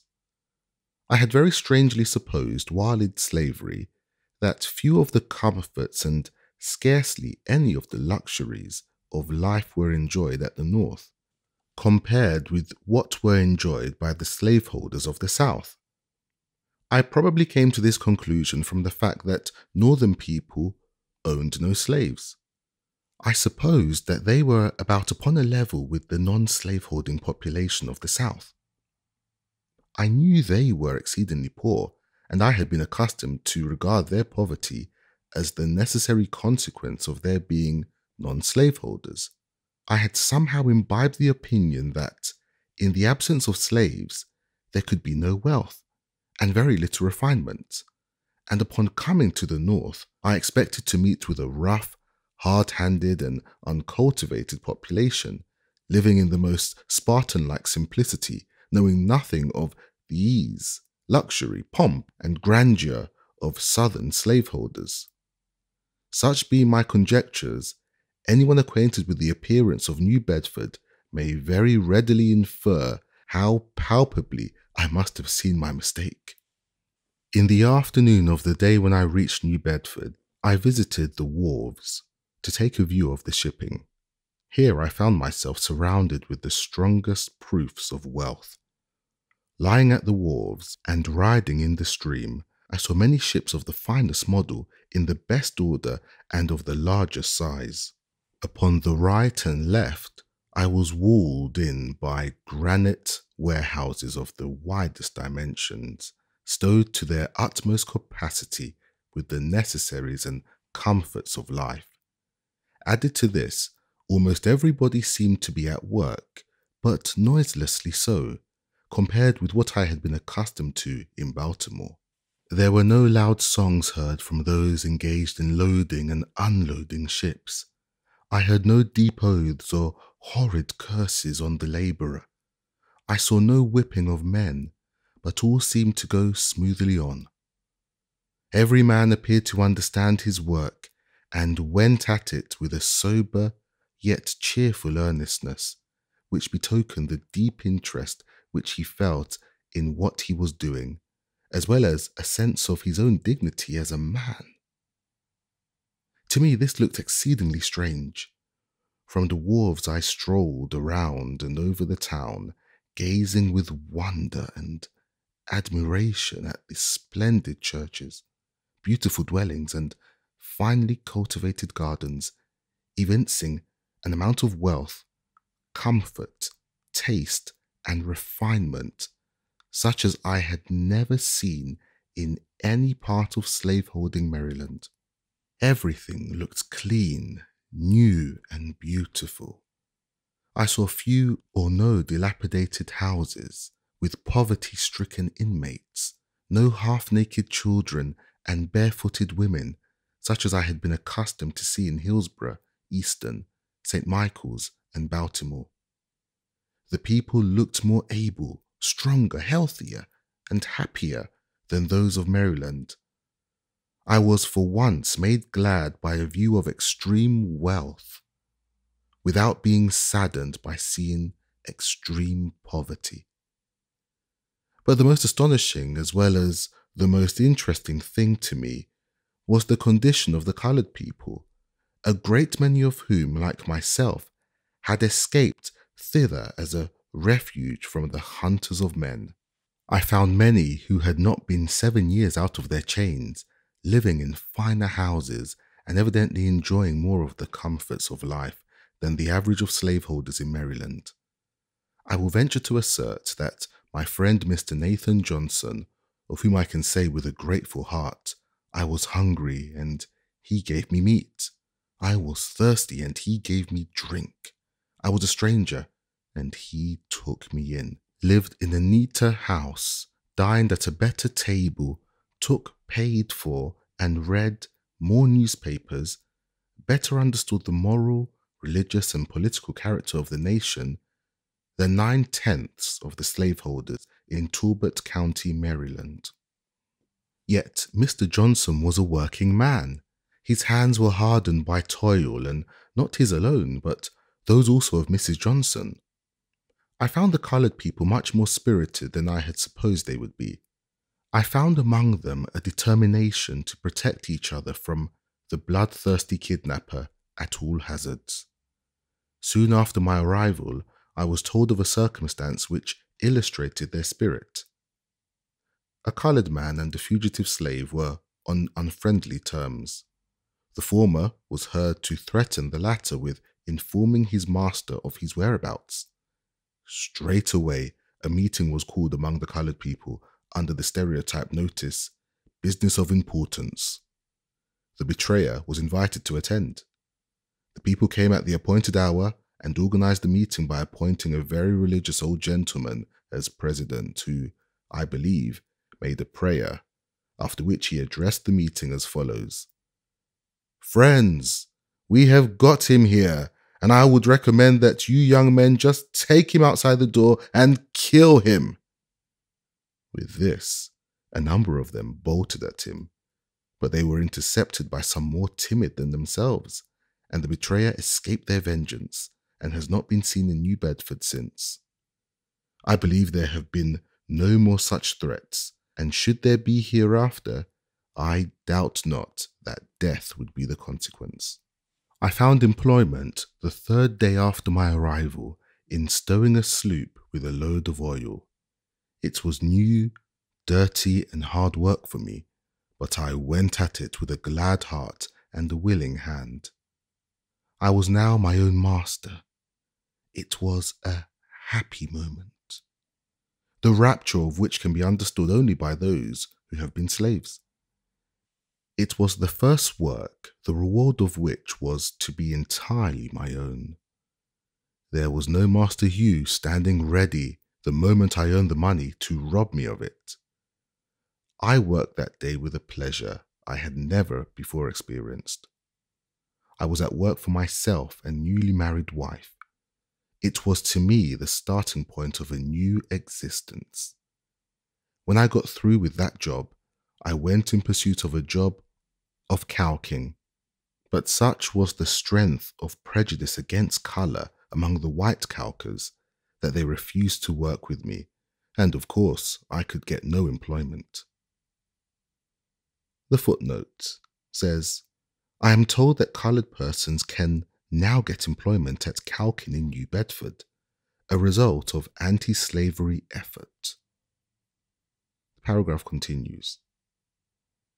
Finding my trade of no immediate benefit, I threw off my calking habiliments and prepared myself to do any kind of work I could get to do.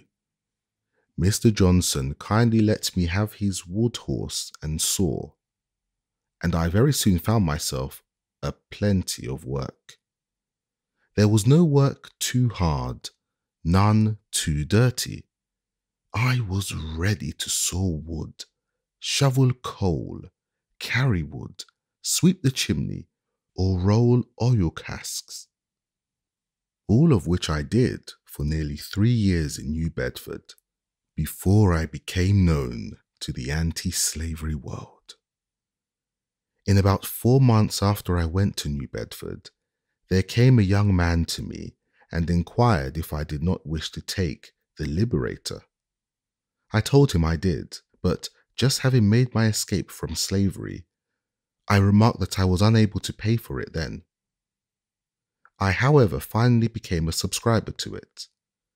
The paper came, and I read it from week to week with such feelings as it would be quite idle for me to attempt to describe. The paper became my meat and my drink.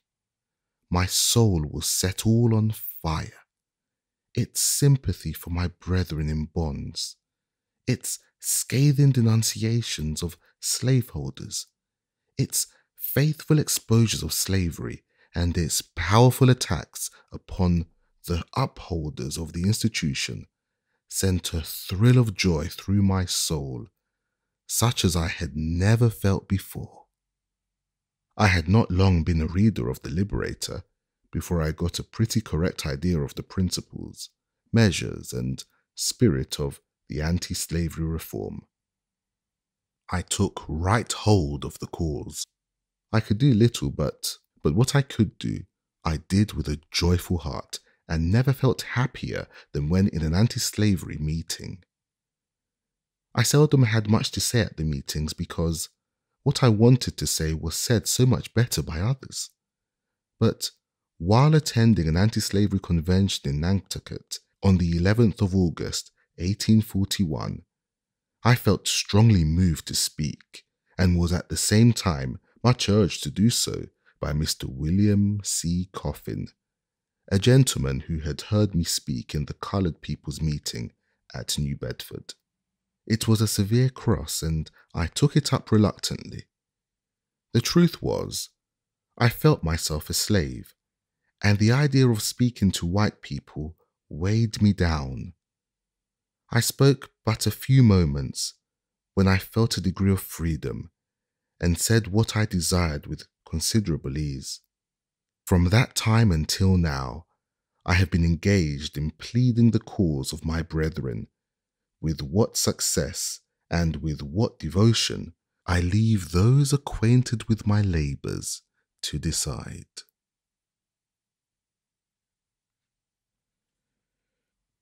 Appendix. I find, since reading over the foregoing narrative, that I have in several instances spoken in such a tone and manner respecting religion as may possibly lead those unacquainted with my religious views to suppose me an opponent of all religion. To remove the liability of such misapprehension, I deem it proper to append the following brief explanation. What I have said respecting and against religion, I mean strictly to apply to the slave-holding religion of this land, and with no possible reference to Christianity proper, for between the Christianity of this land and the Christianity of Christ, I recognize the widest possible difference, so wide that to receive the one as good, pure, and holy is of necessity to reject the other as bad, corrupt, and wicked. To be the friend of the one is of necessity to be the enemy of the other. I love the pure, peaceable, and impartial Christianity of Christ. I therefore hate the corrupt, slave-holding, women-whipping, cradle-plundering, partial, and hypocritical Christianity of this land. Indeed, I can see no reason but the most deceitful one for calling the religion of this land Christianity. I look upon it as the climax of all misnomers, the boldest of all frauds, and the grossest of all libels. Never was there a clearer case of stealing the livery of the court of heaven to serve the devil in. I am filled with unutterable loathing when I contemplate the religious pomp and show, together with the horrible inconsistencies which everywhere surround me. We have men stealers for ministers, women whippers for missionaries, and cradle plunderers for church members. The man who wields the blood-clotted cowskin during the week fills the pulpit on Sunday and claims to be a minister of the meek and lowly Jesus. The man who robs me of my earnings at the end of each week meets me as a class leader on Sunday morning to show me the way of life and the path of salvation. He who sells my sister for purposes of prostitution stands forth as the pious advocate of purity. He who proclaims it a religious duty to read the Bible denies me the right of learning to read the name of God who made me. He who is the religious advocate of marriage robs whole millions of his sacred influence and leaves them to the ravages of wholesale pollution. The warm defender of the sacredness of the family relation is the same that scatters whole families, sundering husbands and wives, parents and children, sisters and brothers, leaving the hut vacant and the hearth desolate. We see the thief preaching against theft and the adulterer against adultery. We have men sold to build churches, women sold to support the gospel, and babes sold to purchase Bibles for the poor heathen, all for the glory of God and the good of souls. The slave auctioneer's bell and the church-going bell chime in with each other, and the bitter cries of the heartbroken slave are drowned in the religious shouts of his pious master. Revivals of religion and revivals in the slave trade go hand in hand together. The slave prison and the church stand near each other. The clanking of fetters and the rattling of chains in the prison, and the pious psalm and solemn prayer in the church may be heard at the same time. The dealers in the bodies and souls of men erect their stand in the presence of the pulpit, and they mutually help each other. The dealer gives his blood-stained gold to support the pulpit, and the pulpit in return covers his infernal business with the garb of Christianity. Here we have religion and robbery, the allies of each other, devils dressed in angels' robes, and hell presenting the semblance of paradise. Just God, and these they are, who ministers at thine altar, God of right, men who their hands, with prayer and blessing, lay on Israel's ark of light. What? Preach and kidnap men? Give thanks and rob thy own afflicted poor? Talk of glorious liberty and then bolt hard the captive's door? What? Men of thy own merciful Son, who came to seek and save the homeless and the outcast, fettering down the tasked and plundered slave? Pilate and Herod friends, chief priests and rulers, as of old combine, just God and holy, is that church which lends strength to the spoiler thine? The Christianity of America is a Christianity of those votaries, it may be as truly said, as it was the ancient scribes and Pharisees. They bind heavy burdens and grievous to be borne, and lay them on men's shoulders, but they themselves will not move them with one of their fingers. All their works they do for to be seen of men. They love the uppermost rooms at feasts, and the chief seats in the synagogues, and to be called of men, Rabbi, Rabbi. But woe unto you, scribes and Pharisees, hypocrites! For ye shut up the kingdom of heaven against men, and ye neither go in yourselves, neither suffer ye them that are entering to go in. Ye devour widows' houses, and for a pretense make long prayers. Therefore ye shall receive the greater damnation. Ye compass sea and land to make one proselyte, and when he is made, ye make him twofold more the child of hell than yourselves. Woe unto you, scribes and Pharisees, hypocrites! For ye pay tithe of mint, and anise, and cumin, and have omitted the weightier matters of the law, judgment, mercy, and faith. These ought ye to have done, and not to leave the other undone. Ye blind guides, which strain at the gnat and swallow a camel. Woe unto you, scribes and Pharisees, hypocrites! For ye make clean the outside of the cup and the platter, but within they are full of extortion and excess. Woe unto you, scribes and Pharisees, hypocrites! For ye are like unto whited sepulchres, which indeed appear beautiful outward, but are within full of dead men's bones and of all uncleanness. Even so ye also outwardly appear righteous unto men, but within ye are full of hypocrisy and iniquity. Dark and terrible as this picture, I hold it to be strictly true of the overwhelming mass of professed Christians in America. They strain at a gnat and swallow a camel. Could anything be more true of the churches? They would be shocked at the proposition of fellowshipping a sheep stealer, and at the same time, they hug to their communion a man stealer and brand me with being an infidel if I find fault with them for it. They attend with pharisaical strictness to the outward forms of religion, and at the same time neglect the weightier matters of the law, judgment, mercy, and faith.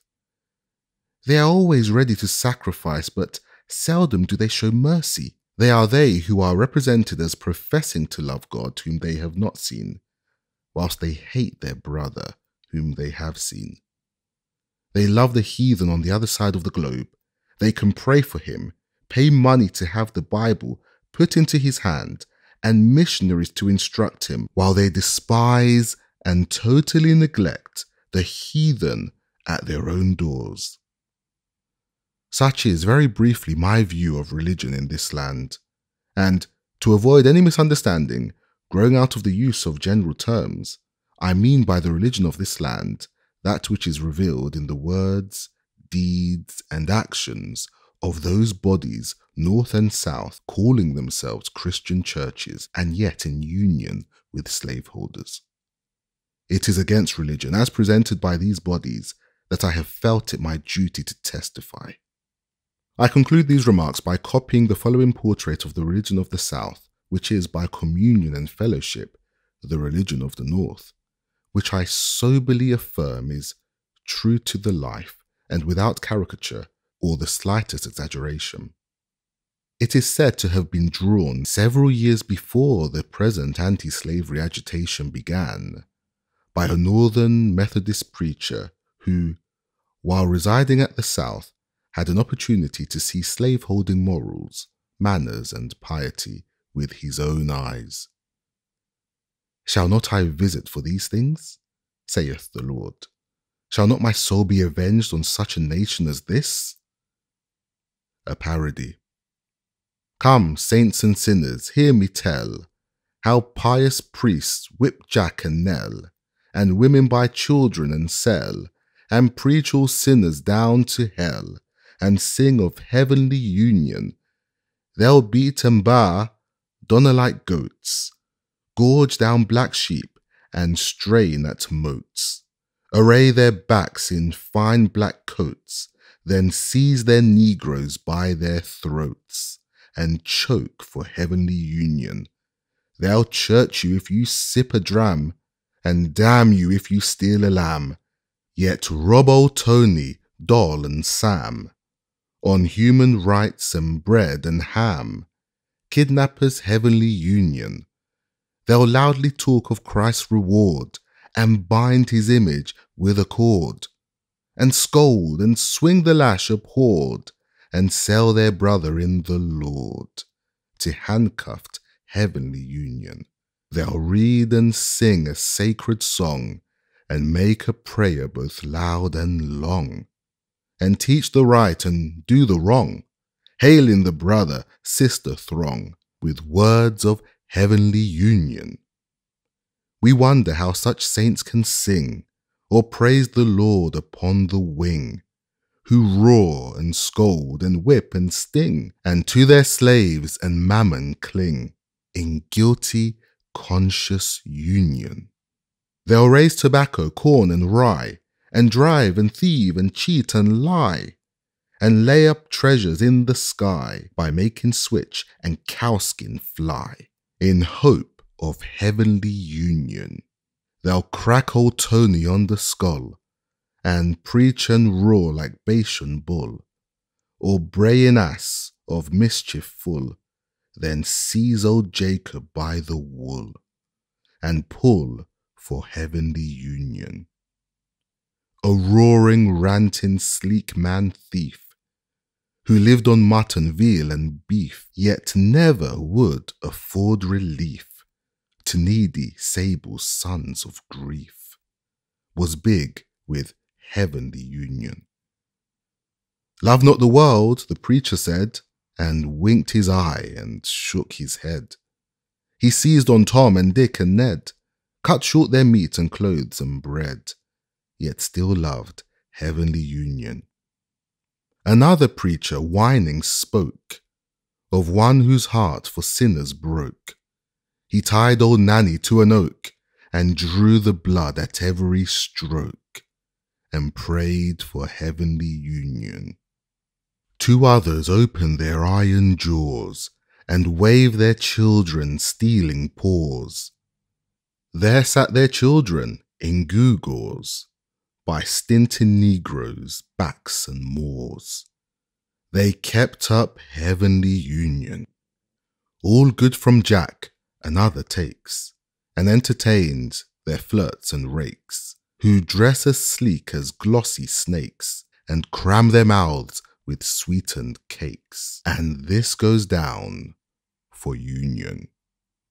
Sincerely and earnestly hoping that this little book may do something toward throwing light on the American slave system and hastening the glad day of deliverance to the millions of my brethren in bonds, faithfully relying upon the power of truth, love, and justice for success in my humble efforts, and solemnly pledging myself and you to the sacred cause I subscribe myself. Frederick Douglass. Lynn, Mass. April 28th, 1845. The end. This has been the narrative of the life of Frederick Douglass by Frederick Douglass, narrated by Sam Kusi.